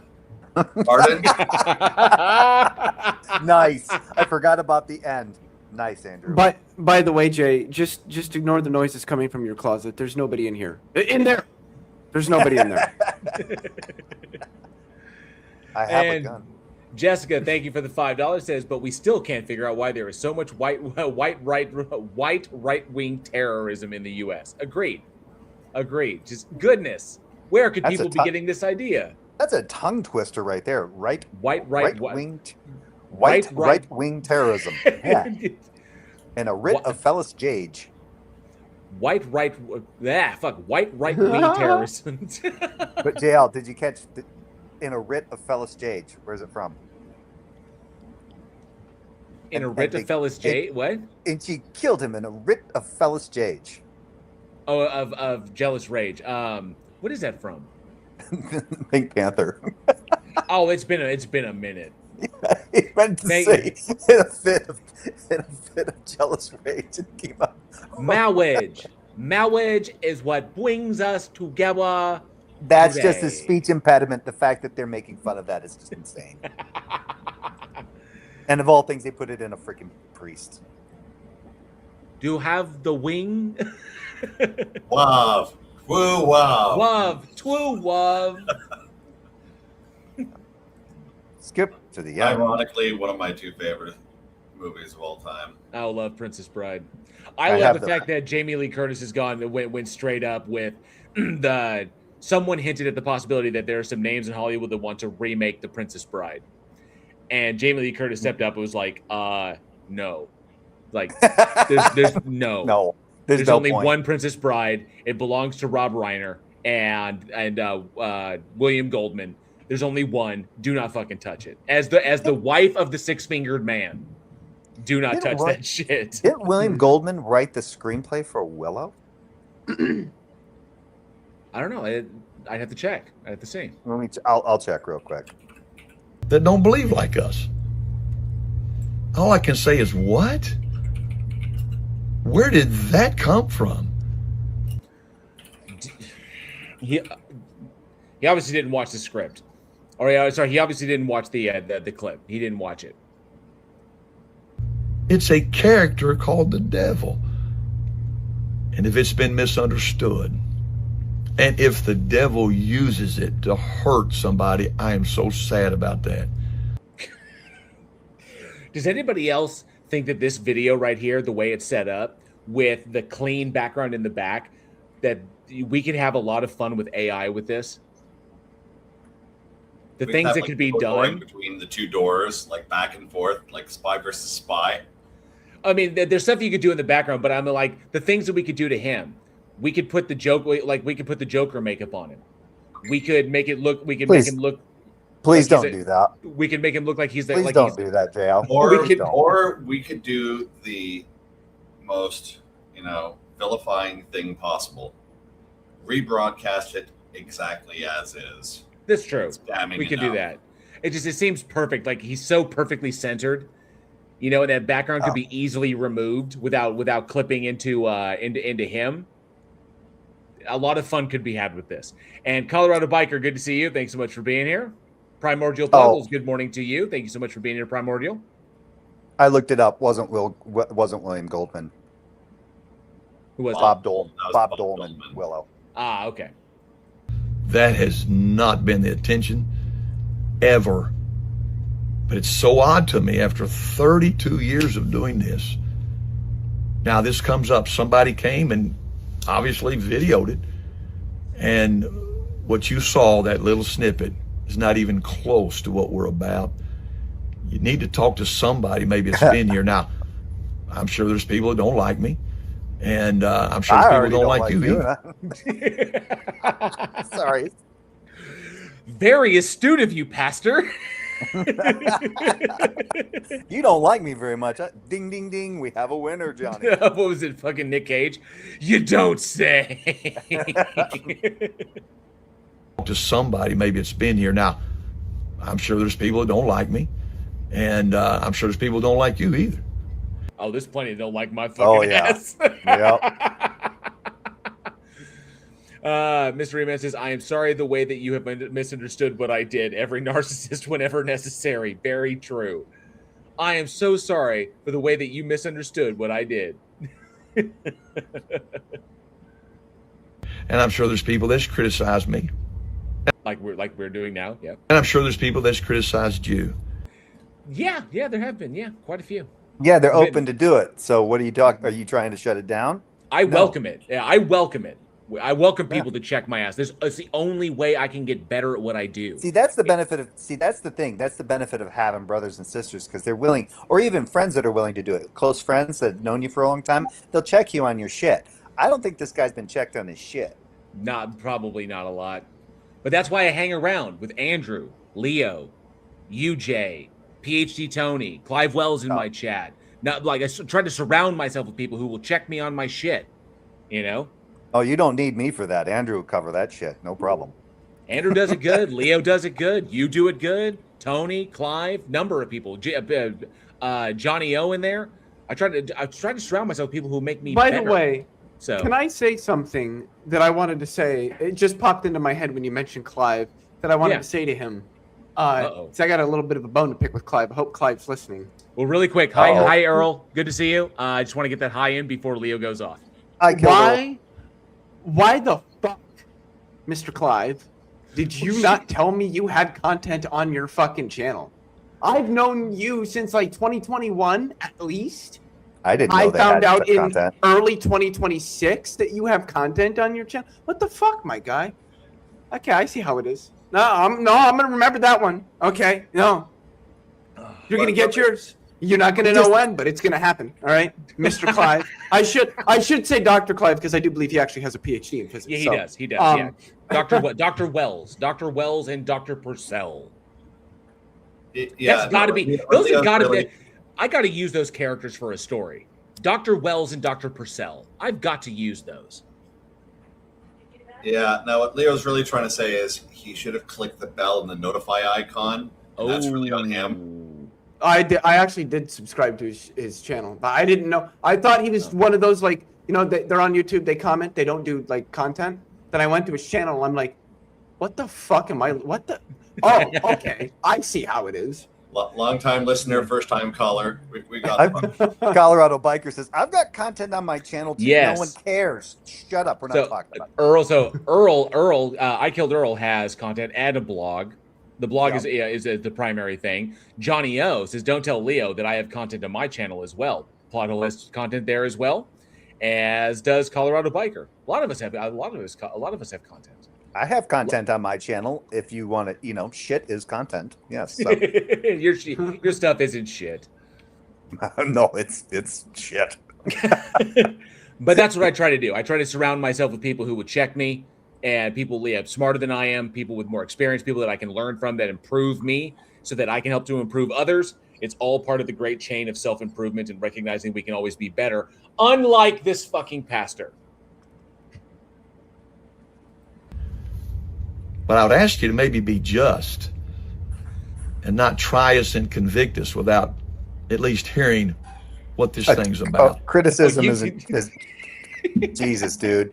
You can do criticism and it not be judgmental. Oh my God. It can be insulting though, especially if you're a world-class turd. In the day and age of mass shootings, and I actually did the math for I actually looked at the statistics. When I posted the video that I posted yesterday, there have been 179 days since January 1st, 2006 to June 30th, 2026. 179 days. There have been 206 mass shootings in the United States since January 1st. Neat. You know, see, my criticism to him would have been, look, dude, I don't think you went far enough. I think you should have used real rifles with rubber bullets. Really made that person feel it. You know, there's nothing like method acting to really help a an amateur actor to grow. Walker, if you are not getting this, I don't know if he won't ever see this, but if he's not getting this, the whole point is that you put gun violence on display in front of young children, which normalizes it. I don't care what the message is. You put gun violence, you normalized gun violence for small, impressionable children, and you used this, whatever message you had to do that. They've equated your positive message with the imagery of what they saw, which acclimates them to seeing that violence and normalizes it for them. That it's a normal part of the thinking. They equate the thing. And then their parents are there laughing and clapping and applauding this, and children will follow their parents. They will see their parents' joy. They will see their parents' elation. They will attach those emotions to what they see. And that sets the foundation for individuals who will literally in later life find quick and easy justification for lethal violence against people that they have othered. I'm not saying that it guarantees that they're going. I'm not saying it guarantees that they're going to do it. That's not logically entailed. But you've given them the foundation for that to be built upon. Okay, mass shooters don't occur in a vacuum. They don't just pop up out of the ground like dwarves. Okay, they're grown. They're grown through indoctrination. They're grown through radicalization, and it's got to start somewhere. It starts when they are young. And what really helps is if there's a nice touch of mental illness. That also helps. Yes, Plato says, "Okay, for real, off now." Okay, take it easy. If you're taking off, plot hole. Yeah, okay, take it easy, plot hole. I must get back to work, as JL will tell you I have a lot on my. Yes, you do. So have a good one, dude. So it starts with that. You have and it usually starts at home and starts at the church. It starts with the authority figures in their lives. You impact these children to an extreme degree because their parents have built you up in their eyes. You have a title, you have a position, you speak for God, or you have ties to God. You are their connection to God, or their idea of it. They will take what you say as fucking gospel at that age. They do not know how to question. And you're literally twisting their minds. Yeah, and he doesn't seem to have, he seems to have actually justified that it's about solving violence. It's like, oh, you can solve this kind of evil with guns, but just remember that this is a figurative the guy in the black hoodie is only a figurative representation of Satan. So okay, so even if Satan, so solving problems with Satan is justified with using firearms? Yeah, now? the issue being that he has attached the concepts of sin and the devil, of sinfulness and devilness, with a person, with the idea of a person, that there are people that equate to sinfulness and like devilness, or whatever you want to call it. That these things are found in people. You show them violence against people. You acclimate them to that. You normalize it for them. You say that this is a way to do it. And just as Solitary Core points out, violence is conflict resolution. When will that ever fire back? Right. Mm-hmm. Okay. So come on, dude. I know this guy is never going to see this. He's never going to hear this. But you are fucking. I mean, this goes beyond boomer shit. If you don't actually see the connection here, this is beyond boomer shit. Or you're a straight up fucking liar, and you know what it is, and you don't give a fuck, and you want to see Christians with guns on the streets gunning down the people that you hate. And thank you so much, Primordial Puggles, for the 100 Australian. Very, very generous super chats. It's so grateful to learn from you, clever folk. Thank you so very, very much. Thank you so very, very much. I do appreciate that super chat. I'm sorry, but we got to do more than that. Like, what the fuck are you people doing? Like, W's in the chat for the $100 from Primordial. What the fuck? I better see some fucking W's in the chat, fucking gremlins. Thank you very much. I do appreciate that, Primordial. That support goes a long, long way. You rock. I'm not seeing W's in the chat. The fuck's going on? W's in the chat for Primordial. It's one I gotta fucking call letter. for it. It's one fucking letter, people. Let's W's go. in the Come chat on for now. Primordial. W's in the chat. Show Primordial some love. W's for chat. W's in the chat for Primordial. I can't type. That's a Parker thing, isn't it? I have no idea. I know a lot of streamers who do that. I think when they get big Parker donations. does that. Yeah. I don't know. For some weird reason, Safari's not allowing me to join the comments through fucking StreamYard today. Type a W for me, Leo, would you? We're here that Mount Olivet Baptist Church has a vacation Bible school that's for killing people. That's what you showed. What the fuck? You heard it wrong, or something's badly wrong. Or it's entirely possible that you did it in the wrong way, which you have alluded to very briefly in this entire 7-minute video of you basically saying, you all got it wrong. You all got it wrong. Maybe we did it the wrong way, but you all got it wrong. You all got it wrong. Give me a fucking break. That we're for hurting anyone that will not believe on Jesus or believe like us? You got to be kidding me. Yeah, because everybody knows Satan doesn't believe in Jesus. He knows Jesus exists. Make no mistake about it. And you're willing to kill him. I hate sin because what it does to the sinner. I will not hate sinners. Yes, you I'm will. a sinner saved by God's grace. No, you're not. You guys have never been able to parse that fucking apple. This dude's. Yeah, no, you're not. You're full of shit, Walker. So, but you used a person. You don't seem to be getting it. In case he does see it. It's not about your stupid fucking message. Your message is bullshit all on its own. The theology of it falls apart. We don't even need to get into that. It's the imagery that you put in front of them. Okay?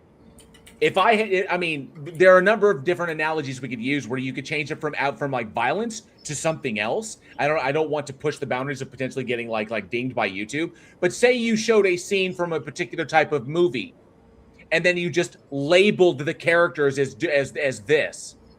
Okay, this is the love that Joseph showed to had for Mary, or that God had for Mary. This is what it doesn't matter what you try to spin it as. 50 Shades of Grey? The image, Sorry. I started trying to show him 50 Shades of Grey and saying that Christian Grey is a great example of how God interacts with human beings. And saying that it only appears that way, but Christian has her best interests in mind. That's a good example. Thank you, Jay. I appreciate that. So I did it as a joke. It worked. Okay? It's freaking ridiculous. The imagery you showed them is what will stick with them. Because that's how kids pick shit up. You want to know? Wait, quick question. What was the name of the female actress, the lead actress in 50 Shades? Was that fucking Dakota Johnson? Dakota Johnson? Okay, that's what I thought. Yeah. She wasn't actually the first pick for that movie, right? Who was? They initially wanted Emilia Clarke to do it, but she turned it down because of the nude scenes, which really sucks because that would have been a hot ass fucking movie. We still got season 1 of Game of Thrones. I mean, yeah, but that's supposed to be like a 13-year-old girl, so I can't. No, I can't, no, she's not. No. Have you read the books? Yeah. Yeah, it's supposed to be. Girl. Yeah, That's fuck that. HBO decided not to make it Cinemax.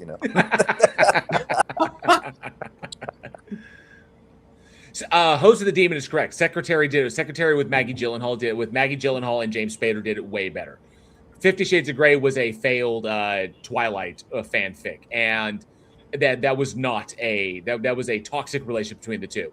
But this is him showing the violence and then equating that to spiritual warfare against the devil would be like showing 50 Shades of Grey and explaining that the despair or the disparate relationship between Christian Grey and whatever the fuck her name was. Anastasia. And the don't ask me how I fucking know that because I don't even know. Relationship between the two of them was because God is so fundamentally separated from human beings because of his nature that we simply can't understand. We have to accept that what he wants for us and wants us to do is in our best interest. It's like they would be justifying an abusive relationship, which is what that shit is. So That is an excellent example. Thank you, Jay, for the unexpected analogy. Hey, sometimes broken clock. Yagi-chan would say, "How the fuck do you know that?" And I thank God that we can give the kids a week of fun and joy and realness about really what's the real world now. Again. So he wrapped that level of gun violence, an execution, and a blowing up of someone's remains into fun and joy. Just throwing that out there. And you may think we went over the top. You may think it was a little bit extreme. It was fucking beyond the pale, you tone deaf asshole. And maybe you're right. But don't you believe that the devil is really using extreme measures in this generation? No, not at all. Why is it that the devil will always go to super extreme measures to cause evil, and then God will do fucking nothing to stop it? Like, what the fuck is the devil just more committed? Yes. Like, what the fuck is going on here? Just makes no fucking sense.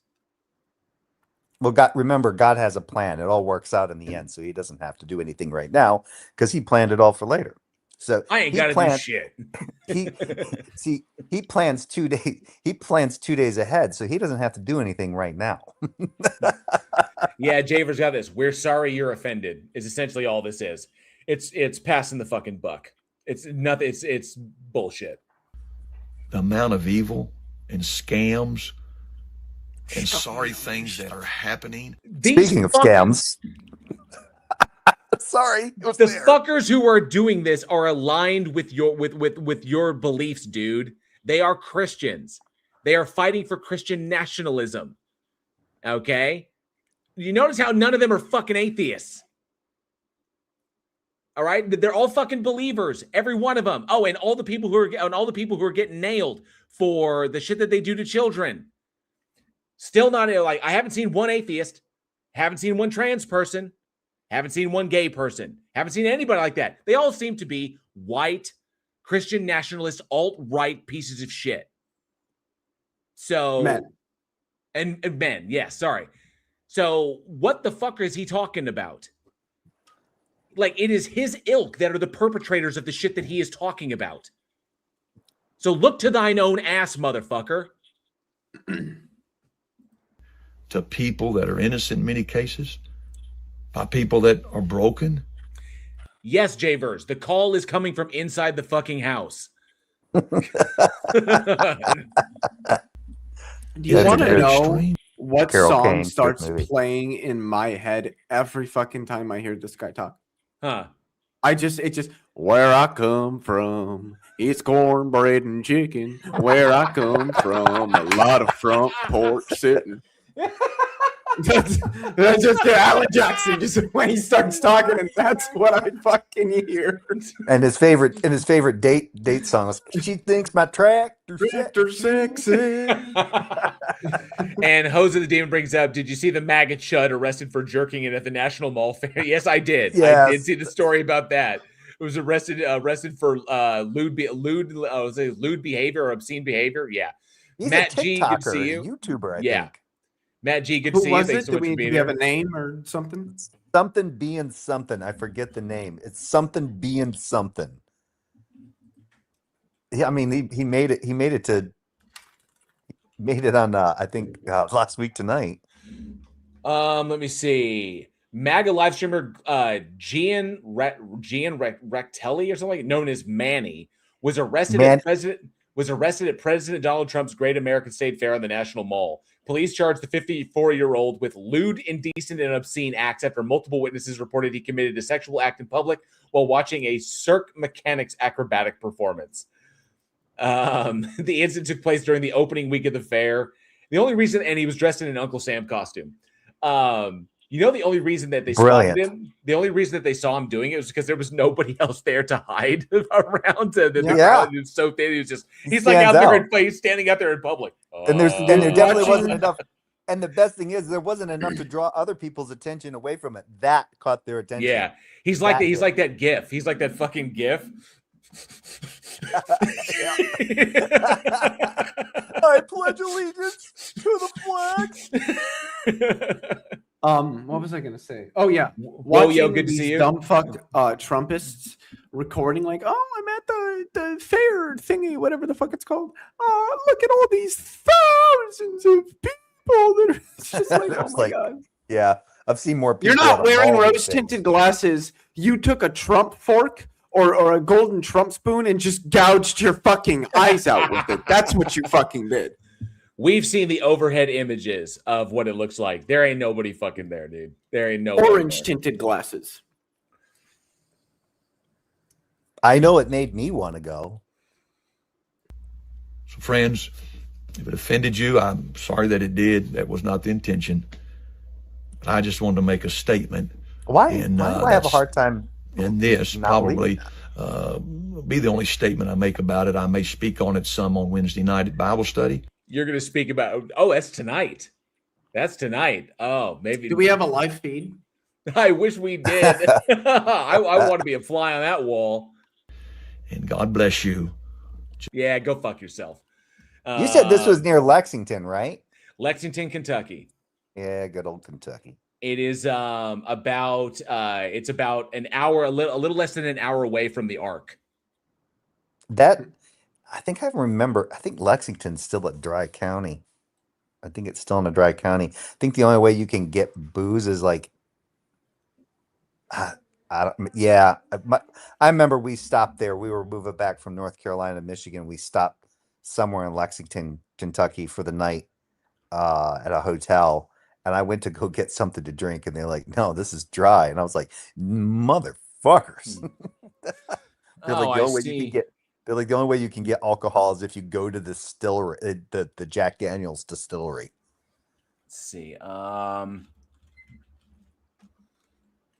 Mount Olivet Baptist Church. I want to see if they have a channel. I know they're on Facebook. Mount Olivet Baptist Church, 10:30 service sets on 7 now. No, this looks like the one that's down in Georgia. That's Rochester. I don't know if they have a channel. I don't think they do.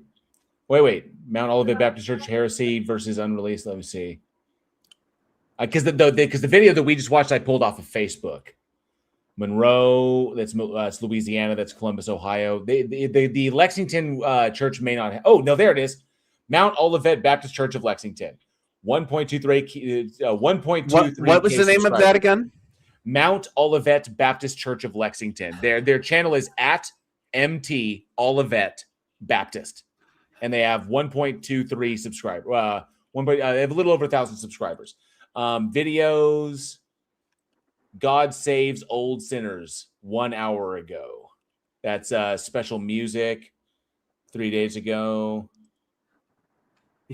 You know why I'm laughing, JL? Huh? Mount Olivet? Yeah, all of it. Mount Olivet? No, Mount Olivet. I was a Catholic. Believe me, I know what I'm talking about. Oh, son of a bitch, dude! Really? I fucking love doing this. I'm sorry, I can't. You're fucking killing. You make it so easy. What happened? I missed something. He's dinging me on my pronunciation. He's trolling me on my pronunciation. Oh, he did that to me one time when I said something, and it was.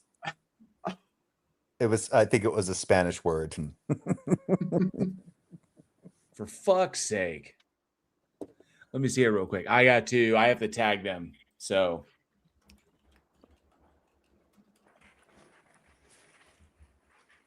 response, and that was no, it was when I mentioned I mentioned yerba mate. That was yerba mate. Of Lexington. You are correct, cat down the road. I am a part of the Grammarsstaffen. Most people with autism are. It just it comes with the territory, if you know what I mean. All right. I think it's funny. I tagged that. Mode. I think it's funny that you have this. Can believers be intellectually honest? Have you had a believer yet show up? Not yet. Haven't had one. We had a good chat with somebody. Was that first guy a theist, or what was his? He was he more aligned with Igtheism. Okay. Yeah. Yeah, I scrolled through to see if you had anybody, and I was like, and then I There's a listened to a couple little people bit of that that showed up person, in I was like, chat, but yeah, they sound like well, Yeah. and a bit of an anti-theist too. Sounded like. Leo with the grammar police. Yep. I'm like the PC guys on fucking South Park. Yeah. And I see the cat down the road. Good to see you. Thanks so much for being here. Appreciate that. And I don't have we do have I don't someone in have the a problem back. with Leo. We're getting a little stacked here up on the stage. I want to make sure that they have plenty of opportunity to talk. So let's make sure that we're good there. Tyler, can you hear me in the back? Let me know in the private chat if you can hear me, if my audio is coming through. I want to make sure that the StreamYard is not bugged.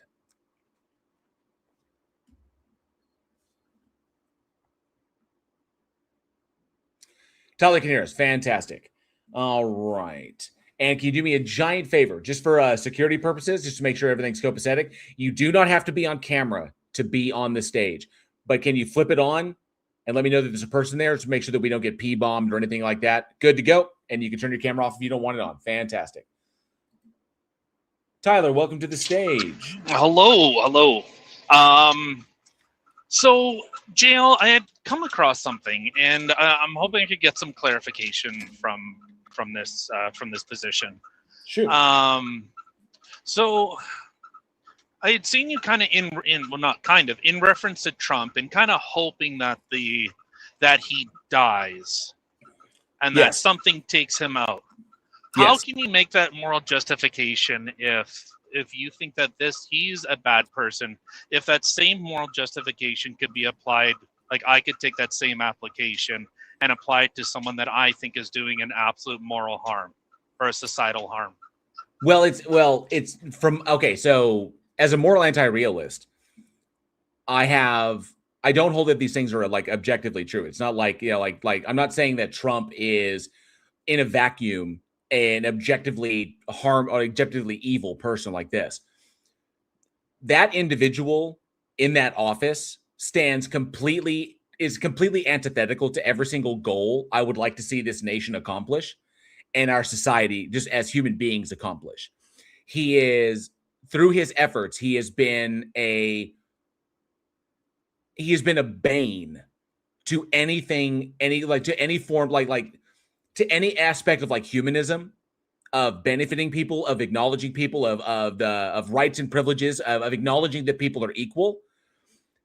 He's a bane to all of that. He has torn down science. He has torn down medicine. He's a racist. He is a bigot.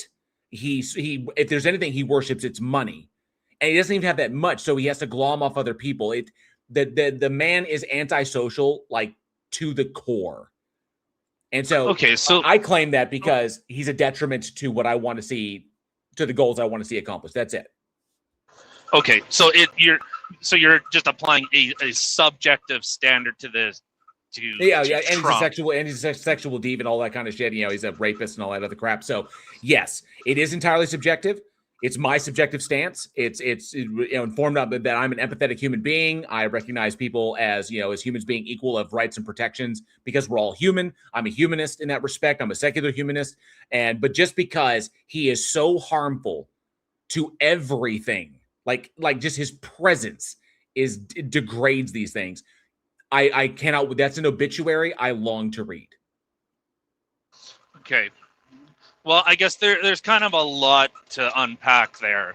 I don't know how necessarily long you kind of want to detract or I could be here as long as you are. I mean, I'll be here for a while. We've only gone 3 hours, so we got plenty of time. As long as you're wanting to be up here as talk about it, we're good to go. Yeah, well,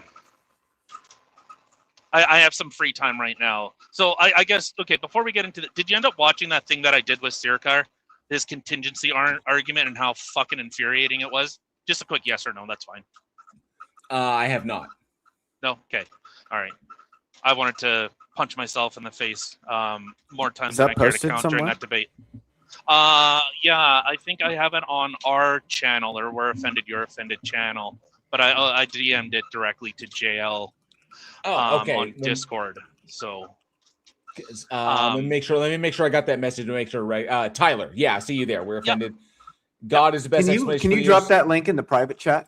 I am copying that right now and private, and bam. I have not had an opportunity to watch it because I've been stuck. I don't know if you were here earlier, Tyler.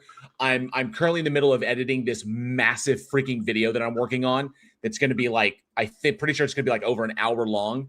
So it's taking me forever, and I've just been focused on that so I can finally get it out. I have not had an opportunity to like watch much. Yeah, no, it was more of a curiosity and like trying to get. Wait, hold on a quick second. Do you have this debate on Speakeasy's channel or something? Yeah. Okay, I was gonna say the Swords of Reason intro thing looked like his channel. Yep. Oh, okay. Wait, I did watch this. Oh, you're that Tyler. Okay, yeah, I did watch this. What the fuck? Is Leo trying to say something? Because it looked like he was trying to talk, but I couldn't hear him. Oh, yeah, well, I heard an him. Issue, not an issue. Me. I heard him say, "What the fuck?" Is that like holy shit? What's wrong with you, Tyler? You got your fucking ass creamed? Or no, it's just I didn't realize that this was the debate. It popped up and my autistic brain was like, wait. So that's kind of how that happened. Oh, or I should say I watched probably half, maybe 2/3 of the debate. It was in and out a little bit, but I mean, I saw a very, very good chunk of it. Yeah, well, we ended up kind of getting hung up on just the definition of God for about 30 minutes, and it just felt deleterious I do remember to the overall conversation or the debate. So that's always a pain in the ass. Yeah, I don't like having to just, semantics the whole way through it, but it very much felt like I had to. Like I said, I don't want to. If you want to have me like come on and we spend like an hour just going through like the debate, we don't have to go through like the after stuff, but just like the debate. If you want me to come on and we sit there and whatever, like I'm fine. Debate with that. review. You just yeah. So okay, so I'll leave that there. So I guess kind of with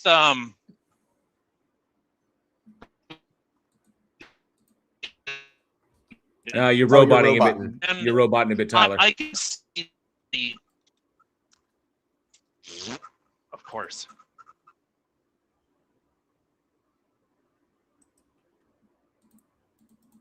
Uh-oh. Okay. How about now? Still robot. Still roboting a bit. Okay. Go ahead. Try going now. Okay. Okay. Do I sound okay now? Yeah, you're good now. Okay. So with the kind of the ideas of like, some of the things so I guess we'll kind of start with like one of them. So you had said that he's a rapist. What information leads you to that conclusion? He was found civilly liable for the unlawful penetration of a woman. New York's sexual assault law, or their rape laws at the time, did not cover exactly what he did. They didn't cover digital penetration, and so the reason he was not found criminally guilty of that, even though I think there were grounds to do that, not to mention he refused to supply the DNA sample that was requested of him, to match the clothes that E. Jean Carroll still had. So, which could have exonerated him if they weren't there, but he refused to do it. But there was sufficiently enough to find him civilly liable for the assault. The reason the rape it was because of incidents like that is the reason why the rape laws were eventually changed in New York, and so which was a good thing. At the time that it occurred, it didn't really cover what happened between the two of them, but I call the forceful penetration of a woman with anything, again, without her consent, would be considered classified as rape. So does the state of New York now. And so he was found civilly liable for that and has now been ordered by a judge to finally pay her out for the defamation that he and the Supreme Court upheld the ruling. He has to pay her the $5 million. So that was it. I mean, he's been found liable. And if you look at the evidence that was compiled against him, then we know he's guilty. So with that, and that's why kind of the issue with civil versus criminal is the 5149, right? Yeah, the number one. Okay, obviously the burden of proof in a civil case is going to be lower than that for a criminal case. But the law in this scenario, especially in the state of New York, is not, in my opinion, was not where it should have been. It is now. It's caught up to the times. But that's just society. Society moves slow on these things. The key thing for me, it was not just the consistency of her testimony, that things that her therapist came on, backed her up, and all the stuff backed her up. It was the fact that he was given the opportunity to supply a DNA test that could have exonerated him completely. E. Jean Carroll had the dress that she was wearing with the DNA, with the male's DNA still on it. If he had supplied the DNA and it had not matched the DNA on the dress, her credibility would have been shot. He refused to supply a DNA sample to exonerate himself. Why would he do that? Like, why? Like, what? Yeah, we actually he must be having some technical difficulties. Yeah, it looks like he DC'd. That was the kicker for me, and I think the kicker for the jury in the civil case. So he's guilty. He's guilty as fuck. Not only that, but he was accused of rape by one of his former wives, I believe. Yeah. Sorry, I mean, we can get into details about like how he confused her for Martha, or was his Maples or whatever like this, but nonetheless, he refused to supply evidence that could exonerate him when he was given the opportunity. That right there, guilt. So, quick question, if I may: is Tyler conservative, or is this just like a particular point that he doesn't? Well, no, I'm not conservative. I'm classical liberal, for whatever resemblance or whatever shred that still has nowadays. I unfortunately very much see the liberal of, say, like in Canada where I live, I think the liberal of today no longer looks at the individual and very much has moved into the collective authoritarian framework. So take that however you will. But yeah, I know it was civil. There was issues with the law and the criminal law and the applicability of that and how things applied, the way things were defined. Those have since been. If he was tried today under those New York laws, like they would be able to bring charges. They would find him guilty because they would be able to then compel a DNA sample. So, but in the civil one, he has to voluntarily give it up. And I'm sorry, if someone comes out of the woodwork and says you did this, and they're going to sue you for like tons of money, like tons of money because you sexually assaulted, because they're accusing you of SA, and they say, okay, and the court says, okay, well, do you have like some evidence? And they say, here's his DNA on this article of clothing, and they tested the DNA because she offered it, and they could determine that it was male.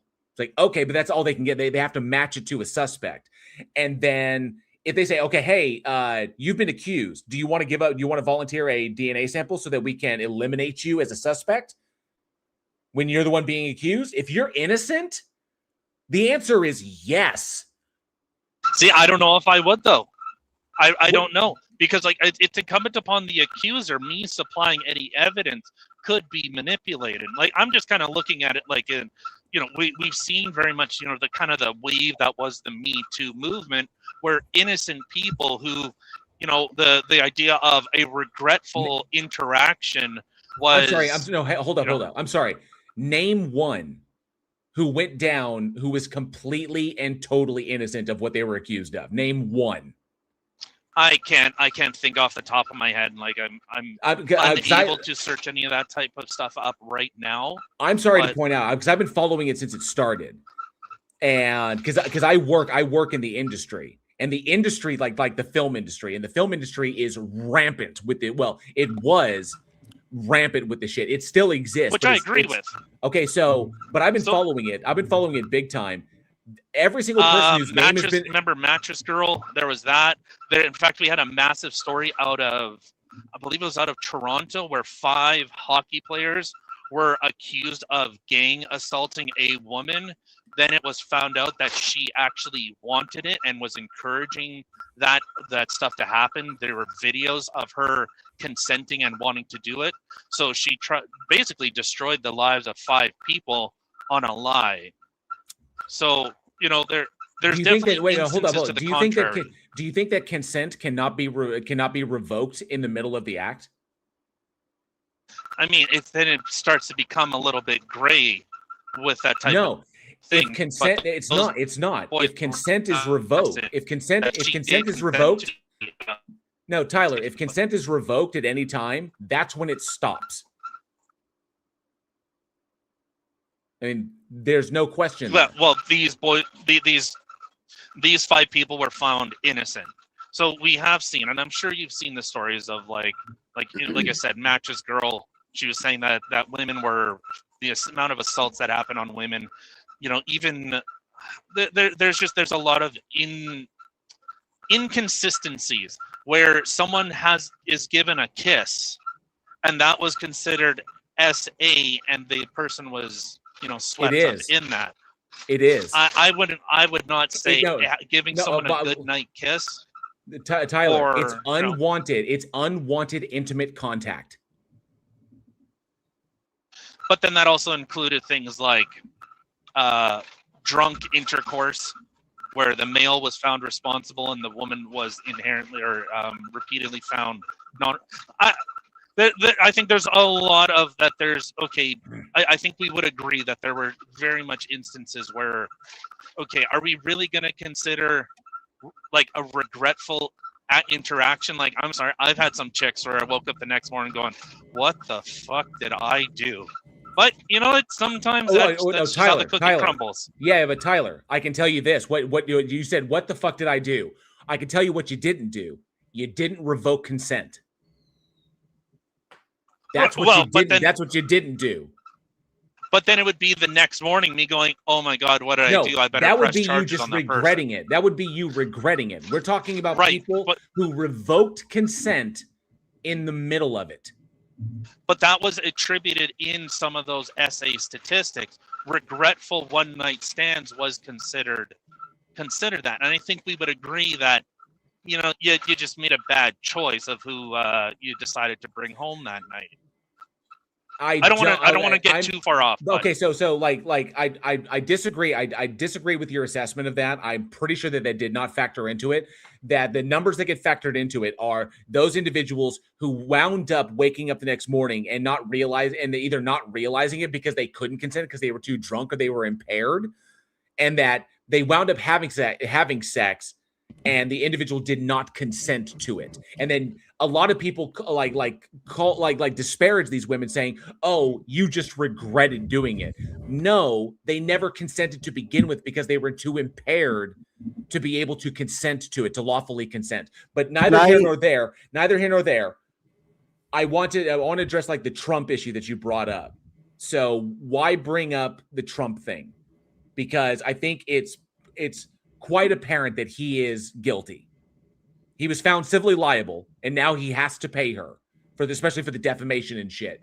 So what's the issue there? Because laying it out there, he was given the opportunity to exonerate himself and he did not. And the only reason he would not do that is completely conspiratorial. Nothing's going to happen to his DNA sample other than it's going to go to a lab. It's going to get matched to the sample they have on hand, and then those findings are going to be found. And the reason it's going to be carefully done is because something called the chain of evidence. If his defense attorney, who is literally facilitating the whole thing, Trump gives the sample to their guys, the defense attorney, his defense is his defense attorney is not going to allow anything to happen to that shit. It's going to go in, and the chain of evidence they're going to do everything they can to ensure it's not broken. And so it's going to go from Trump to the lab, directly to the lab. That's going to be overseen by professionals. They're going to test it against the sample, and then those findings are going to be delivered to the defense, and the prosecution simultaneously in discovery. Here are the results. Everybody gets one. There's nothing crazy is going to happen beyond that. And then the sample after the fact is going to be destroyed. Whatever remains of the sample, because they're not going to use the entire sample, but whatever remains of it is going to be destroyed because they don't keep those on file. Okay, so in that respect, there was nothing that could have happened to him after the fact. If he'd given the DNA sample and he was innocent, it would have exonerated him completely. I'm not saying it would have necessarily exonerated him, but that would have been great in his favor and would have shot her credibility in the foot. But nonetheless, his refusal to do that, he blatantly said, no, I'm not doing that. That's bad. Well, bad, so yeah. I'm just okay, let's say if I was in that situation, what if it was one of those, no, actually we had consensual intercourse and, this is what ended up happening. The whole idea that it was in a lobby, in a place with clothing that didn't exist. I think there's a lot of kind of no. The clothing did exist. She kept it. No, but And it was years after when she claimed that this right, thing took and the place. dress that had the dress that had the DNA that was allegedly his, she still had that dress. She kept it. She offered it for testing. They tested the DNA and found it to be from a male, but without a compare, they need a sample to compare against to see if it matches. So the DNA that was on her dress, as far as the court understands, it comes from an unidentified male. Now we need to eliminate suspects. The only suspect in the case was Donald Trump. If he submitted his DNA and it did not match that DNA at all, then that's it. We know that his DNA was not on that dress, and a large portion, and her credibility would have taken a hit. But when he was offered the opportunity to provide evidence that would potentially exonerate him, he refused, vocally refused. Yeah, but so are you? I'm just like, for clarification. Do you think people should be compelled to turn over evidence? Like, only in a criminal case. In a civil case, no, but in a criminal case, yes. Right. So that's kind of like, well, do I need to offer up evidence? I can't remember what amendment you guys have that, like, you can't be compelled to give. I don't. It's the fourth. Yeah. Okay. Illegal so search and seizure. Yeah. Right. Yeah. So you can't be compelled to assist in your own investigation or your own criminal charge, kind of thing, right? That's why. The technical terminology is you can't be compelled to incriminate yourself. Yeah, compelled to incriminate yourself. That's why when you're stopped for like a DUI stop, they can say, "Do you consent? Will you take a breathalyzer?" No, I refuse to take a breathalyzer. Will you take a blood test? No, I refuse to take a blood test. Okay, then you're getting arrested. Right, okay, and that's it. Yeah, kind of aside. Yeah, we have that here in Canada, but like, at least where I live, like, if you refuse any of that stuff, you're assumed guilty, and then you have to actually go through the court system and fight here in America, you're not assumed guilty. According to the law, you're not assumed guilty. Your refusal gives them probable cause to arrest you and get you off the road. Yeah. I mean, that's a better way of saying it. Thank you. Yeah. Because we have the whole thing where probable cause is established, then the arrest is made, then a hearing is found, then they do a hearing where they do a probable cause hearing, a PCH, where they determine that the state does have probable cause to go forward with the charges. Then they formally try you, and then you're found guilty or innocent. So, but they go through the whole probable cause. The probable cause thing is a major portion of it. And so they got to determine that whether the state has probable cause to actually file charges. The officer has probable cause to arrest you. And that could also be hashed out in the PCH as well, that the officer did not have probable cause to arrest me. And so it was unlawful arrest or whatever like that. Refusing a blood test, refusing a breathalyzer, that's probable cause to be arrested. I would also like to add that it's not being found guilty or innocent. You're automatically presumed innocent. It's either guilty or not guilty. Just because you get the cuff slapped on you, you are not considered guilty of a crime. You're being detained while an investigation is taking place, or you're being arrested because they have probable cause that it may be the case, but we need to find out if that's the case. So they got the chart. Yeah, they got that. They submit stuff to the DA. The DA says, "Yeah, we can take this to court. There's enough here that we can possibly see if we can convict this person of a crime." That's the hearing they do before the trial to figure out where everybody's like, what does everybody have? What do we got? What are we moving forward? So that kind of shit. That's a bit of a different thing here. So like, if you refuse that stuff, it's immediate license suspension, all these types of things. So that's hardcore. Yeah, and I think it is. I get it in premise, but I was actually, oddly enough, I was just thinking about this today. Like, the idea that I have to submit this thing, otherwise I'm assumed guilty. Like, all these punishments kick in because I refuse to incriminate myself. Well, I mean, and then you have to go to court and argue that. Yeah, Europe and Canada, right? Yes. Yeah. I mean, obviously, I'm not going to say that your law. Yeah, obviously, your laws are different from our laws. There's some overlap, but there's going to be a differentiation there. I personally think if like, given how many lives are lost in the United States, like lost globally to drunk driving, I say bring the hammer down on them. If someone is thought to be drunk and they get pulled over, if they're not drunk or if they have a medical condition or they're like whatever that's called like that, we need to suss that out. But drunk driving is a scourge. is a scourge on the planet. And I agree. Yeah, and it's just kind of so one thing, oddly enough, a bunch of like hardcore left-wing people that actually got removed was, so we used to do like if people, so we do like especially around like Christmas, the holidays, Thanksgiving, in that kind of area, we start doing a lot more check stops. And they actually like advertise that, we're doing check stops here, there, and everywhere else. And so if you're caught or stopped drunk driving, or, in the scenario that I brought up, if you're assumed, or presumed, I should say, presumed to be under the influence, they would post people's pictures in the newspaper. Oh, yeah. That these people were arrested. Public shame. Well, a bunch of like hardcore left-wing people got that removed because how dare you stigmatize alcoholism? I went, that's fucking psychotic. I get it. There's always going to be a dissent. There's going to be a dissenting opinion usually. So I think it's silly. Where we fall on this is going to be entirely subjective.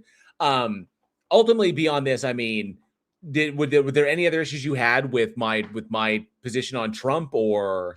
Yeah. So the racist one. Why do you fall on that? Because I don't see because he was accused of and found to be liable for racist renting policies in his racist renting practices in his properties in New York. Do you have any information to corroborate that? Yes. Like, if you want to DM it to me or whatever, like Bingo, right? Yeah, give me 1 second. Let me find it. In 1973, the U.S. Department of Justice sued Donald Trump and his father, Fred Trump, alleging their company, Trump Management, systematically discriminated against black applicants when renting apartments. The Trump settled the landmark civil rights case in 1975 without an admission of guilt, because of course they did. The DOJ investigated, supported by the New York City Human Rights Division, found that prospective black renters were often told no apartments were available, while white applicants with similar qualifications were offered leases.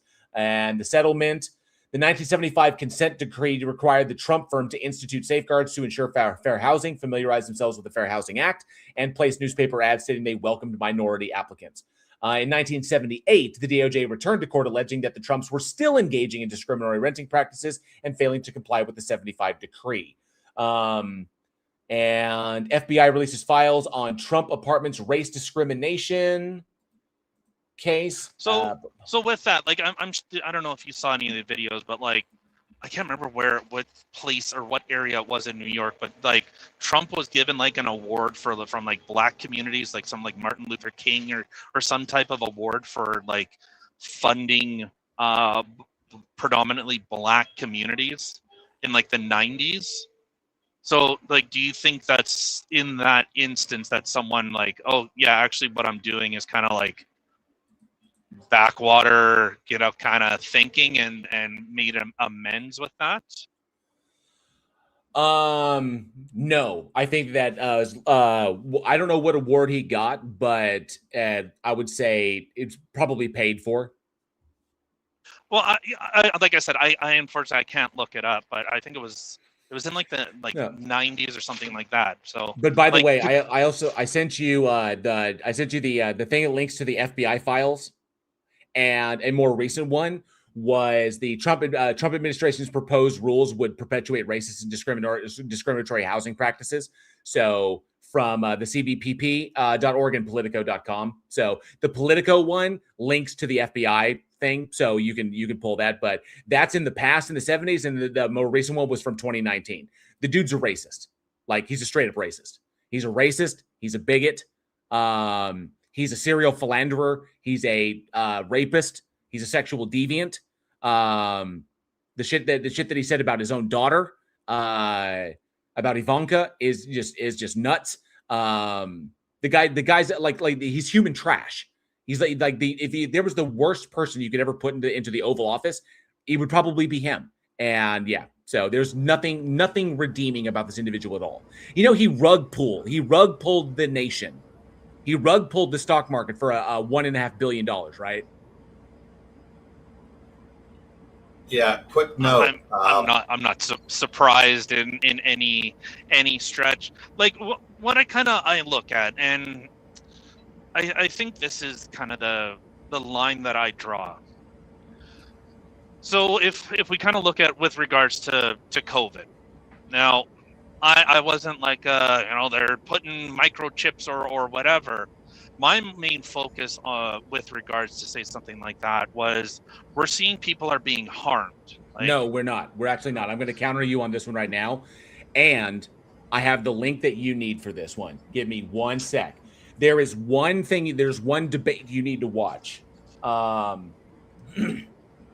that with the Dr. Mike? It breaks this whole shit down. Well, no, so I just like I'm not saying like vaccines were intentionally causing harm. So actually, out of Canada, we had a big story of a airplane pilot out of Vancouver, I believe it was, who had Guillain-Barré syndrome, and the government said, "Get it or else," and he said, "I can't.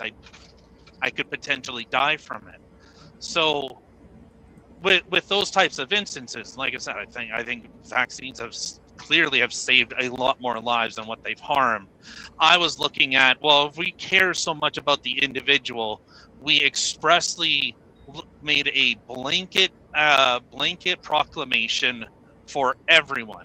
And I think when people start getting harmed or potentially get harmed, those people should be allowed to opt out. Hold up. No, but hang on a sec. When did the government ever force anyone to get a vaccine? Hang on a second, Andrew. When did the government pass a law that forced everyone to get the vaccine? Oh, within Canada? It was a mandate. So there was a mandate, like mandated for public areas. If you wanted to, businesses, public office, like public, right? Any public servants or no, but no law was passed. These mandates are temporary. Actually, it was. It was done under the emergency authorization within Canada that these things. Okay, but it's a mandate, isn't it? It was mandated, wasn't it? Yeah, it was compelled. It was forced. Okay, no, it wasn't, because people did. It was for people going into for people wanting to do some particular things. Businesses that wanted to remain open to the public. Okay, there were mandates put in place, but those mandates are not laws. Hold on. So hang on a second. It's different. It's a different process. Just like here in the United States, there were mandates in place, but there was never a law passed that forced anybody to get vaccinated. If you wanted to do something like go to a particular place, there were mandates in place that people had to be vaccinated in order to ensure that those places didn't turn into super spreader events. Those are mandates for the public coming together in large groups. You don't want those to turn into super spreader events. So there were mandates put in place for certain public activities in order to try and minimize the amount of people that could be infected. And the reason for that is to ensure that a healthy person doesn't pick it up, a healthy person who will be mildly affected by it and take it home or take it somewhere else and infect a child or an elderly person or an immunodeficient person. Well, there's a lot to unpack with that. So in Canada, I can only really speak to Canada at least. Fortunately, you guys kind of have you still have this little thing called a constitution, and people still give a shit about it down there, unlike up here. So you kind of had that pesky thing in the way. But no, within Canada, there were cops were going into establishments specifically shutting them down if you didn't show papers. Yes, because it was mandated. That's the mandate. Okay, but it's not a law that they're enforcing. They're enforcing a public health mandate, which they can do. That's covered. That's literally covered. So, but it's temporary. There's a couple things there. So it's temporary until the mandate is lifted. So why? Okay, so I'm trying to kind of like paint a bit of a picture here. So with regards to COVID, I think the trust in the scientific method, I think, was absolutely bastardized there and did a lot of harm. I think a lot of goodwill and trust in the medical profession was harmed there. And when we look at things like by who? By who? The general public. And why I say that is with the 6 feet of social distancing, they had no idea. Plenty of politicians were caught on mic just saying, I don't know, we just made it up. They didn't have answers. They were doing the best they could with a novel virus. Right. And the 6 feet thing wasn't made up. It was just a general rule when we're dealing with these kinds of viruses that medical experts said. And a lot of them even said, we're not like the 6 feet thing isn't going to prevent you from getting infected, but the greater distance does reduce that probability by a measurable amount. So nobody was like touting that, oh, we stay 6 feet apart, everything will be fine. It's just, hey, general rule, this will reduce measurably the chances of you potentially getting infected. The public here, the problem with the public here is they were looking at these things as definitive, like preventative things. Like if I do public X, is really fucking stupid and doesn't understand how. Yeah, I will not get this. If I get a vaccine, then I'm 100% protected from this thing. If I stand 6 feet from people, it's 100% effective that I won't get this. And that wasn't the case at all. They were talking about mitigation. Okay, so just to give you this, Tyler. Tyler, just to give you this, the idea of 6 feet of distance has been around like since the 30s during tuberculosis studies. The idea was that because the amount of distance between people that it typically takes about 3 feet for expectorant to begin to settle within the air, to lose its velocity and begin to settle. So if the distance is on average 3 feet when someone is coughing, and it can spread up to 3 feet away from them, to double that greatly increases the chances that you will not catch what they have. And the 6 foot rule became a kind of like guideline for healthcare workers dealing with the infected. And so, that started during tuberculosis studies. So it's a general rule of thumb in just preventing shit. So the same shit went down during the flu outbreak that totally devastated Philadelphia in the early 1900s. Right. And so this is what I'm saying. I'm trying to paint a bit of I'll say this. I look and listen a lot more than I talk, oddly enough, for someone that talks for a living, let's say. So what I'm meaning is, with regards to the COVID thing, so people were talking about, hey, people are having heart issues. No, you're not. That's all made up. It's false. The Ontario health minister came out a couple of months or maybe about a year after the whole start of the whole thing saying, oh, a healthy 18-year-old has a 1 in 5,000 chance of developing myocarditis. So the idea that anyone that said that, hey, we're noticing a trend or a problem here, they were said, no, you're crazy, shut up, sit down. That didn't happen. It came out. Wait, hold up, Tyler. It did happen. Tyler, you are being hyperbolic. What do you mean? They did not say that people were. They did not say that people were crazy. They did not say that it was not happening. The acknowledgments of these things of the mRNA of the mRNA, there are potential side effects. These are known.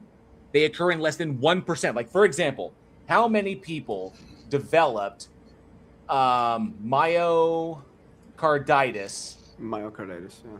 So you can go look up in Ontario where the health minister said 1 in 5,000 healthy 18-year-old males will develop myocarditis. So that number goes down.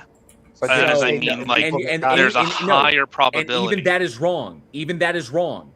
So vaccine-associated myocarditis occurs in. This is from Stanford. Okay. I think you're reading the same thing I am. Yeah. Are you at the same paragraph? Yep, you are. Yeah, okay, vaccine-associated myocarditis occurs in about 1 in every 140,000 vaccinees after a first dose and rises to 1 in 32,000 after a second dose. For reasons that aren't clear, incidence peaks among male vaccinees aged 30 or below at 1 in 16,750 vaccinees.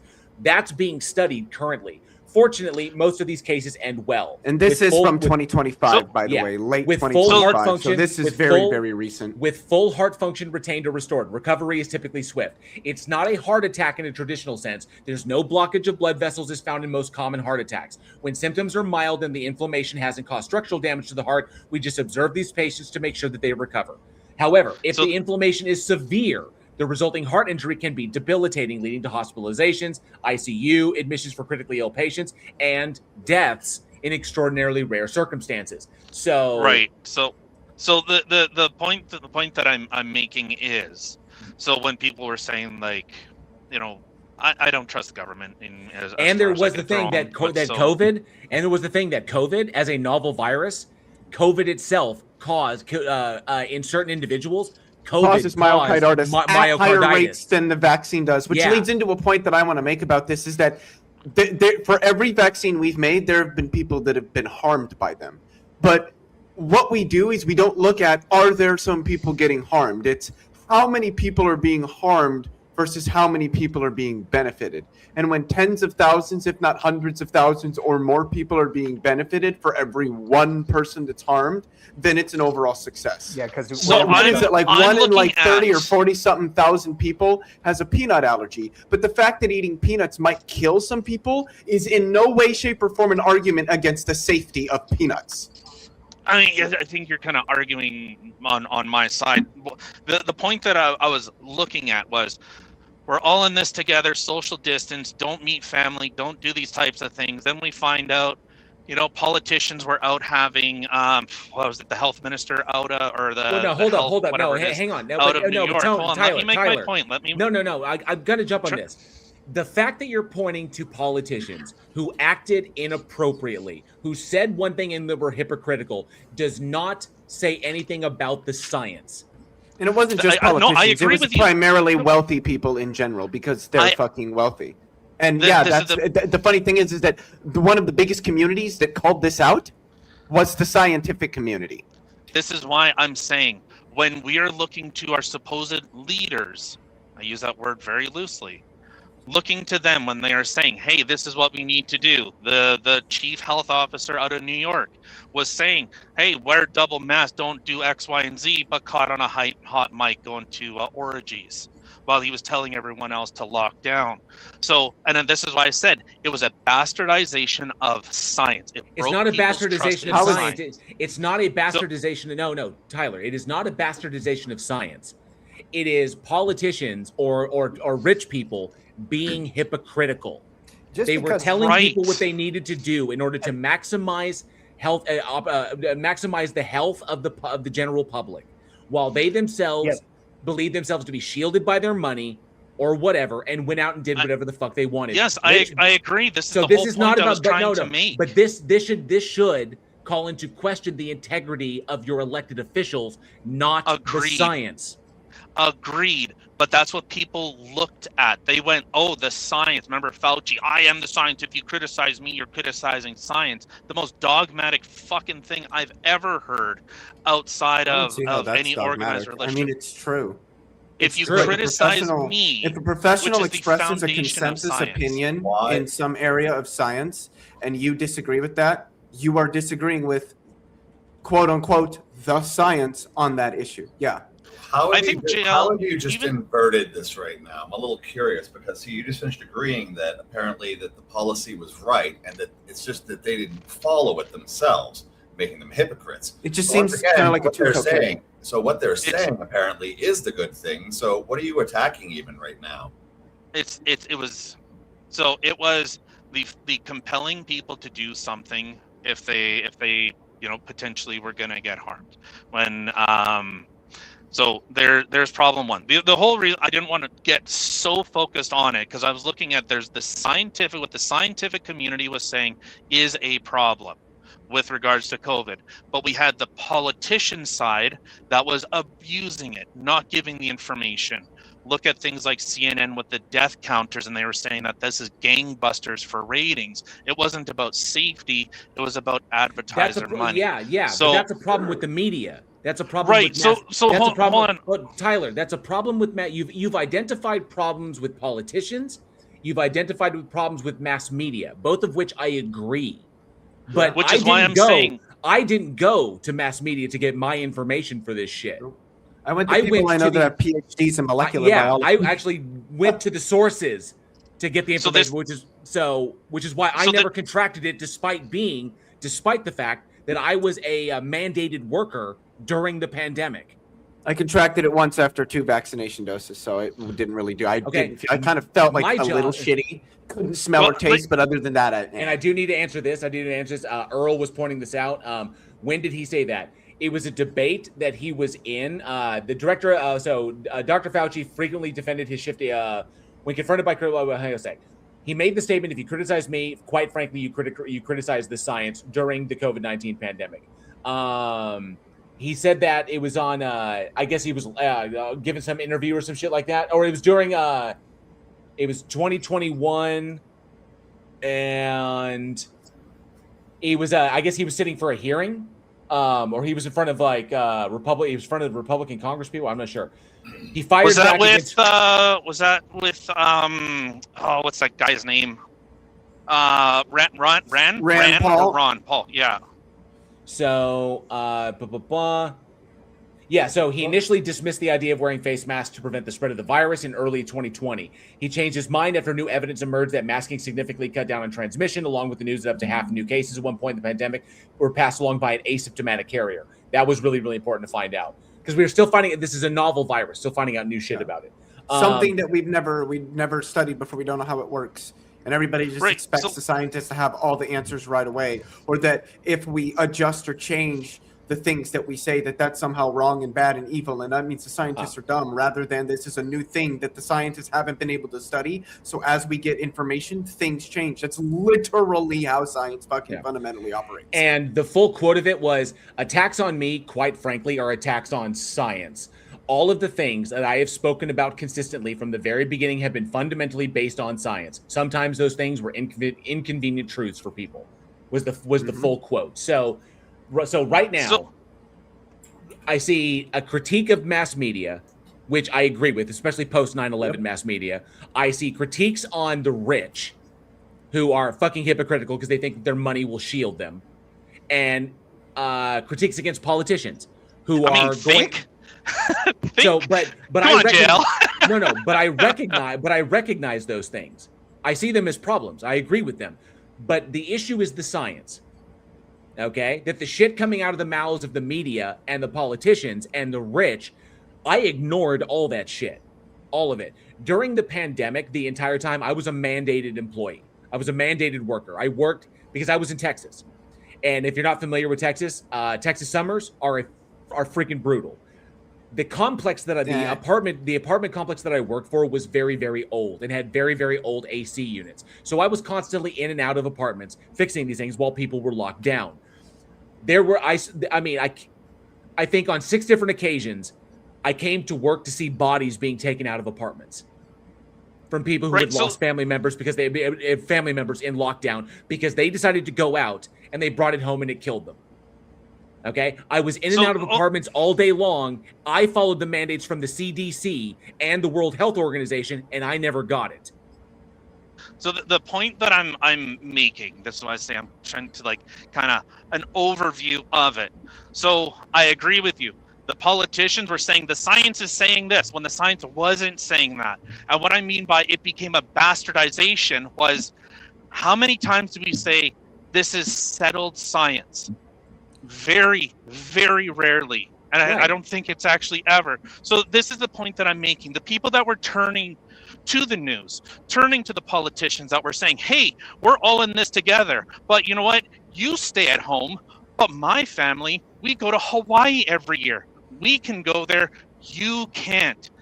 Little peasant slaves. You sit at home. Then I'm going on vacation. I get that, Tyler. I get your frustration, but your problem is obviously with the hypocrisy of the rich, but that's not a problem with the science. No, that's what I'm saying. So, like I said, I'm trying to kind of paint a bit of a picture that say with regards to COVID, the break in trust, because most people, when they hear science, they go, oh, okay, Fauci, look at that fucking guy lied. They said, do this, do that, do this, do that. I don't know what to do. Hey, I'm seeing people are having problems, but they're not acknowledging the problem. I'm just what the layman was saying. Okay, so the message delivery was really bad. Well, I have to ask this, Tyler. What does any of this have to do with the science? The point is, people looked at those people. I don't care what. No. I don't care what people are doing. The vast majority of people, especially in the United States, I will not hesitate to say, are fucking dumb, and will vote against their best interest at damn near every single turn, because they refuse. They either incapable of, or they simply are too apathetic to do the fucking work themselves. Okay, I agree. I say that with the it breaks my heart that is the case, which is why I do what I do, to try and help people with this in my very, very, very small, very, very tiny way. But what does any of this have to do with the science? I don't care about the stupidity of people in large groups. I care about the science itself. Those are the people that end up voting in, that have the reflex of, why are we seeing people are now saying, don't put sunscreen on, it gives you cancer. Like, I'm having to argue with people why. Because that's true. Because that's troll shit. No. Think about it. Think about it, Tyler. That's troll shit. No, I literally had an argument with someone saying, I don't put sunscreen on, it gives cancer. I'm like, are you fucked? Okay, no. It may be. I mean, there are people out there that legitimately, there are mentally ill people that legitimately think the Earth is flat. So I've dealt with them myself. But looking at it from it, none of it is a critique of the science, which is what is important. The third link that I sent you in the private chat, okay? So I sent you the Politico, I sent you the CBPP link, and I sent you a YouTube link. That debate is what you need to watch. Okay, so debate will be enormous for you. And by the way, Andrew found the link on that archive fact checking. The award that Trump got was not for supporting the Black community. Yeah, what was it for? That was Ellis Island Award for developing property. Yeah, okay. I don't remember. And basically, conservative social media has been misrepresenting it all over the place, because no one's going to look shit up, right? Right. Benny Johnson, that bastard. So, Tyler, my bigger question attached to all of this is, what are you proposing as a solution or as a path of action? Like, what level of complete disobedience are we looking at here? With regards to what? What do you mean? Well, when you mentioned, like, see, you're basically showing like a general system of distrust here, down to the point of what looks like a radical level of autonomy, to the point where there's no accountability for any kind of social responsibility. So I want to find out exactly where that does go. So what kind of solution do you actually have to put forward? Hey, Gretchen, good to see you. Thanks so much for being here. Where are you looking? Yeah, where are you looking to take this? Like, you're making complaints. I'm wondering if you have solutions anywhere, or a simple statement to make. I think there are rich. some Eat the rich. No, I'm just going. Go ahead. Sorry. Go ahead, Tyler. I'm fucking around. Go ahead. I'm one of those. You know what? I love millionaires and billionaires. I'm kind of one of those. I think we should. That's for fucking good breakfast. Incentive. Why would you say that? Wait, you just said you loved the people who got to break all the rules that you were complaining about. I'm feeling that's a separate thing that I'm looking at. Like, I think we need. I love them too. Their hypocrisy makes them taste tangy. So, what if? So, okay, I'll answer this, because, like I said, I was just trying to paint a bit of the normie position of this type of stuff. I think that there are people that knowingly hid information, developed these things, knowing that there were problems. We had the 75-page report that Pfizer tried to hide, the double-blind studies that they completely fabricated, all these types of things, where they knew the side effects but tried to hide this type of information. So I think when you knowingly develop something that is harming people and you hide that information, they are no longer a consenting individual. They are being lied to.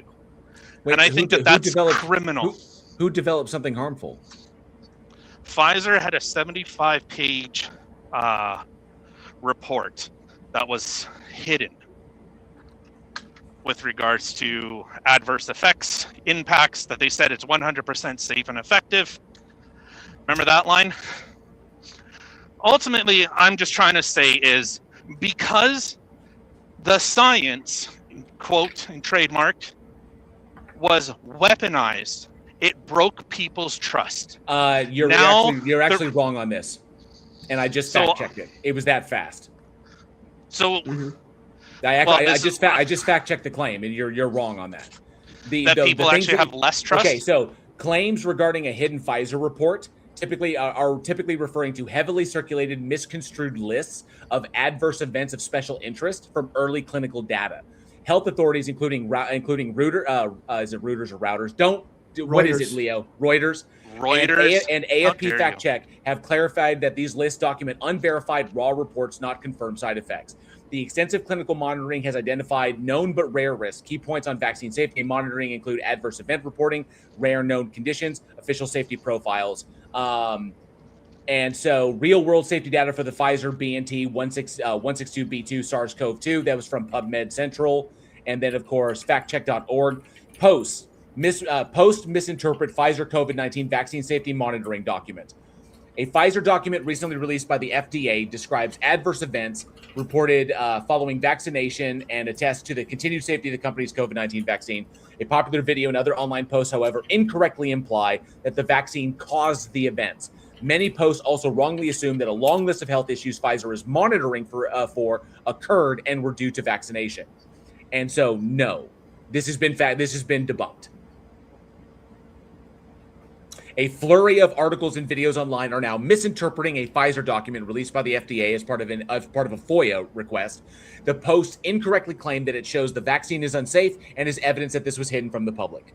This is completely wrong. All I'm saying is that over 1 billion humans have taken the vaccines in total. If they are so dangerous, show me the stacks of bodies. Where are the stacks of bodies? It's estimated we know where the ones from COVID are, but where are the ones from the vaccine? Yeah, that's what we can go and check the mass grave that many of them were dumped in New York, because they had so many dead. They didn't know what to do with them. So in order to prevent an even greater catastrophe, they had to mass grave them in New York. So hold on. Remember, my goal was to find out what actual solution you had anywhere along the way for this, and what larger statement you're trying to make with it. See, we're still getting lost in the weeds again.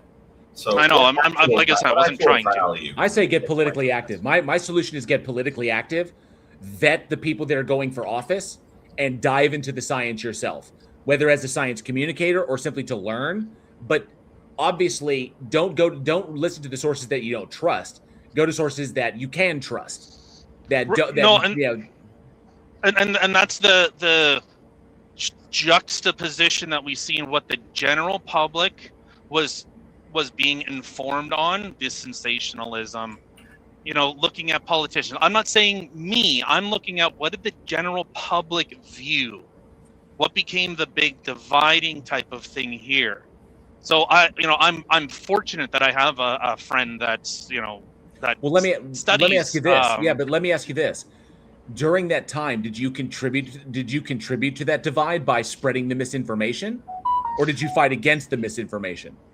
Well, it depends what the misinformation was. It was actually really hard to try and hey, we shouldn't be that was the focus of me, was we shouldn't be othering, villainizing, telling people that your disease carrier rats and you should be removed from society. No one's saying that. No one is saying that. They're saying that just like any other pandemic. Okay, let me ask you this. As kind of a student of history, as I am as a bit of a student of history, do you know how Philadelphia got through the flu outbreak that occurred then? I have no idea about Philadelphia and a flu. So in the early Philadelphia, is this the Spanish flu thing? Yeah. Oh, you mean like the 1930s or whatever? So Philadelphia, the devastating flu outbreak in Philadelphia occurred at the end of 1918 during the global Spanish flu pandemic. The crisis peaked in October 1918 when a massive war bond parade caused a massive war bond parade turned into a catastrophic super spreader event, killing over 12,000 residents in just a matter of weeks. Okay, that was the Liberty Loan Parade. We've seen what happens in the past. We don't want it to happen again.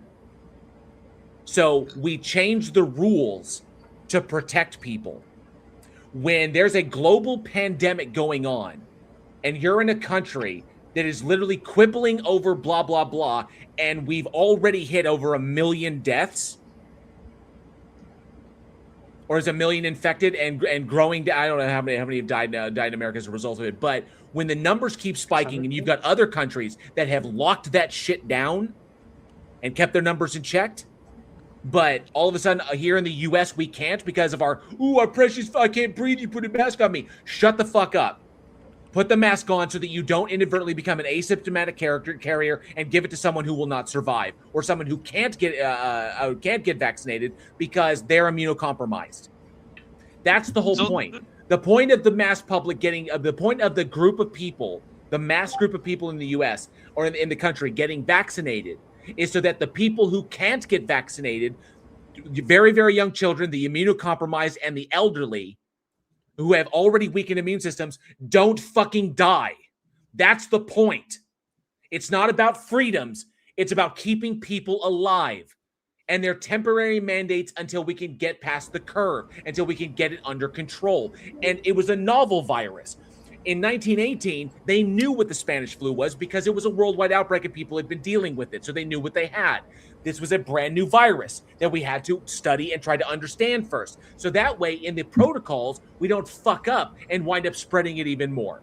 So we needed to do this. But guess what? The rhetoric, this anti-science, don't listen to the experts rhetoric, has now led to people here in America not vaccinating their children against measles. And which is making it come back. And guess what we have now? Massive measles outbreaks within the United States, of which children have already died. So now, to protect people's fucking right, to protect people's fifis or whatever, their antisocial bullshit, now we're sacrificing kids on that altar. Well, that was another part too. Hold on. I want to just identify one piece that we just added to this now. So we went from blaming politicians for hypocrisy. We have gone from blaming just the rich in general, who have flagrantly disregarded other orders during isolation periods. We've blamed media. Your last comment, though, was also talking about, as you mentioned, people being called plague rats. Now, that wasn't done by any of those particular bodies of people. Now you're down to blaming your Joe neighbor. Good old neighbor Joe. We've gone down. You basically now, you're yelling at everybody. You're yelling pretty much. So at this point, Andrew, you are now just yelling at cloud, and I've been waiting for a solution anywhere along the way. At some point, where are you doing anything more than just screaming? The whole point, this is why I didn't want to get hold on, give me a second. Well, I didn't want to get bogged down too much in the minutia. It was just the amount of distrust that ended up coming from that. Remember, we were initially talking about Trump and changing voting patterns change. I looked at, so people were no longer trusting politicians. They weren't trusting the media. They thought the science lied to them. The science betrayed them. You couldn't question anything. And so now we're seeing a rise of, as you said, JL, people are going, measles? I love measles. What other diseases did we almost vindicate or get rid of? And sorry, thank you. Vindicate. That we almost got rid of. How can I contract those now? Do those actually make me better? Why do I need to put sunscreen on? And I think it's because people saw the weaponization, the othering. Right. Because I literally had a discussion about that. Because they weren't smart. Yeah, because they weren't smart enough to know the work that they actually needed to be doing. Instead, they listen to talking mouths that they already trust, because those talking mouths, the Sean Hannity's and the Tucker Carlsons, those talking heads, they already trust them because those individuals already validate other positions that they hold, whether they be political or whether they be racial or whether they be religious or whatever. So they listen to the heads that they trust. And when the heads they trust spout off misinformation, they trust the misinformation. Then the misinformation is countered by somebody else. Not misinformation. I wouldn't say misinformation.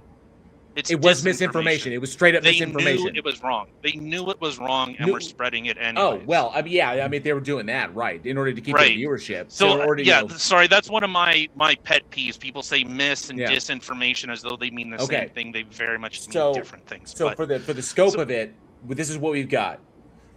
Rich people can be fucking hypocrites and they should be called out. The mass media at large has money on their mind and not the best interest of the viewers like it used to, and they should be met with skepticism.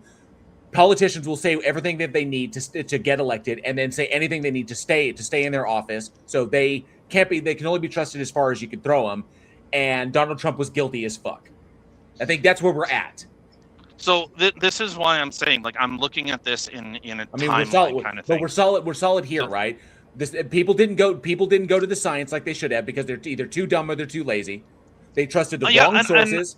They trusted the wrong sources, and they shouldn't. And Donald Trump was guilty as fuck. We're solid on all these points, right? Donald Trump. Wait, Trump guilty as what? Like with the E. Jean Carroll thing? Yes, he was guilty as fuck. I mean, on multiple things he's done. He's guilty as fuck. He's guilty of fraud. He's guilty of money laundering. He's guilty of wire fraud. He's guilty of sexual assault. Or I would say he's guilty of rape. And it's quite possible it's quite possible he was implicated in a murder. So possible. Not to mention his egregious violation of the emoluments clause. That's something people completely skim over. Hold on. Let's. So wait. Have you been paying attention to the Epstein files? I've shut my brain off with it. I think that's become the great filter for fucking retards. It's not a great filter. They're trying everything in their power to distract you from that shit. So, the number one thing I said it's possible that he was implicated in a murder. I didn't say like he directly or possibly several murders. The testimony comes directly from a guy from a limo driver, from a driver that worked, I believe, for Epstein. And the driver was driving Trump. His testimony that went directly to the FBI and did not result in an investigation when it should have was that he was driving and he could hear and he was driving Trump from location A to B. Trump was on his cell phone talking about what they'd done to this girl, to a particular girl victim, to one of their victims. The driver was so incensed by what he heard just from Trump's side of it, that he was tempted to pull the car over, drag him out of it, and beat him down and throw him a beating that would end all beatings. But he didn't do it. But hold up, he didn't do it. Instead, he passed his testimony on to whoever could possibly do something about it. That testimony made it to the FBI. They never investigated because obviously the administration, whoever was going on at the time, but nonetheless, it didn't get investigated. The girl in question in that phone call turned up dead, shot in the head. So the thing implicated in a murder. So right. So the thing I'll say this about the Epstein files. I thought it was a holy shit, this is a massive problem, until I seen again the media and the general consensus view around it was, look, Donald Trump was named in it. Yeah. Can we get some charges? Can we get some Tyler, here? hold up. Who in this scenario, who is doing the charging? Who is, and you're saying, can we get some charges? Who is doing the charging in this scenario? Fucking anyone. I don't care if it's Dems. I don't care if in it's the United Republicans. States, it would be specifically the Department of Justice, it'd be the which Department was at the time headed by who? And so you're saying I don't know, is it Donald Trump is in or it. not? Donald Trump is in it. He's implicated in it. We know he's fucking guilty of sin. Can we get some charges? Who's got the jurisdiction and who's going to handle the charges? The Pam Bondi, and what did she do? The fucking DOJ. Who's in charge of the DOJ? The guy you want charged. Right. So this is why I'm saying, like, with the whole Epstein thing, until I see names, until I see proverbial heads rolling, it's just people just going, look, this person's named in it. Yeah. What context? Wait, no.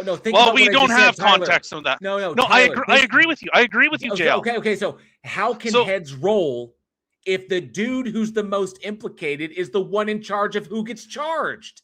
Then where's the Dems that were doing it? If it was the Democrats don't fucking care. This is the thing that people don't understand about the Democratic Party. The reason that they've done nothing but roll the fuck over at every fucking possible opportunity is because the Democratic Party, their intent is not to actually meaningfully oppose the Trump administration.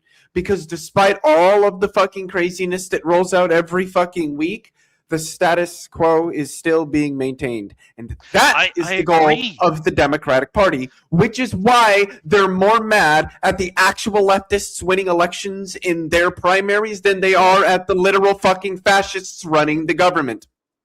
So the original thing that I was working on, this is why I said, like, the Epstein thing, until I see people in chains getting perp walk, it's all drama, theater.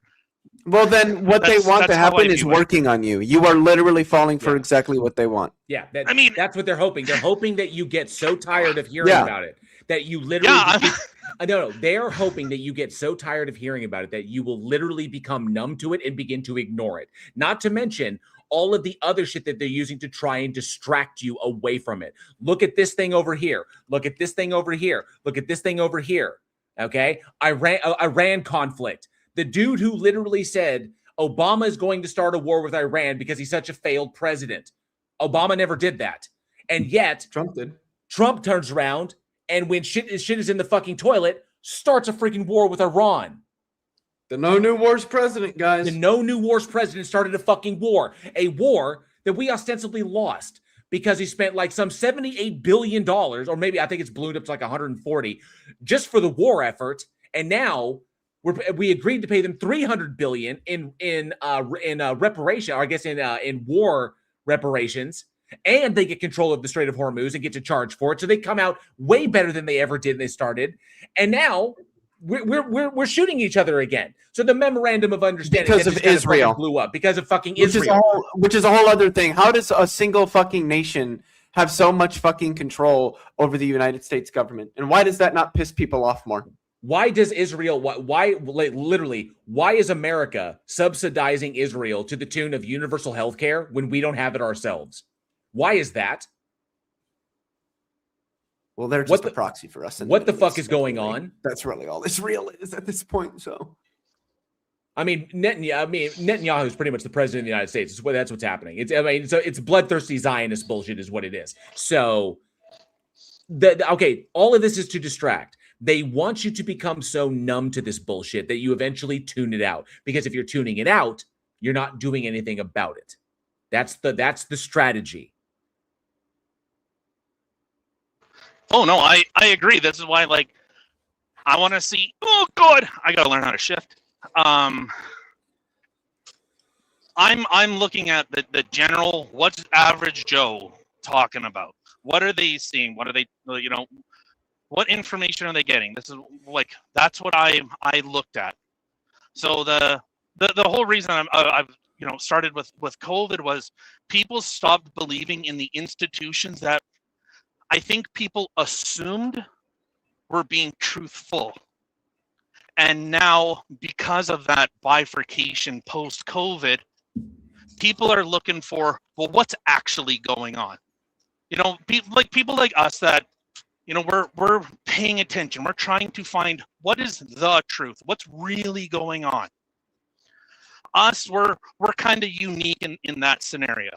I'm thinking of the person that's doing the 9 to 5, taking kids, to hockey practice or something. That's why I do what I do. That's why so many of us do what we do. What we do here is in our very own little way. We try to counteract this shit. That's why I sent you that debate, the YouTube link in the private chat. That's something you really need to watch. But for the sake of it, we've been going for a minute here. We've covered a lot of topics on this, and I just want to ask something, Tyler. Well, no, because you've been following the channel for a minute. You're not a believer. Are you a believer? No. Okay. No, so I've unfortunately had to dust off my old anti-theist arguments and with the rise of Christian nationalism. So unfortunately, the side that I was like, hey, maybe they have some good arguments. Then I heard, don't worry, liberals, you guys will get a bullet too. Okay. I mean, We just recently there was a press conference up in the White House where who is that a-hole? Dan Patrick, Lieutenant Governor Dan Patrick, who's out of Texas, straight up said that the separation of church and state is not in the Constitution. Let's just straight up lie to the American people to their faces. So I'm combating that shit as best I can. I just want to make sure. So, like, as far as the conversation we had, you came up to ask me a question about the Trump thing. It's my subjective opinion. I go by the evidence. I go by the rules of procedure on that one. He was found guilty. It took the Supreme Court to uphold the verdict against him, and now he has to pay her the $5 million that he owes her for the defamation shit.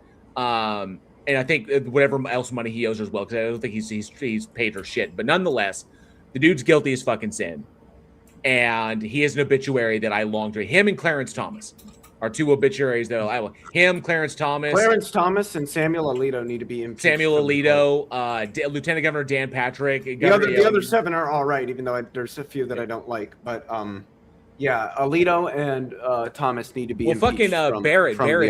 Barrett's an elephant in the front and a donkey in the rear.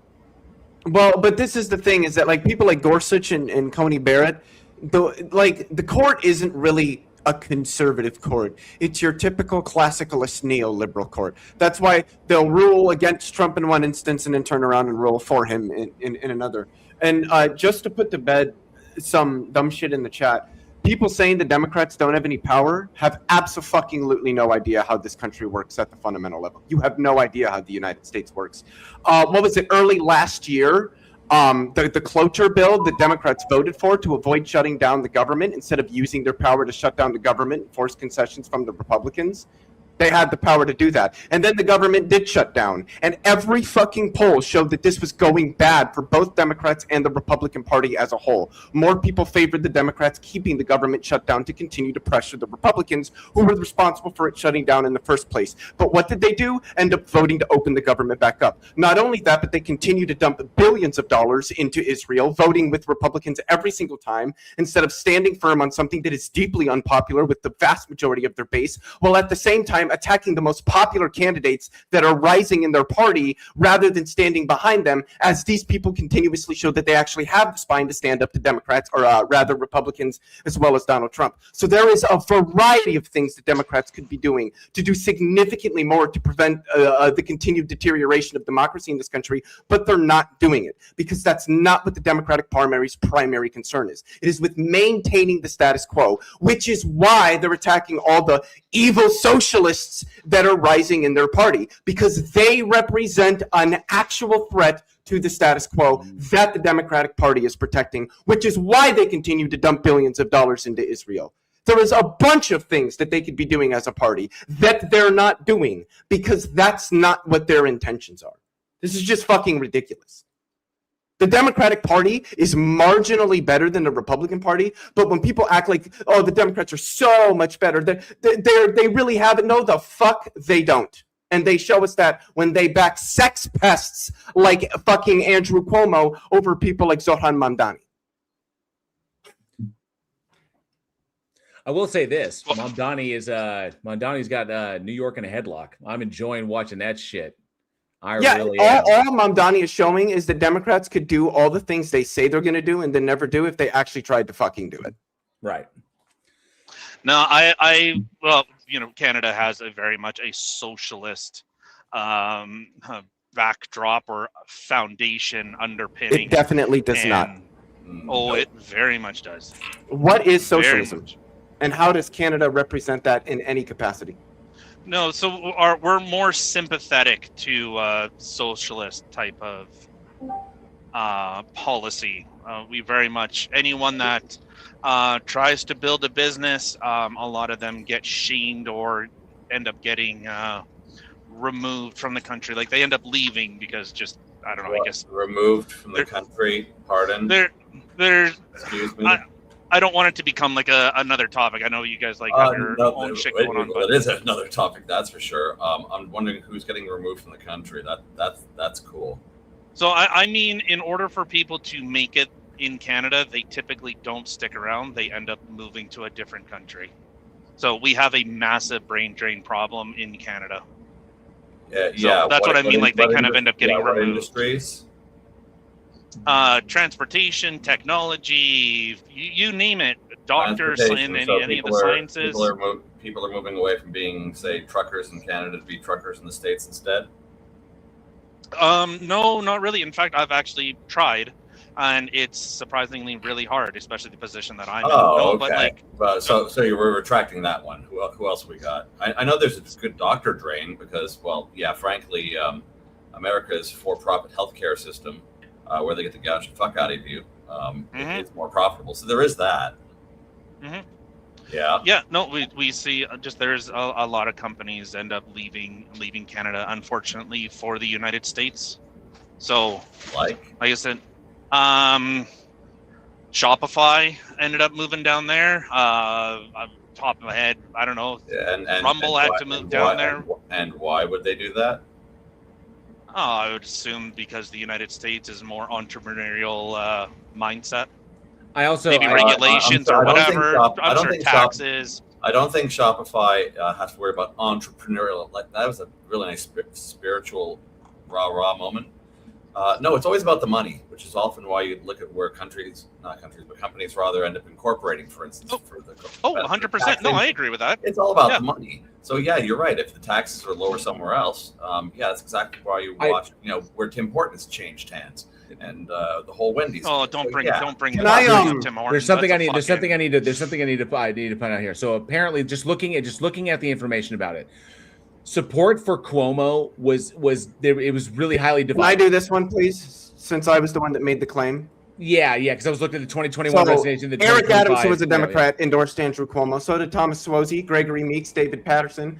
The Brooklyn Democratic chair backed him, as did the Benjamin Franklin Reform Democratic Club. So yeah, the Democratic establishment was sitting behind Andrew Cuomo. And the other thing is, people like Chuck Schumer and all them never officially endorsed Cuomo. But that was primarily because he lost the primary. And this is the fucked up part. He lost the primary, continued to run, and the person who won the Democratic primary received no endorsements from the Democratic establishment. Why not? What happened to vote blue no matter who, except when it's an actual fucking leftist, right? Like, I cannot believe people are defending the fucking Democratic Party as if they're like the savior. Well, if only they had the power. Like, it's just so fucking bad. Open your motherfucking eyes. My God. I need to get some water. Well, I won't take up any more time, but I was trying to just kind of paint a picture, kind of where the general public was going. But I appreciate you guys having me up here and everything that's going on. So, like I said, JL, if you ever find the time or whatever, I'd love some opinion on it, because the contingency argument, the more and more I learn about it, the more and more I hate how fucking stupid and just weighted it is in like bad faith, just presupposing everything, and it just listening to it just made me more and more mad during that whole thing. But let me get. I'm going to put something in the. I'm going to put something in the private chat for you. And there you go. It's long, so you may need to copy paste it. The anti-contingency argument, reductio ad absurdum. I recognize this handiwork. Yep. I keep it in my back pocket. So, but thank you, Tyler. I appreciate you being up. And so the thing. Thank you very much. Absolutely. The key takeaways, and if we see you next week, we'll check you on that one. Joe, I knew he'd say it. And if you pop in on the next stream next Sunday, I'll be happy to see you. If you have something else, we'll see you then. Okay. Take care, bud. All right. Thank you very much. Yeah. You guys have a good night. Yep. Yeah. Speaking from East Coast Canada. No. Socialist, my McFucking ass. Well, people don't know what the fuck that word means. Like, no fucking conception of what it means. Yeah, not at all. I got. You do, but like, I've got a dictionary. Yeah, most people don't have no fucking clue what that word means. So I think the takeaways from that, I think that the primary takeaways from that conversation we just had: don't trust rich people. You can trust rich people to be hypocrites. Don't trust mass media. They do not have your best interest in mind. They have ad revenue in mind. Don't trust politicians like blindly. Understand that they're in it for their office, and they will say what they need to stay in that office. They will. They are always catering to their base. So take that. So take them with a grain of salt. And Trump was guilty as fuck. There's the I think the takeaways. Okay.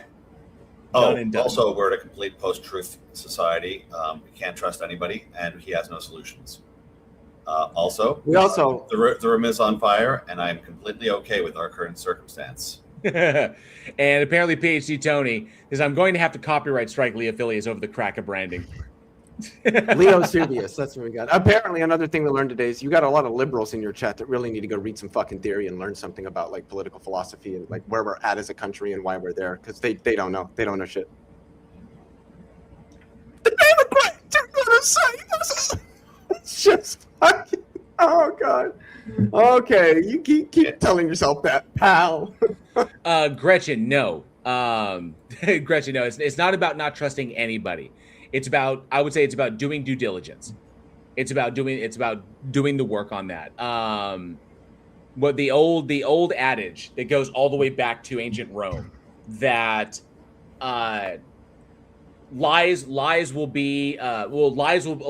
find themselves at the other end of the city before the truth has even gotten out of bed or some shit like that. I did a big thing. I talked about this extensively about a video, but lies will get across the country before the truth even has time to put its boots on. Is kind of the adage there. And it takes time and it takes effort. It takes a willingness to do the work. So I'd say do your due diligence I think is the key, because so many people out there are not willing to do it. They're either too apathetic or they don't know how. And I think educating them on how is really, really important. So, which I hope to be one of those individuals. And trust the people who have earned it, not because you were told to. I say like that. A lie can run around the world before the truth has even got its boots on. Is one version exactly. That's the one I've heard. Yeah. And yeah, I agree, Gretchen. I don't trust the average citizen to do the due diligence. I do not. I don't. I do it myself. But I think people like Leo and myself and Andrew, the people like here, Vesper here, we're outliers. Which is a shame. But we got to at least talk to one, get one person to see it. Also to address Earl in the chat, I never said anybody was an idiot. I made the statement that I don't think some of you have a very well-developed understanding of political economy in the United States and the material conditions under which most people live, and how it is that the structure of our political economy in this country has led to those particular material conditions, which has led to a lot of the woes that we face as a society. And I think many of you are placing way too much trust in an institution, a political institution, namely the Democratic Party, that itself is responsible for structuring the political economy in a way that has drastically eviscerated the working class. And that turning to that same institution to try to save us from the very problems that they continue to perpetuate is a fool's errand.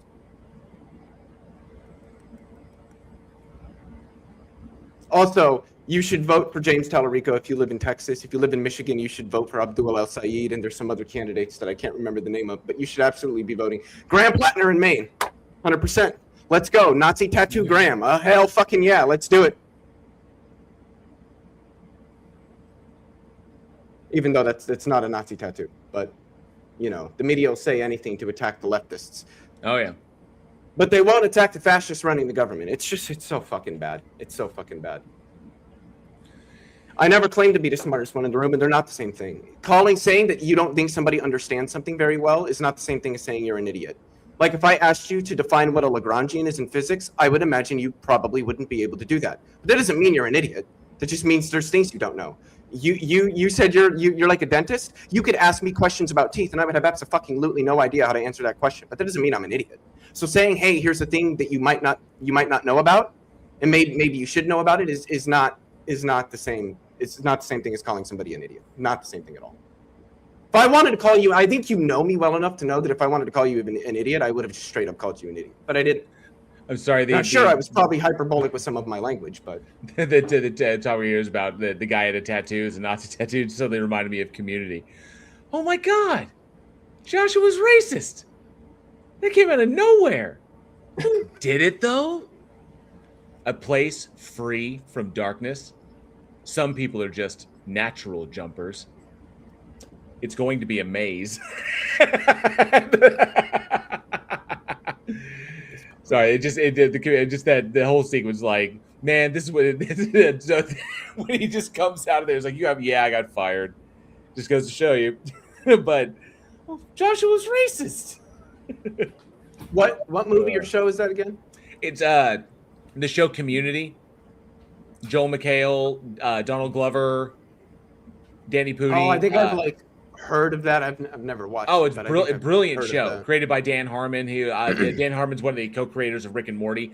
But Dan Harmon, he's not the creepy sex pest rapey he's one. He's not Justin Roiland. No. Okay, that's Justin Roiland. Okay, that's what I thought. So, but Dan Harmon created Community, and there's a sequence when Joel McHale's character and Donald Glover's character they discover a hidden trampoline on the school grounds. It's hidden within this hedge maze, and it's this pristine trampoline, and they begin to use it for its meditative purposes. You get kind of disconnect from the world and stuff like that. It's just this wonderful pristine little secret sacred place, and it's run. It's it's protected by what looks like a maintenance guy named Joshua,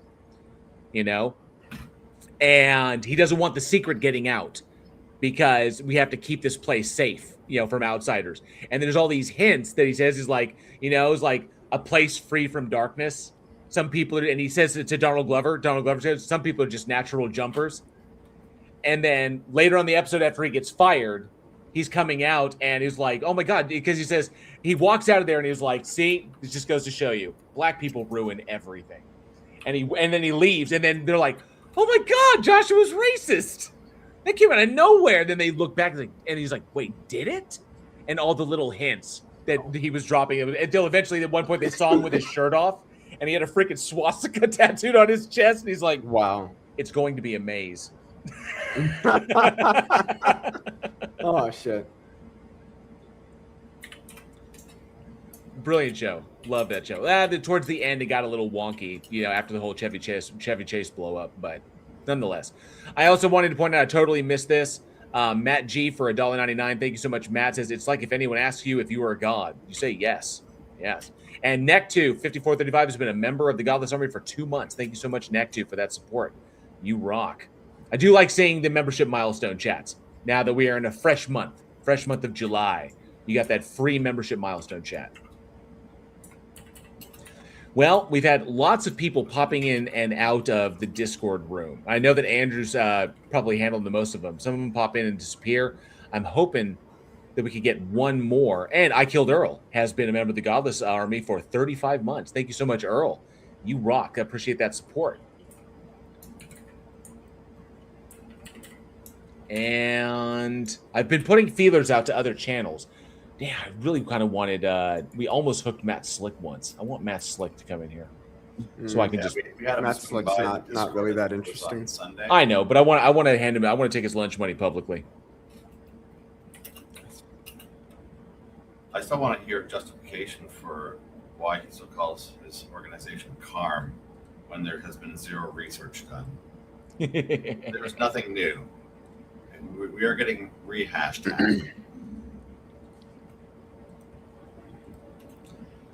That feeler out.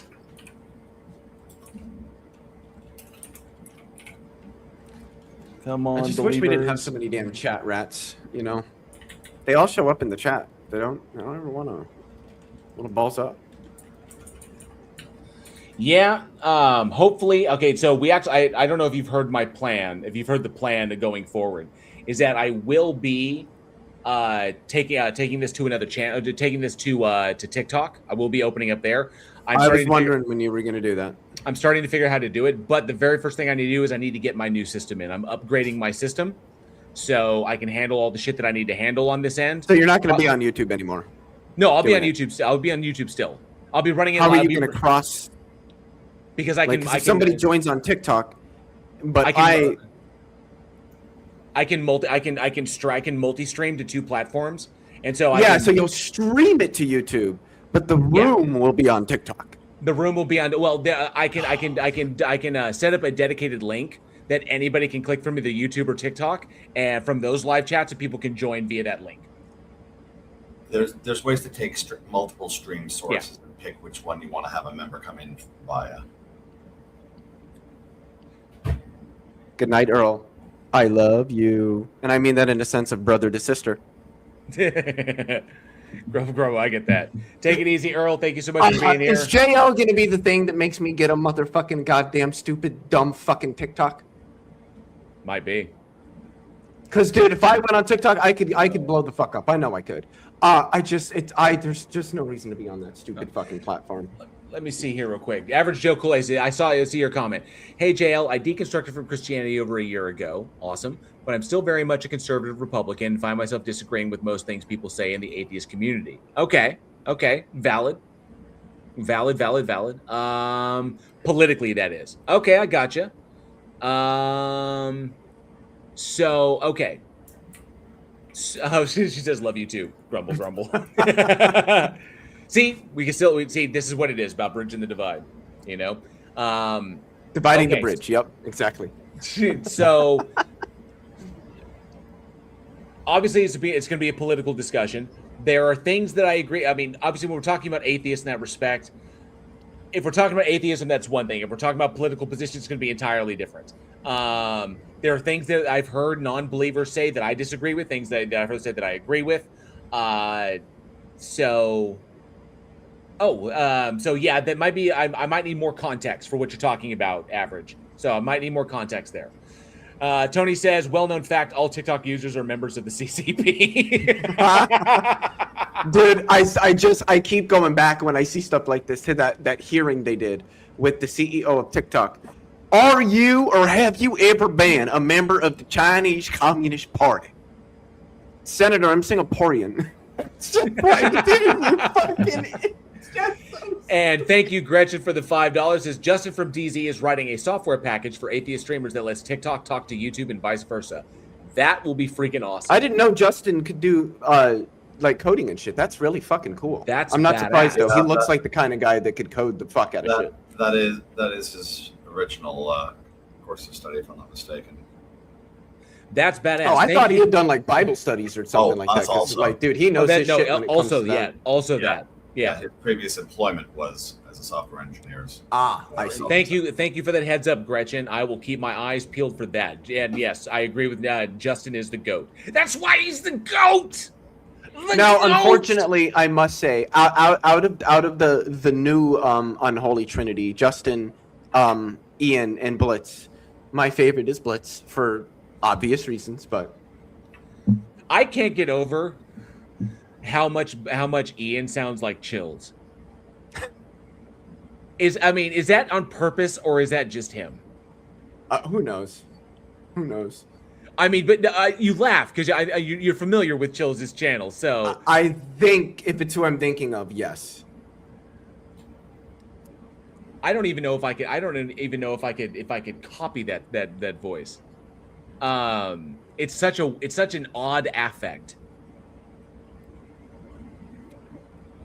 So, but yeah, I said it one time in one of Ian's live streams. I was like, it kills me how much he sounds like Chills. And someone laughed, and apparently this is I got the impression it's a known joke that he sounds so much like Chills. And for anybody who doesn't know who Chills is, it's the YouTube channel CHILLZ. So Chills. He does like horror. He does like commentary on like spooky. He does like spooky commentary, shit like that. Okay. And I think he's a rapper. So. Okay, so it's saying that Ian is the software engineer and Justin is an electrical engineer. Maybe. I'm not sure. I just know then there's Blitz, who famously has no degree in anything at all. He just like crushes it on the in physics. I guess he just loves it. Yeah.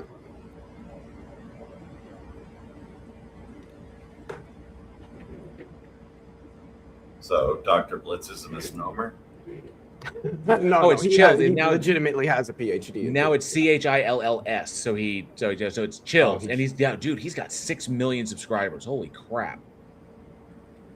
Can you imagine what it would be like to have that many subscribers? like the stress of like, oh god, I've got like a news program's worth of people I need to make content for. And sounds like they left. Missed them by that much. Damn it. There's people popping in, not talking. And that one was a Christian. It had all the right tags. Oh, who was it?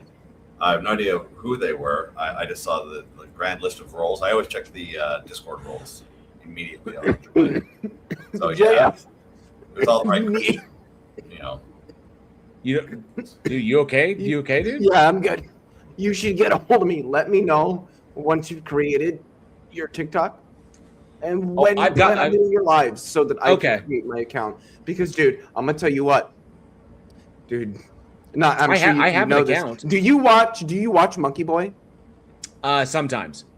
Okay, yeah, like that's a good idea to get. Like once you get on TikTok, you get there's some characters out there. That's the point. Is try to my goal is to set it up like this so that I can drop content on Tuesday, and that pushes the algorithm for the live on Wednesday, and then drop content on Saturday, which would be content from the live streams. Because with the additional people coming in from TikTok, I'll be able to get, increase the odds. I'll get something that I can repost that on Saturday, and that will boost the algorithm for the live stream on Sunday.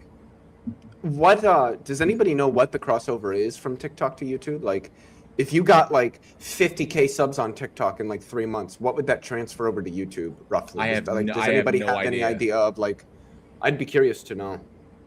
Because like I know some people that have like 400K followers on TikTok, but have a YouTube channel that's only got like 25K subscribers or so, which is still, I mean, a measurable amount. But I'd be curious to know. I've had so many people tell me you need to start doing fucking TikTok. Tony says Leo Phillies is joining TikTok. All socialists are communists. Confirmed. Even in a technical sense, socialists are sort of relate to communism in the sense that communism is the final step in the political economic development of humans, with socialism being the bridge between capitalism and communism. But yeah, I just not that I don't trust you, JL, because I absolutely do, and it's not that you need my help, but I'm not letting you wade through the river of shit that is TikTok alone. I can't do that. Thank you, I appreciate that. I do have a TikTok account, by the way. So I already have one that I've actually posted content to. Yeah. When is your first live on TikTok gonna be? Is it gonna be next Tuesday? I don't know. I did a test stream a little I feel like last week. It was like after the Sunday show. Or was it after? It was after last Wednesday. I'm so lost in my days. Do you still have to have 1,000 followers before you can do your own lives? Okay.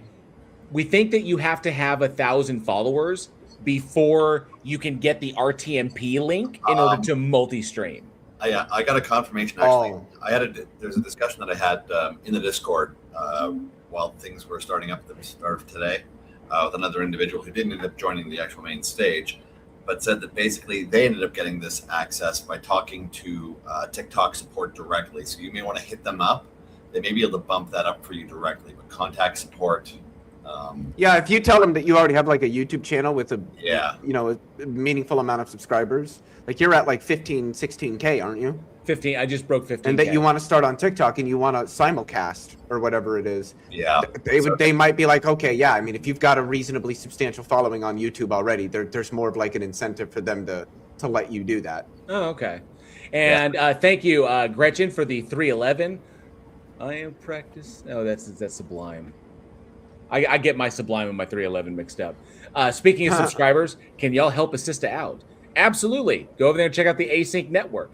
That's Gretchen's channel. If you want to go, I know that she does live streams over there. Talks about interesting stuff. So is that the same Async that developed the low proximity magnetic distortion system? She will either know what I'm talking about or she won't. So you need 1,000 followers. And if she does, then that answers my question. So thank you, Gretchen, for that super chat. And Gretchen says you need 1,000 followers to get access to TikTok Live Studio, so you can stream that to YouTube. Yeah, the stream. So I was able to go live on TikTok, and I actually was live for like half an hour. I had somebody actually come in as a guest and was helping me through some of the logistics shit, like what I was looking at, and helping me like familiarize me with that while I was talking with Andrew. So I actually was live for like 30 minutes. But I wasn't able to take the RTM. I wasn't able to find the RTMP stream link, that link you need in order to put it into StreamYard so that I can multi-stream to 2 separate platforms using StreamYard. Because I can set that up. If I can get the RTMP link and the stream key, I can put those into StreamYard before the stream, and it will send it to both platforms. And then, as I'm sitting here, I can on StreamYard, I can bring people up and they can hear that. So what I want to do, instead of doing that from StreamYard, I'm going to use OBS, and I'm going to link those to one deal, and I'll be able to talk. And so that way I won't have to just around. I'll have a dedicated link for people to come in, and then they can talk to me there, or I could bring them up as a guest on TikTok, and then YouTube will be able to hear that. But I need to do OBS. But in order to get OBS on here and all the other shit I need to update my system. My system is old. What do you got? What you got right now, buddy? Not what I need. I don't want to run it. I don't want to run a DX diag right now, but I can tell you what I'm getting. What are you getting? So I linked out the specs for that was I'm getting the AMD Ryzen 9 4.4 gig GeForce RTX 5070 12 gig 32 gig DDR5 1 terabyte PCIe 4.0 SSD. Nice. Are you building your own, or are you buying a pre-built? No, I bought it straight out. Okay. But the components, or like the whole PC? The whole thing. Okay. Yeah. Now, a lot of people talk down on that, and I very much get it. It's not that difficult to build a PC, but if you're going to learn how to do it, I personally would not say just go do it by yourself and like watch YouTube tutorials. Try to have somebody that actually has done it with you for certain like technicalities with setting stuff up, because I bought mine too, and the reason was, at the time I didn't know shit about PCs. I know quite a bit more now, still not enough to see, Async Network knows exactly what I'm fucking talking about when I say the low mic. So anyway, but yeah, I got mine last year. Mine's only about a year, not quite a year and a half old. So I want to know if you could do Streamlabs with like simulcasting to like TikTok and YouTube instead of strictly OBS, but OBS might be easier. And thank you. It's my other stuff for the 5 Australians. As you touched on this earlier, but is it true that fireworks are legal for personal use in the United States? The answer is yes. Has not been illegal in Australia for some time now. There are caveats. Obviously, during extreme dry season, cities can put an ordinance out that, like a fire safety ordinance, and say that fireworks cannot be used within like city limits or something like that. So, in order to prevent fires breaking out in fields, or people burning their houses down. But yes, they are legal here in the United States. Most places, you're not going to be able to use them outside of the time around the 4th of July and New Year's. So, like for me, like right now where I live, I could drive 10 minutes east, and I'll be at a fireworks stand, and I can buy whatever I want. And then, because Oklahoma lifted its restrictions on fireworks, I can set those fuckers off anywhere I want, like my backyard, because Stitt is an idiot. So, Phantom Rick, good to see you. Varies by locality and conditions. Exactly. His name is Stitt? Governor Stitt, S-T-I-T-T. Just call him Stittiot. Or Governor Shit is what we like to call him. I like Stittiot. And Cindy Johnson, if I didn't say hi, good to see you. JR, good to see you. Yeah, as JR says, go check out the Async Network. Go check out the Async Network. Go check out Gretchen's channel. So, I will also, Juggernaut, I would like a huge thunderstorm to hit. I really, really would. Well, we'll see. We're 15 minutes from the 5-hour mark, and we've only had two people come up on stage. Still have yet to get like a solid believer to bring. I'm telling you, when you hit TikTok, it's gonna be on a popping. I want it. The religious debates, all that stuff is fucking big on TikTok. How many Phil Bros am I gonna run into? It depends what you mean by Phil Bro. If you mean somebody who's like fucking posturing as if they understand philosophy but really doesn't, a lot. So, but I mean, like those ortho bro jackasses who are like running tag like they know what it fucking is. I mean, you'll get them. Okay. I'm curious. It'll be a new kind of energy, and I'm looking forward to it. I'm looking forward to what will happen. Well, if I get to be there, so am I. The posturing ones are fildos. I guess what the new term for them is fildo. Because I've seen that. I saw that over on one of the other guys' streams. So, but 15 to the hour. I would say we're 15 to the hour. It's almost 11 o'clock here. Geo Sam, good to see you. Says I can buy fireworks in the grocery store down the street here in Arizona. Yep.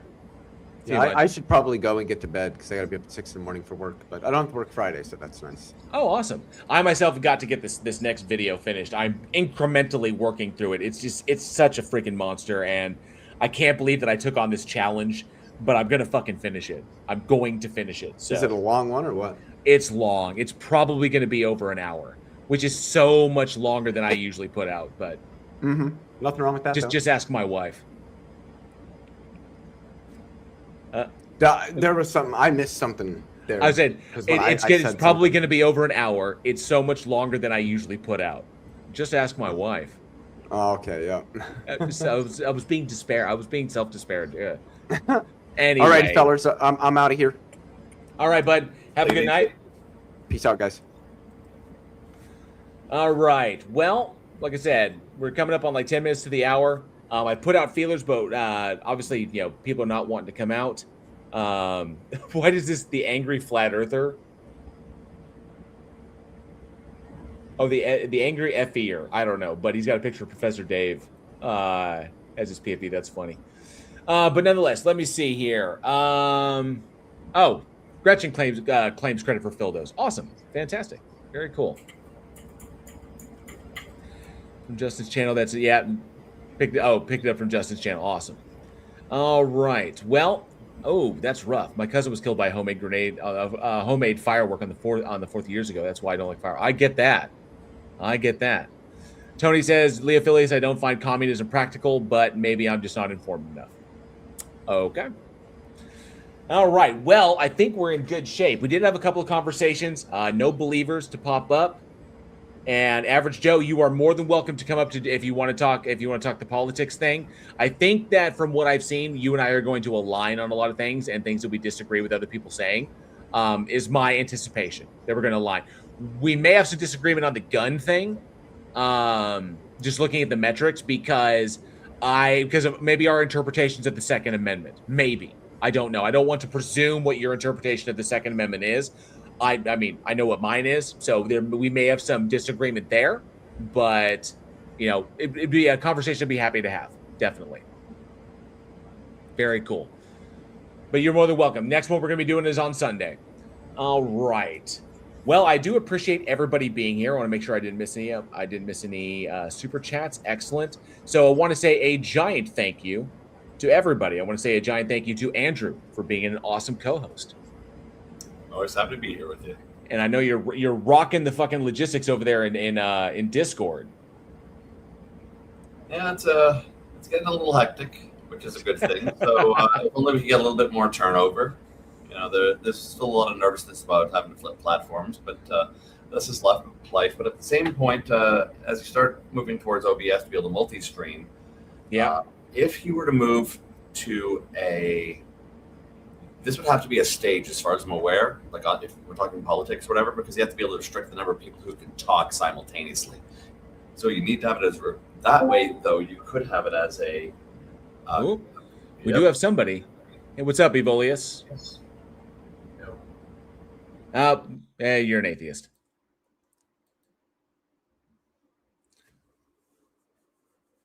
Because it is? Do you need me to explain how? Because the position of atheism is that is not being convinced of the existence of a god or gods, not believing that a god or gods exist, because God concepts fall into one of two categories, either logically contradictory or unfalsifiable. There's no rational warrant to believe that the proposition is true. So believing the proposition is not true, or not being convinced that it's true and holding that they don't believe in it, would be the more rational position.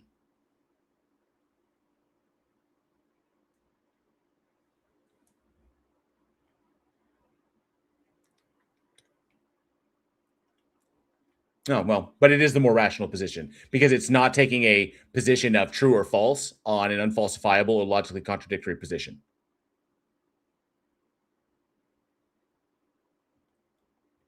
That would be knowledge. That would be knowledge, not belief. Two separate things.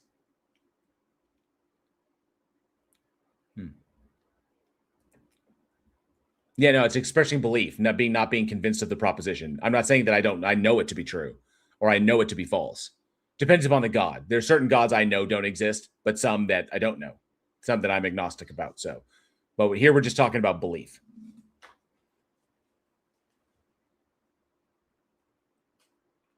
So, no, that's atheism.